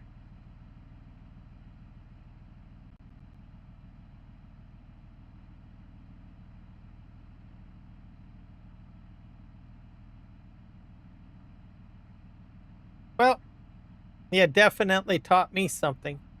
So this whole time I was thinking that she was married. Well, she's married, but they had kids.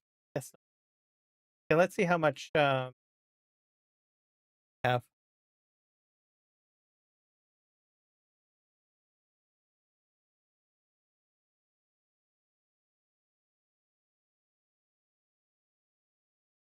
I think they spun it in a way that made me think it was her kids. So a misunderstanding. Let's, this is how much lavender I have. $401,000 worth. And the liters is 468,000 liters of lavender. And I'm still not done.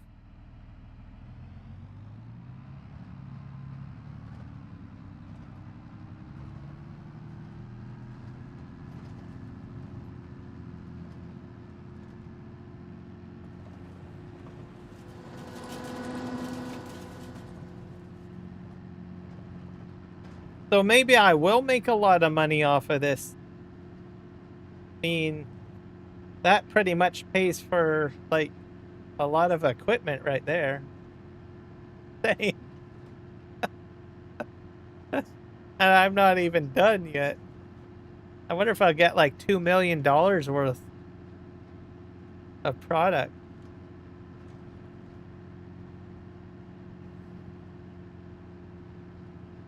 So the other thing too, I wasn't sure, like the yield, right? Sometimes you can, like, some crops produce more than others, I think.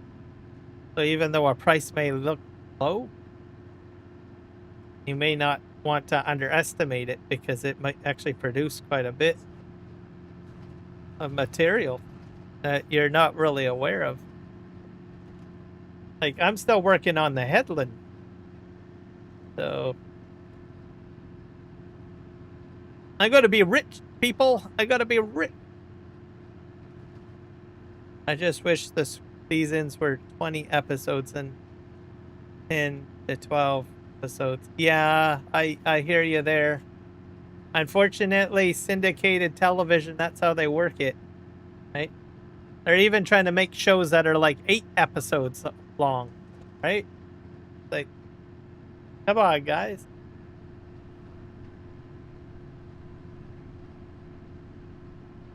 I'm gonna go right around.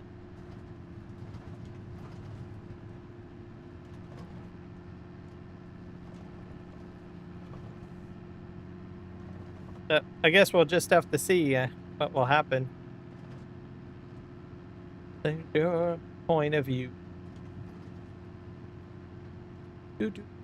Sorry.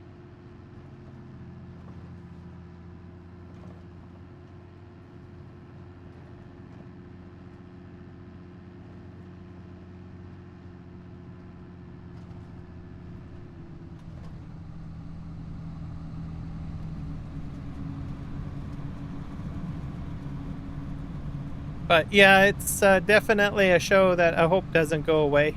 We'll have to see. I think it'll be around for a while. It shows a lot of Alberta, which is great. I think that farm is like pretty close to Calgary, if I'm not mistaken. Like in between British Columbia and Calgary. That's why you can see like scenic shots of like the Rocky Mountains in the distance on some of the episodes. Okay, where's this guy going?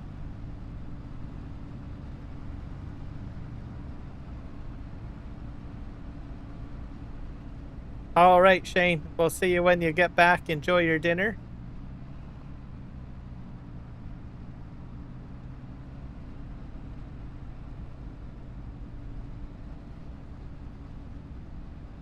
Don't know where he's going. I hope he stays on the edge somewhere. I think he's going to do.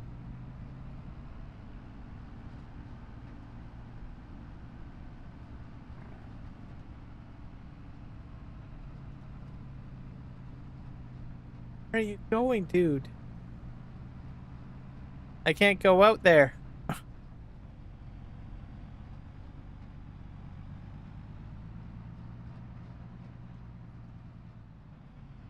Oh, wait.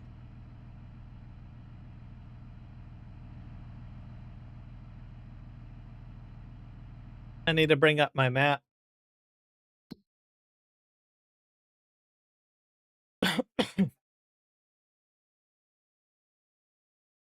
He better not stop in the middle of the field. All that I can say.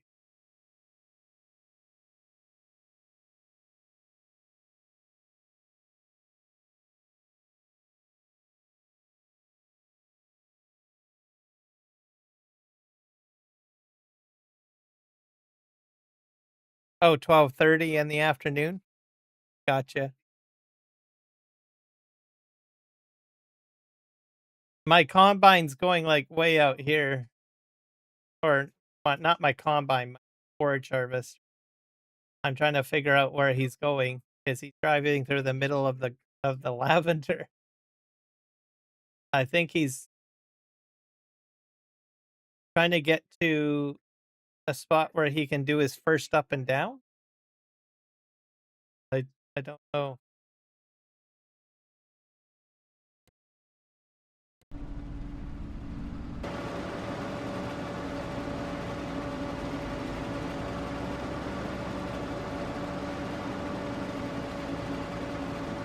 I have no clue where he's going.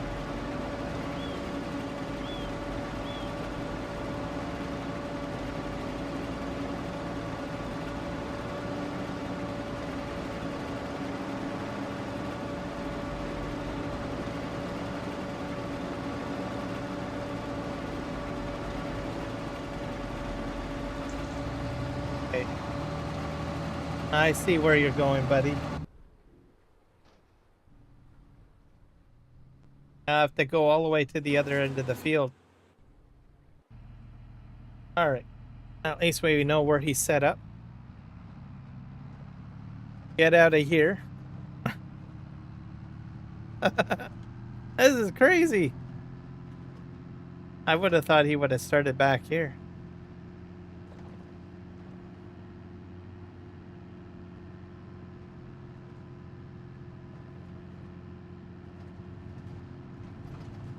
Alright. This way.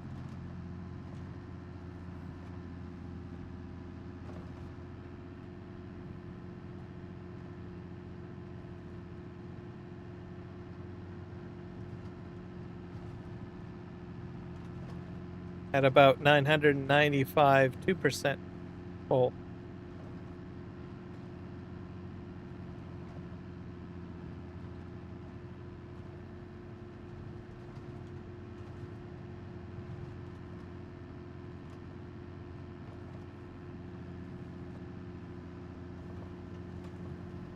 Way.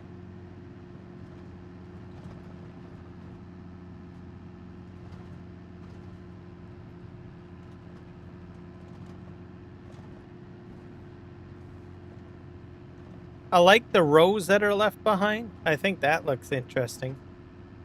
Or textures. Or lavender. Like, I've played on other maps, like from Farming Simulator 22, where there's lavender, and it just, like, cuts the shrub right down to the soil. Get nothing left. Oh, but you get, like, rows still left. fantastic. I can't wait to try some of his other crops he has on this one.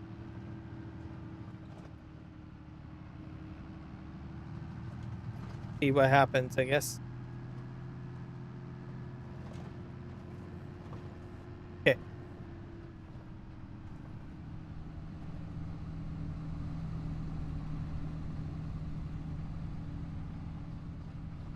That's back.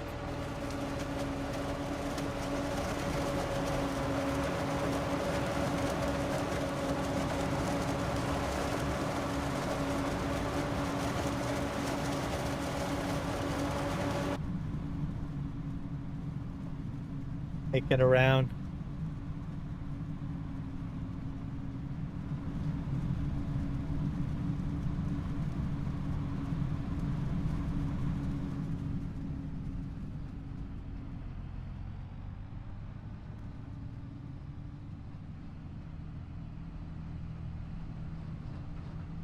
I went too fast.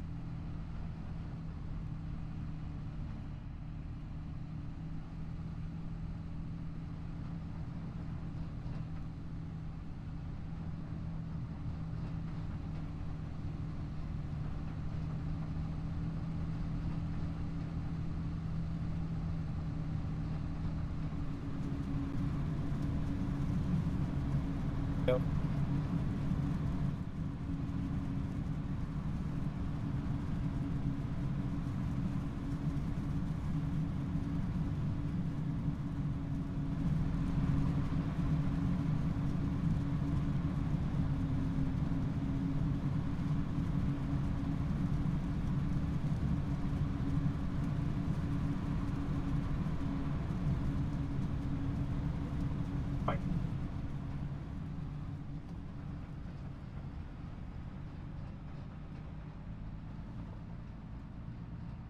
All right. Let's back up.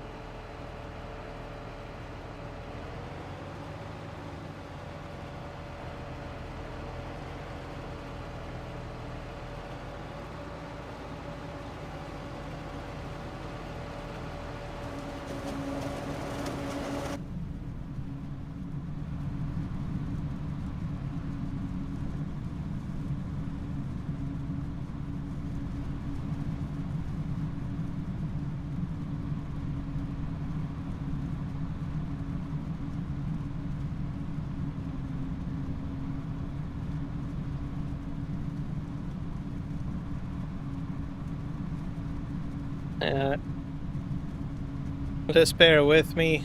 Just trying to focus on what this guy's going to do next. I'm a little nervous.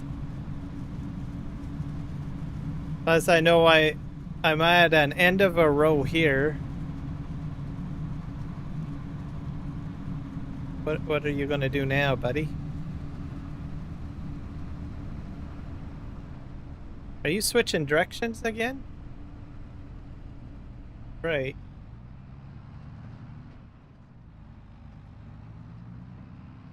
That's the in-game AI helper that I mean.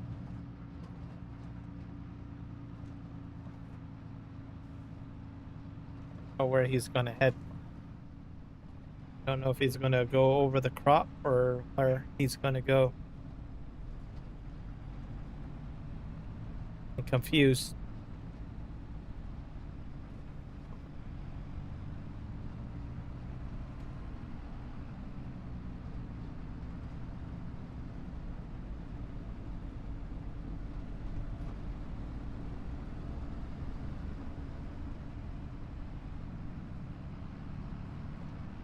I'm confused.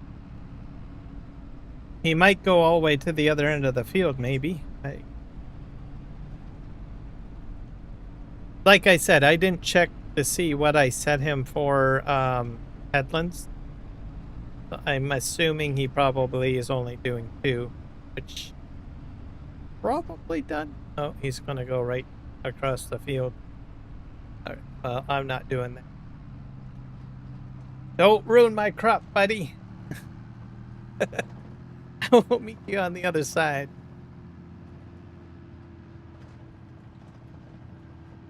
This has got only a single headland. I'm assuming he's going way back over here. So I'm a bit confused. We will see what he ends up doing. Ah, running over the bushes.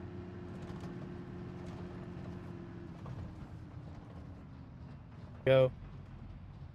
Oh, he's way over there. He's going way across. I've got a boogie. I have a feeling he's going back where he left me the last time. Gonna play hide and go seek in the lavender here.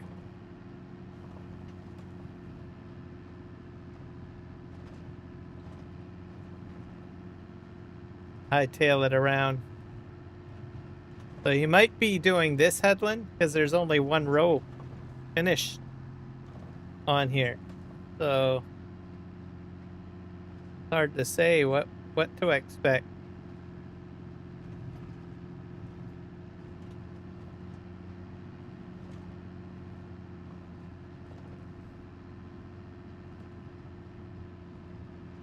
All right, I'm gonna head over here. And I'm going to hopefully cut him off somewhere. Well, not cut him off, but meet up with him. Can't go in there because I think that circles around. So I gotta go all the way around. Unless he pops out over there. I have a feeling he'll be in this area, but I don't know.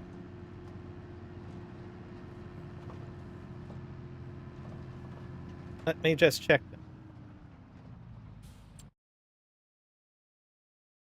Oh, he's way over there. I didn't expect that. Where the heck are you setting up, buddy? I have to go back.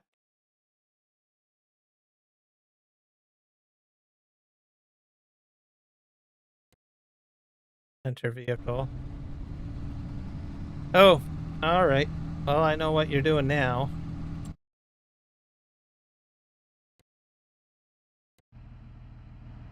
Let's reverse course.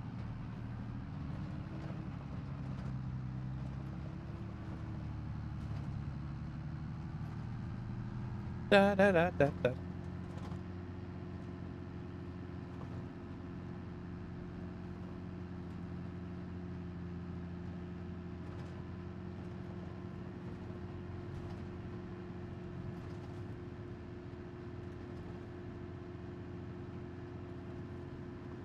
Okay. Get over here. We'll start filling up as needed.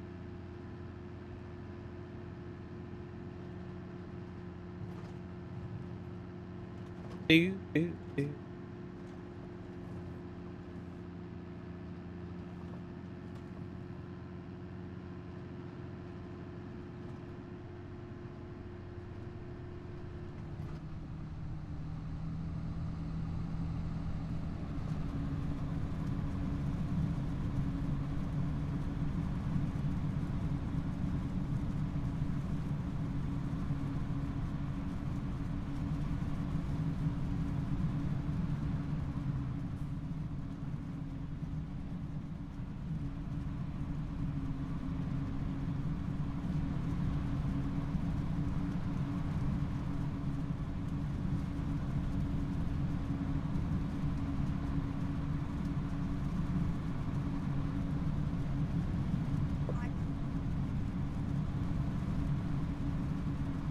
All right, cruise control set. Off I go. At 10 kilometers per hour. There's a chance he'll probably return to the end here again and start going left and right and all of that jazz. But we'll just see what happens.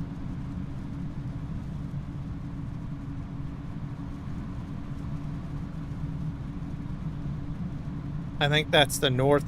Is that the north? No, I'm on the north side. That would be the east side, I think, of the field.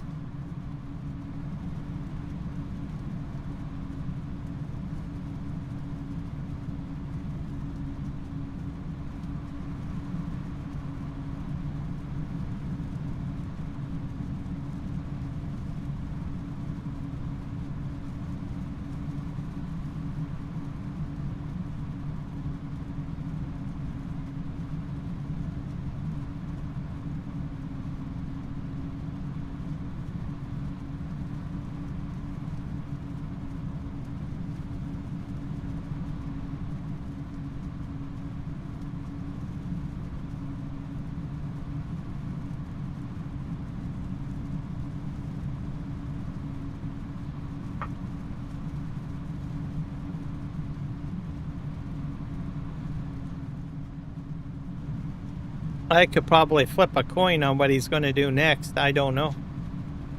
See.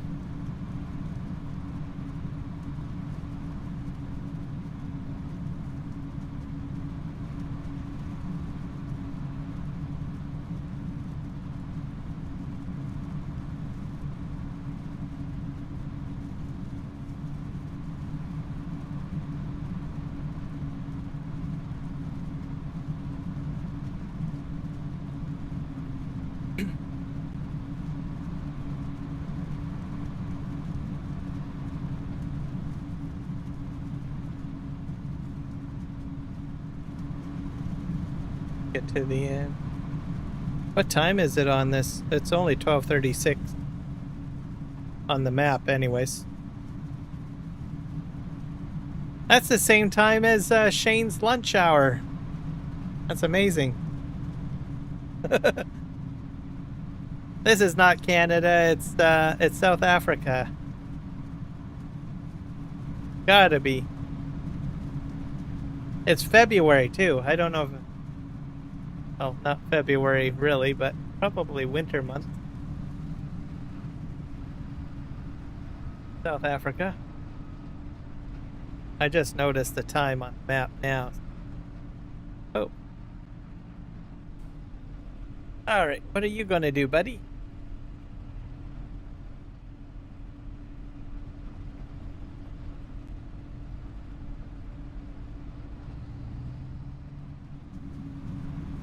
Oh, you're in New Zealand? Oh, okay. But you're originally from South Africa. Is that right?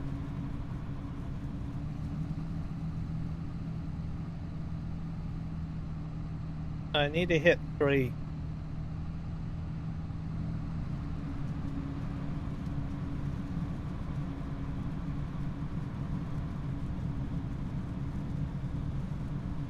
I guess probably, what would it be? Probably, what, middle of the night?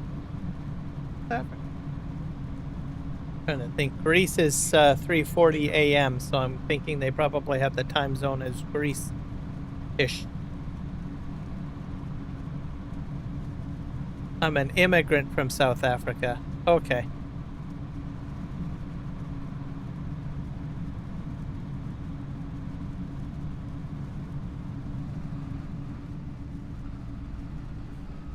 That makes sense, and now I'm understanding.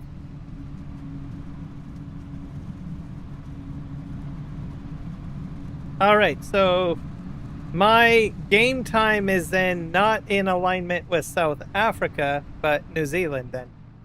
That's crazy. Sorta. I'm probably a few minutes off here and there. But I just checked my time and it's like 12:38. Hey, where's this guy going again? Look at him. Like trying to ditch me.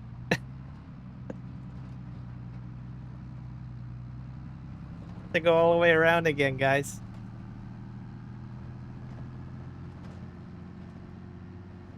Making my life a challenge. He's on in-game helper mode, so maybe I should have did course play. I don't know.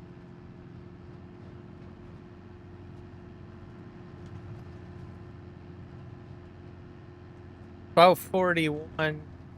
Okay. Then I'm not too off. My in-game time right now is 12:39.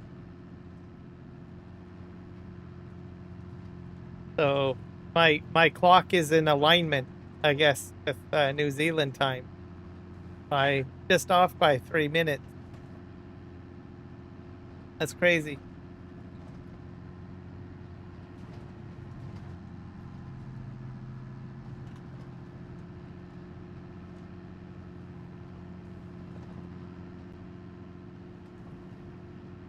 All right. Head this way.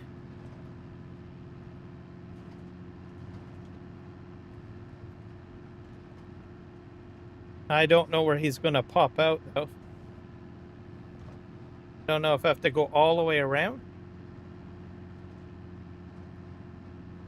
I'm hoping he's done the headlands, because if he has to keep on doing more headlands, we're going to be doing a lot of this back and forth stuff. Oh, he's over there. Gonna go around this feeling. I pop out over here somewhere.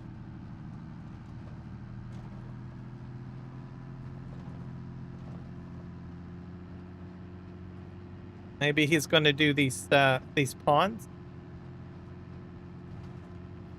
Bad fuel efficiency. That's all I can say. What are we doing here, buddy?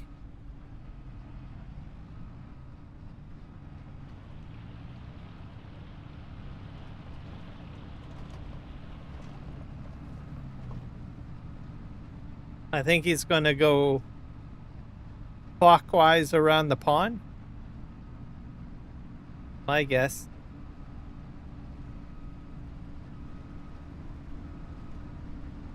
He's definitely making me work, that's for sure.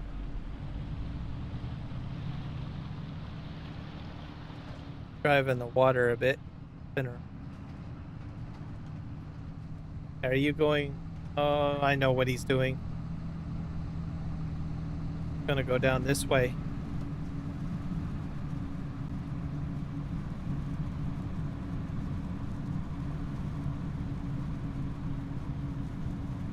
Game is saying it's 12:15 on Farming Simulator.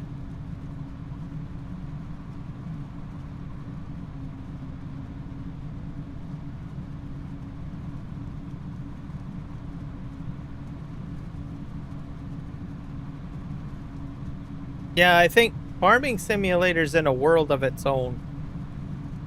It's never in alignment. My tires are wet again. Doing, buddy? Oh, I'm full.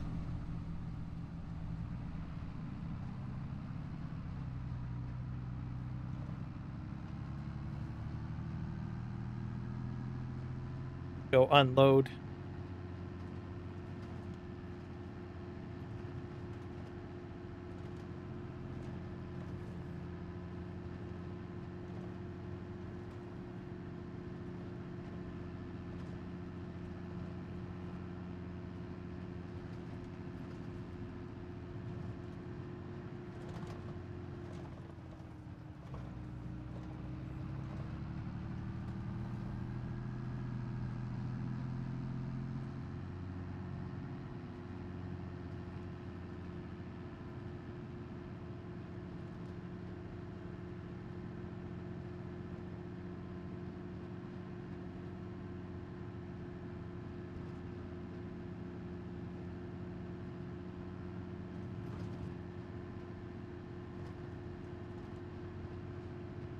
So I think what I'm going to do is once he starts doing the straight up and down, that's probably when I'll probably end my live stream.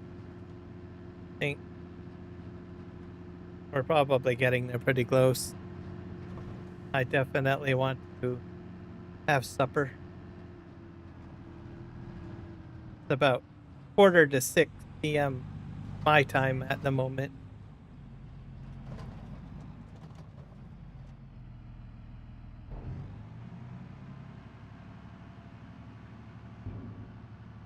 All of this kicked out here.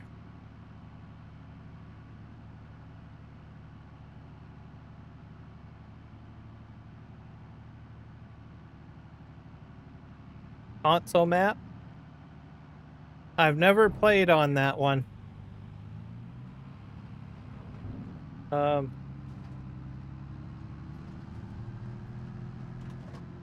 I do. I don't even. We don't.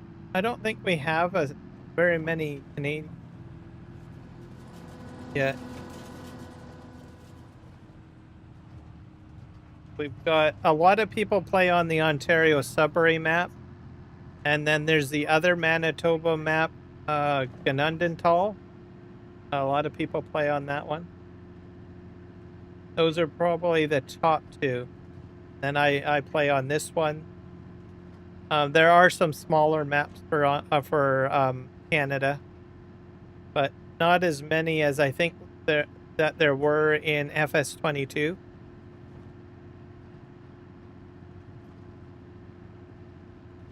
I think people just get burnt out trying to make maps is what I think it is, right?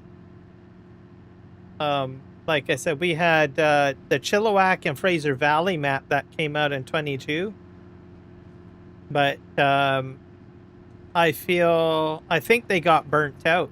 They did a great job on both maps, but it took a while for it to come out. That's why I'm hoping there will be more tools made available, you know, to help map developers out a bit, to make it a little easier.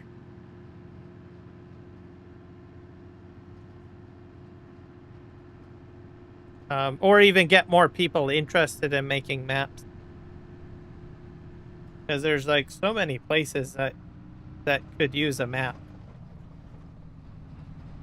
So I'm optimistic. I'm hoping we'll see some more maps in the near future as people develop more tools and stuff like that. Like a lot of the times we usually focus on tools that are, you know, to make the player's life a little easier, right?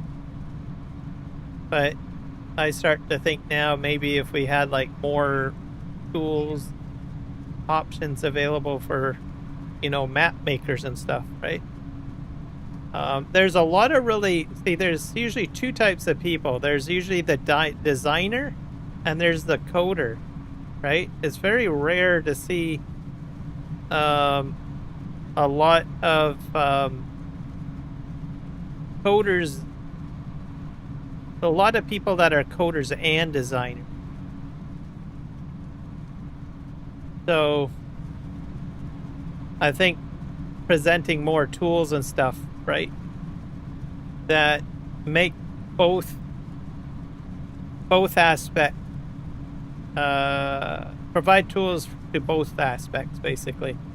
So you may have, like, there's some people that are really great at, you know, laying things out, making things look great. You know, that would be like the design aspect, you know, like how to make the foliage for the lavender and the bright color of the lavender, and maybe laying out, you know, the roadway and having these little bushes all spread out and stuff. That's what a designer would do, right? And then you've got another type of person that's more of a coder. So they're not really going to be great at laying things out, right? Not really going to look great to look at, but they might have like unique scripted functionality added in, stuff like that. Have a good night. I'm gonna go finish some stuff off that. I need to go do something. All right. Thank you for hanging out, Shane. Have a good night. But yeah, so having tools put out to make some of these things a little easier, I think would be great. Map developers, maybe modders too, I guess. I don't know. Okay, what's this guy going to do? Where are you going?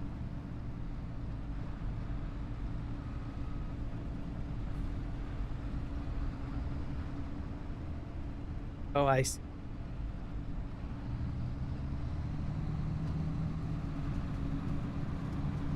I'm going to go to the end of this row and then probably going to call it a live stream. I'm going to forward you guys to someone. Get row.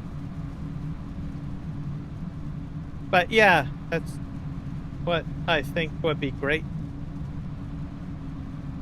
And I'm not expecting giants to do it. It could be like someone from the community, right? That can make these tools, right? Similar to, like, you know, how we got the mod folder switcher tool or sim dashboard and stuff like that, right? All of that stuff is kind of somewhat scripted and whatnot, right? So provide tools that would benefit map developers. Maybe, I don't know, a textures pack, vegetation pack, all integrated into some sort of studio suite, right?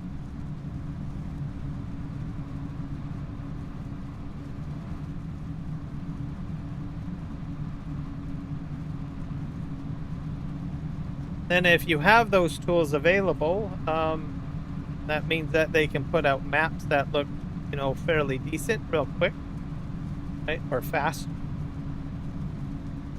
Some of the best maps take quite a bit of time to develop, right? So if you give them the tools to, put things in a little quicker, maybe we could see more maps come out like within half the time it takes to develop, right? The other thing too, the other challenge is every time there's a new game, right? They usually have to take time to learn the Giants editor. So anything that they can get that could, help them, make their stuff quicker, I'm all for, especially map. I think mods, there's a lot of focus on mods, right? We got so many mods, right? So I think for me, I think I would like to see more focus on tools for making map development easier would be great. Not to say that there isn't a large library, but of maps. I mean, there is a fair amount of maps, but I still think mods outdo maps, right?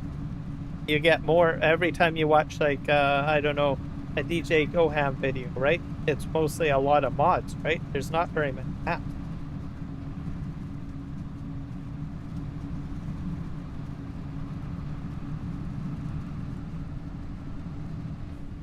What it does.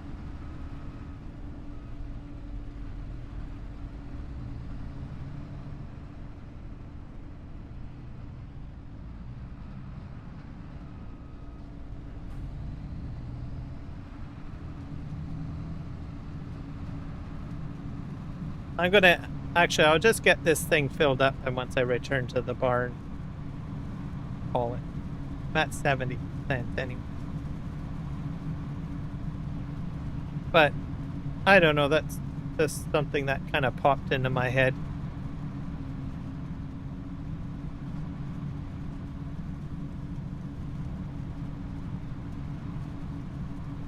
And there's a lot of things that could happen, tools that allow you to take like a certain area. Most people like to do maps that are based on real places. So you could have something that easily takes a Google search area and helps that individual turn it into a map, right? The other thing that I would probably say is maybe like texture options, right? Vegetation option, right? All in like one tool to expand the library a bit. I think that would be a good idea. Or and then that tool have the ability to collaborate. So map maker A has excellent textures for item A, B, and C, whereas I don't know, map developer B has like great textures for options E, F, G, right? And then they can upload it into the tool, share it somehow within the community. Okay, I'm full. In an easy interface to use, right? That's not overly complicated.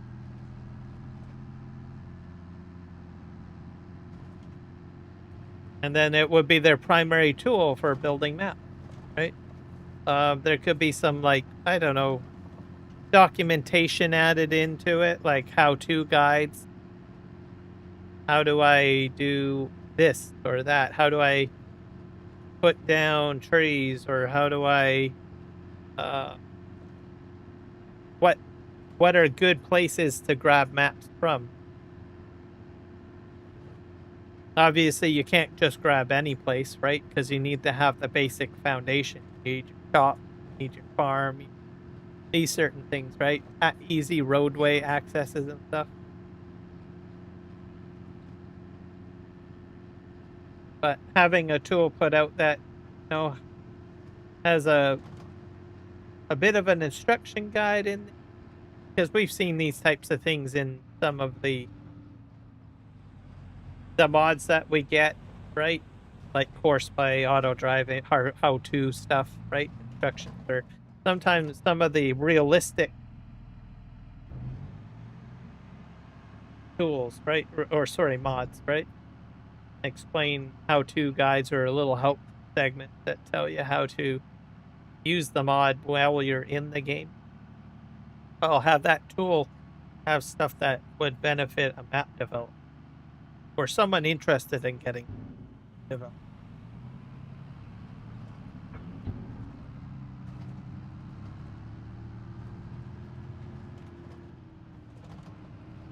And then the other flip side of it, right? So as I kind of focused on the designer aspect of it, like providing design options for people that are more code minded, but then you've got, well, the opposite, right? You've got someone who's got more code as concepts in their mind, right? Or you've got someone that's more of a designer but not a coder. So then you could have this tool provide some scripts, right?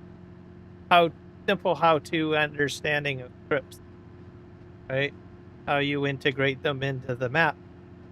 So that way this tool can facilitate using, the knowledge extracted from those that are, more design focused versus coding focused. And then just have it as a resource in one tool where they can go in, just I don't know, marinate over it and get out. Whatever it is. And then for you and I that just play the game or live stream the game, right? We get the benefit of basically new map developers, or we have our existing map developers make maps faster, right? Or take on more map projects. How I look at it. All right, I said it's lunch, it's supper time for me, so I am going to power down and save. I'm going to try to get you guys over to someone. I should be successful because it's 6 p.m. my time, and usually there are people live streaming at this time. I hope so. YouTube and Twitch. Hopefully, you guys don't make me a liar.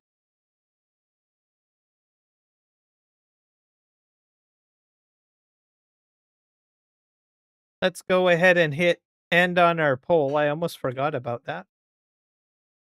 Hit end. Let's see, what did it say? Do you think lavender should be added to Farming Simulator 25 as a base crop? Which was my question. 86% of you say yes. Fantastic. I love you guys.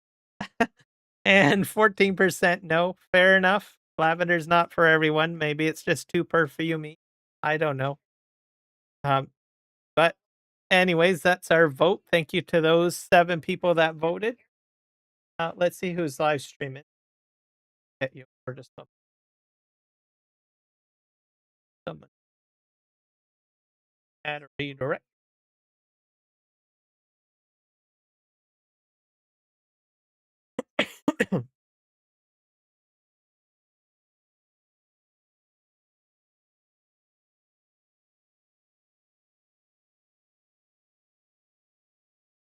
Boganery is live streaming. Type in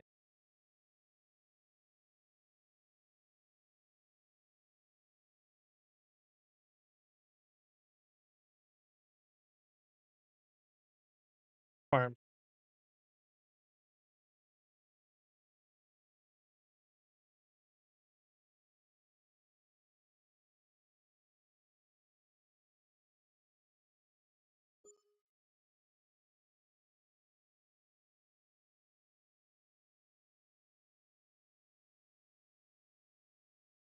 Let's do Boganery. Surprise him with 27 viewers. Be sure you say hello from Hiram. And then let's see who we can do over here on Twitch. I'm pretty sure I'll do. Hey,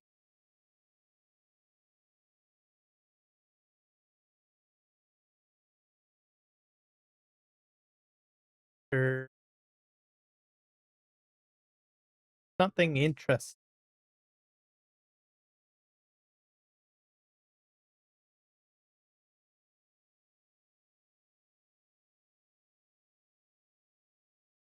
Or be game. Guy has a nice field. It's farming time.